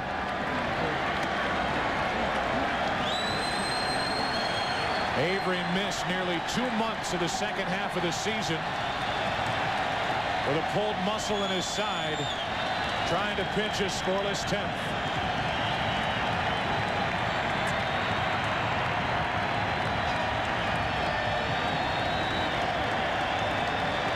Raines on with 2 out, and he draws a throw. Avery has that move to first base as well as that snap throw where he steps off the rubber and snaps it over to first base. A very quick move. There was a time in his career that base runners really took advantage of him, but he's a much improved at holding runners. Quick throw. The other pickoff move, and he nearly threw it away. Good throw on the bag right there. They might have had Tim Raines. Looked like he was leaning a little bit. You see, he steps off with that left foot. The throw just tails back into the baseline. Good throw. He may have been out. 1 on, 2 out. And a 1-2 count on Jeter. Now he popped that fastball then. Great extension. That was one of those poppers. You could hear it from up here.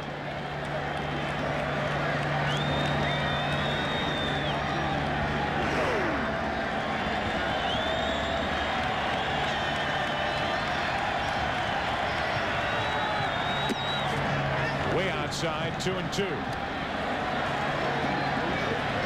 A 6-run deficit overcome by the Yankees in this game is the biggest series deficit overcome in 40 years.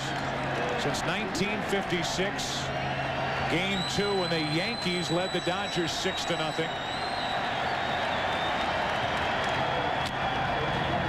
The Dodgers scored 6 in the bottom of the 2nd inning to tie it and went on to win 13-8. The Yankees, however, won that series 4-3. It was 6-0 Atlanta until the top of the 6th inning. Then 6-3. Then 6-6 after a 3-run home run from Leyritz off Wohlers. To the left side, going to be a tough play. Forget it. Base hit, a walk and a hit, and it's 2 on with 2 out here in the 10th inning for the Yankees.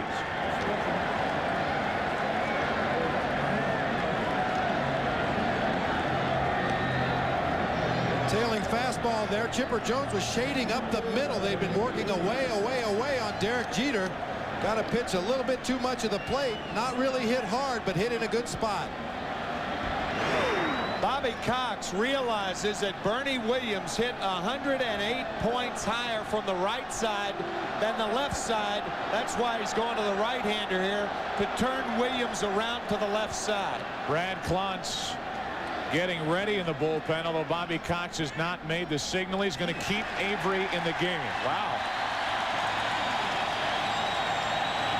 Well, he believed in Mike Bilecki for 2 innings with runners on at first and second. But Bernie Williams has hit 108 points higher from the right side. 378 as a right-handed batter this year. With 16 of his 29 home runs from the right side. They will intentionally walk Bernie Williams. How about that? With Andy Fox on deck.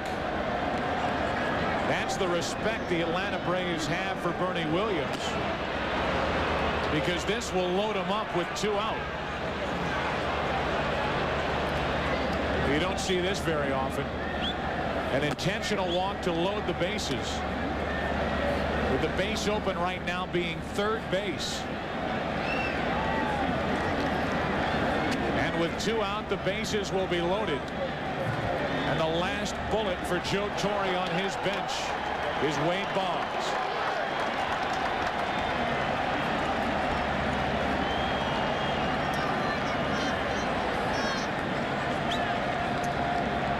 So Joe Torre lifts Andy Fox here in the 10th inning.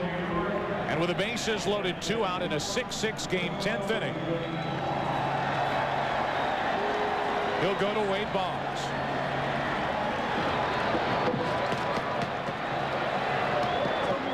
Bobby Cox with running in the 1991 World Series in Game 7, bottom of the 8th inning, with runners on at first and third and 1 out. Bobby Cox intentionally walked Kirby Puckett and brought in Mike Stanton to pitch to Ken Hrbek. Hrbek lined into a double play. The Twins eventually won that game in the 10th inning. But that shows you the courage of Bobby Cox in situations like this. Boggs has not had a good postseason, particularly an 0 for 22 stretch in there. However, you saw the numbers, 3 out of 8 in his 2 World Series starts here in 1996. Bases loaded, 2 out. Ball 1 from Avery. Boggs with a great eye at the plate. He's going to make Avery throw that ball over the strike zone. He's liable to take a couple of strikes. That's the kind of guy Boggs is. Here's strike 1.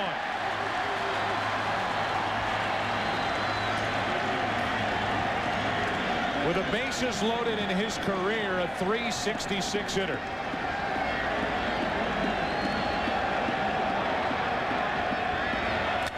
Strike 2.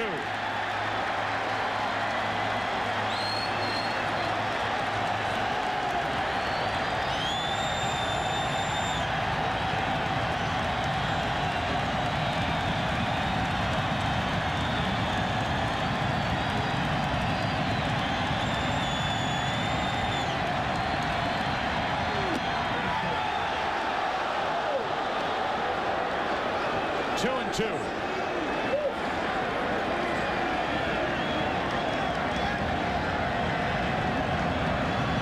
The Yankees loaded the bases in the 9th inning, couldn't score.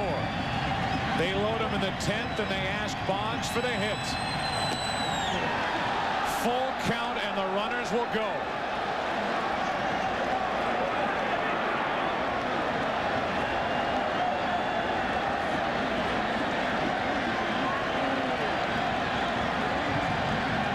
3-2 pitch. The Yankees take the lead.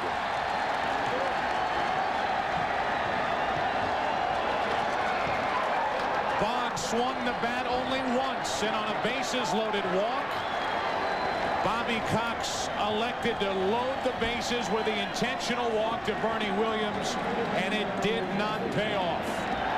With the bases loaded, a good batting eye is as good as a good batting stroke.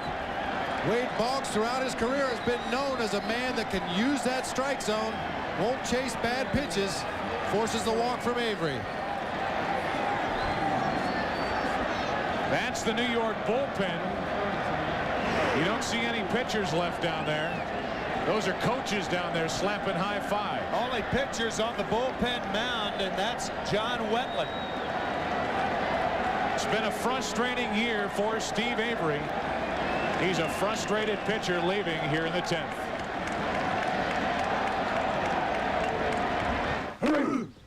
Hey, Jimmy, how's the leg? Leg's just fine. Doesn't look too good. No pain at all. The way you banged it up the other day? No problem. Doctor gave me Tylenol. Extra strength. Tylenol? Is that kind of pain? Just watch me, son. For the pain of traumatic injuries, Tylenol is recommended the most by doctors. Hey, Brad. How's my leg? Tylenol, the pain reliever hospitals use most. This is for my grandfather, who always said I'd make the family proud. For my mom, who never let me out the door without my homework. For my dad, who worked the night shift to make our lives better. Play 3 up. Spotty. For myself. For my future.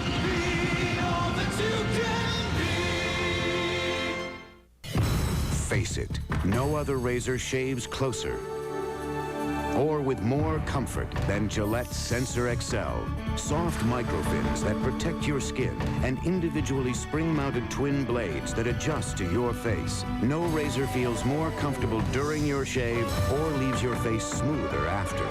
Gillette Sensor XL. And try new Gillette Shave Gel. Now, the best gel takes care of your skin, too. On Independence Day, they arrived. Well, what's happening? Is it noon already? This Halloween, they attack. Don't eat me! I have a wife and kids! Eat them! This Sunday is... What am I doing? What will I do? The day Homer fights back. No! On a brand new Simpsons Halloween special, Sunday. Bobby Cox trusted Steve Avery to throw strikes when the Braves intentionally walked Bernie Williams to load the bases. Avery didn't do it.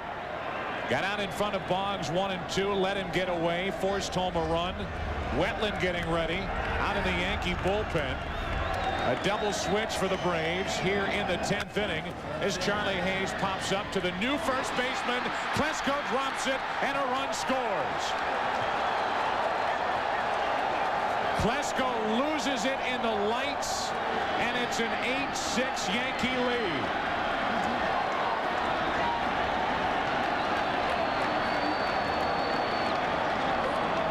Not only did Klesko lose the ball in the lights, Brad Klontz was a spectator on this play, standing on the mound and watching. Nobody to cover first base. Lemke recovered, possibly in time to get Hayes at first. Maybe.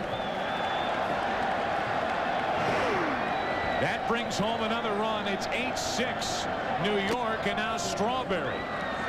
Strike one. Klesko just came into the game to take over for McGriff. Came up as a first baseman. He'll lead off in the bottom of this 10th inning. Bases still loaded, 2 out. 2 runs home and 1-1 on Strawberry. And if you read the lips of bullpen coach Tony Cloninger, he said to John Wetland that Lloyd will work to the first hitter, and that's Ryan Klesko. And that's what he's doing now to the bullpen catcher, saying Wetland's going to come in with 1 out or with 1 on. Now 2-1 on Strawberry.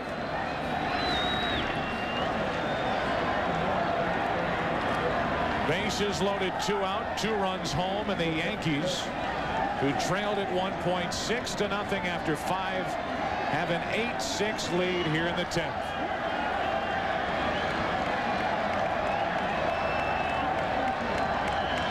The 2-1 to Strawberry. Big swing, strike 2.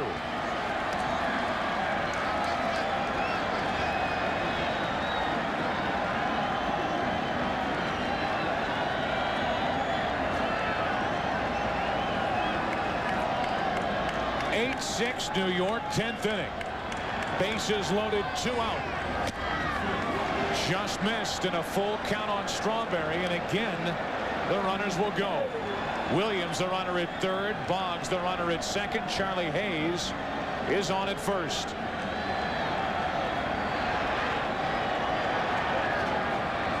Runners go, and Strawberry strikes out. Klontz comes in, does his job, an error hurt.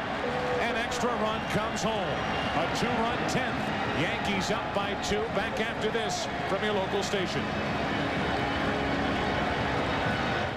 Fox, the exclusive home of the 1996 World Series. I am Wall Street. Every day, people come to me with one thing on their minds: getting more for less. Will they find it in stocks, or bonds, or precious metals?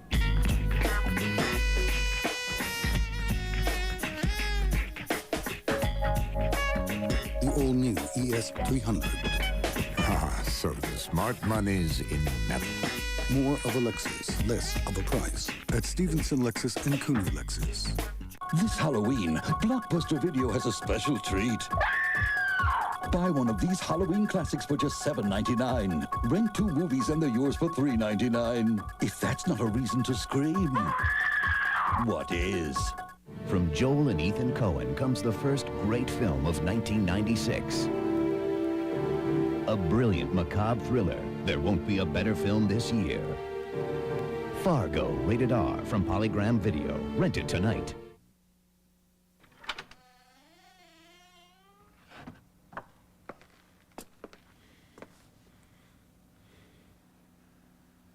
All right. Are you ready to start behaving yourself?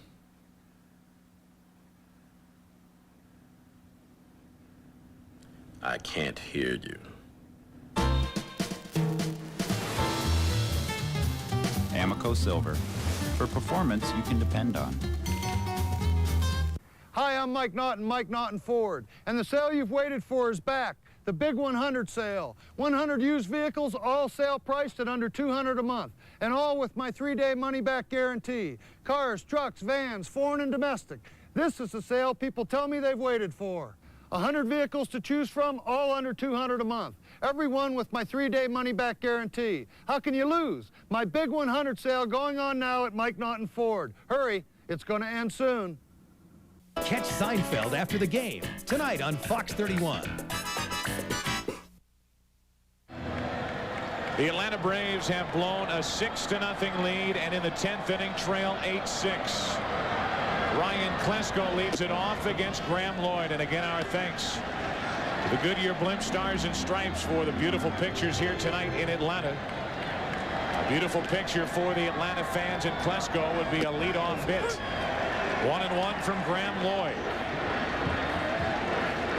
Lloyd is proving to be a very important piece to this Yankee puzzle against this Atlanta team. They came on last inning with 2 on, 1 out, and got the double play ball off the bat of McGriff. And now here in the 10th, will stay in for one-hitter Klesko before giving way to Wetland. Good fastball, 2-2 on Klesko.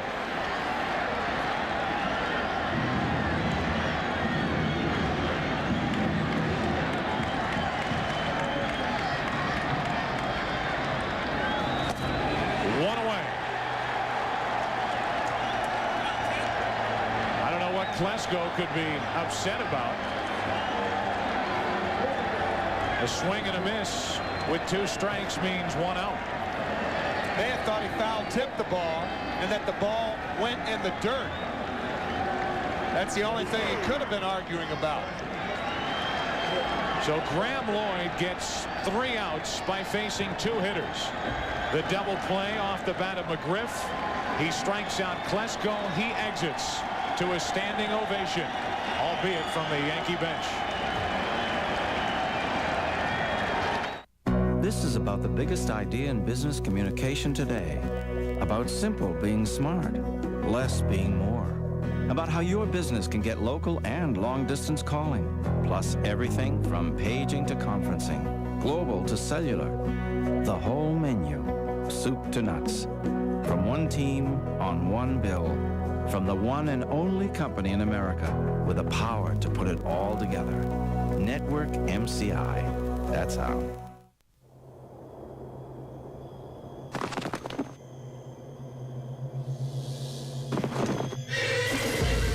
Jack. Hey.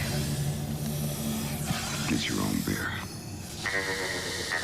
Since 1873, original Coors in the yellow can. So I hear Ray got a new pickup. What?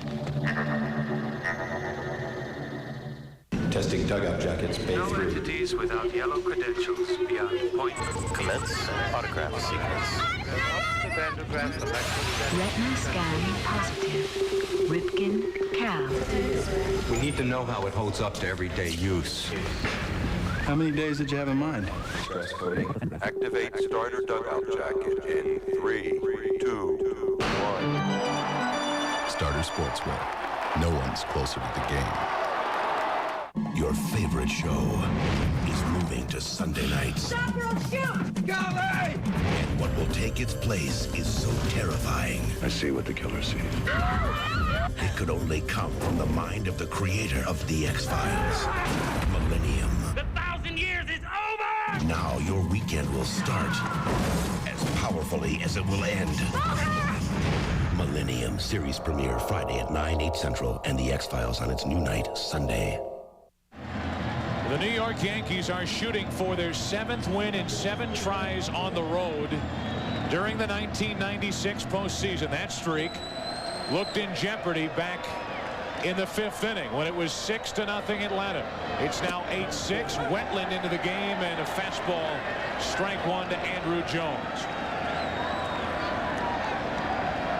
During the postseason, 4 saves, an ERA of 1.8. He got the save here last night, saving it for Cone. Ripped into left field, a 1-out base hit by Andruw Jones.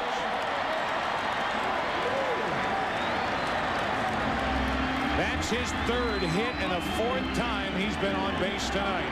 Reds only have 9 hits. Andruw Jones has 3 of them.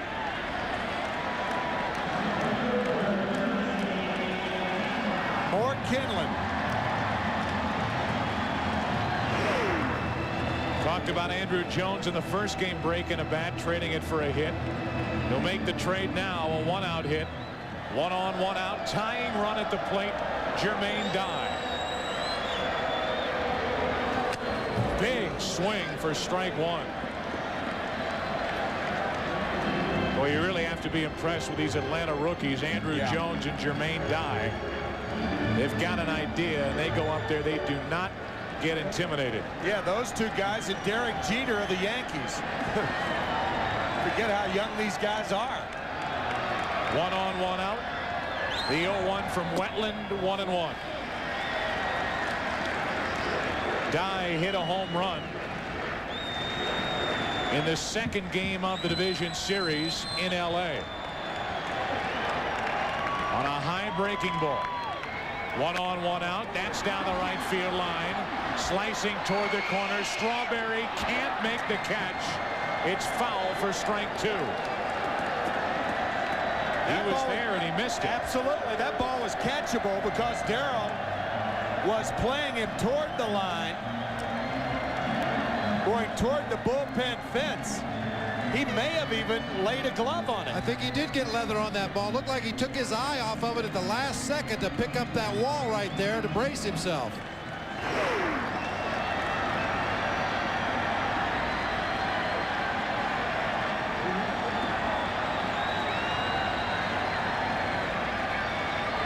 The 1-2 to Die, 2-2. No error on the play. But no doubt that Strawberry got his glove on the ball. 1 on, 1 out. What a game. What a game here in game 4. Braves led by 6. Yankees lead by 2. Now 3-2 on Die.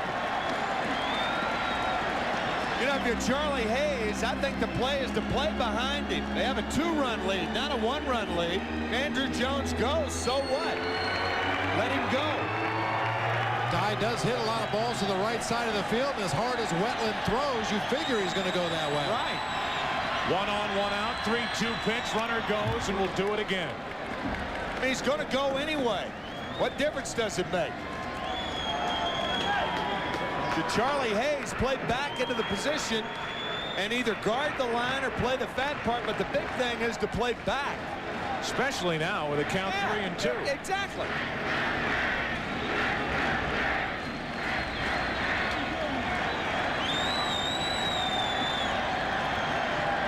Three balls, 2 strikes on Jermaine Dye. Runner goes, and Dye hits it into deep left field. Got under it. Raines is there. 2 out. A full swing, and Dye just missed it. Popping it up to left for the 2nd out here in the 10th. Every fastball Wetland threw in the strike zone, Jermaine Dye had a great cut at it. This one just a little bit too high to get on top of. Pops it up in the air. Gave the fans a thrill for a minute. Raines with plenty of room for the 2nd out. An interested party watched it fall short. Now the Yankees play behind the runner with a left-handed batter, Terry Pendleton, at the plate. Jones will walk down to second. Pendleton shoots it to deep left. Raines is there, falling as he catches it. And in 10 innings, the Yankees hang on and win 8-6. And this series is tied at 2 games apiece. Oh, man. Back on the track, Tim Raines lost his footing.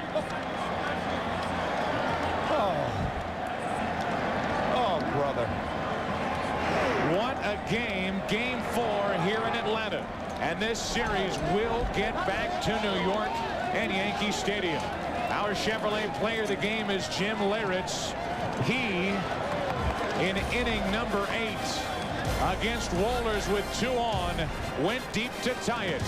The Yankees come all the way back after trailing early by 6. They win game 4, 8-6. And tomorrow night, game 5, will play behind Andy Pettit. It's Pettit and Smoltz, a game 1 rematch in game 5 here in Atlanta tomorrow night, beginning at 8 Eastern. For all of us at Fox Sports, we say good night from Atlanta. We'll see you tomorrow night.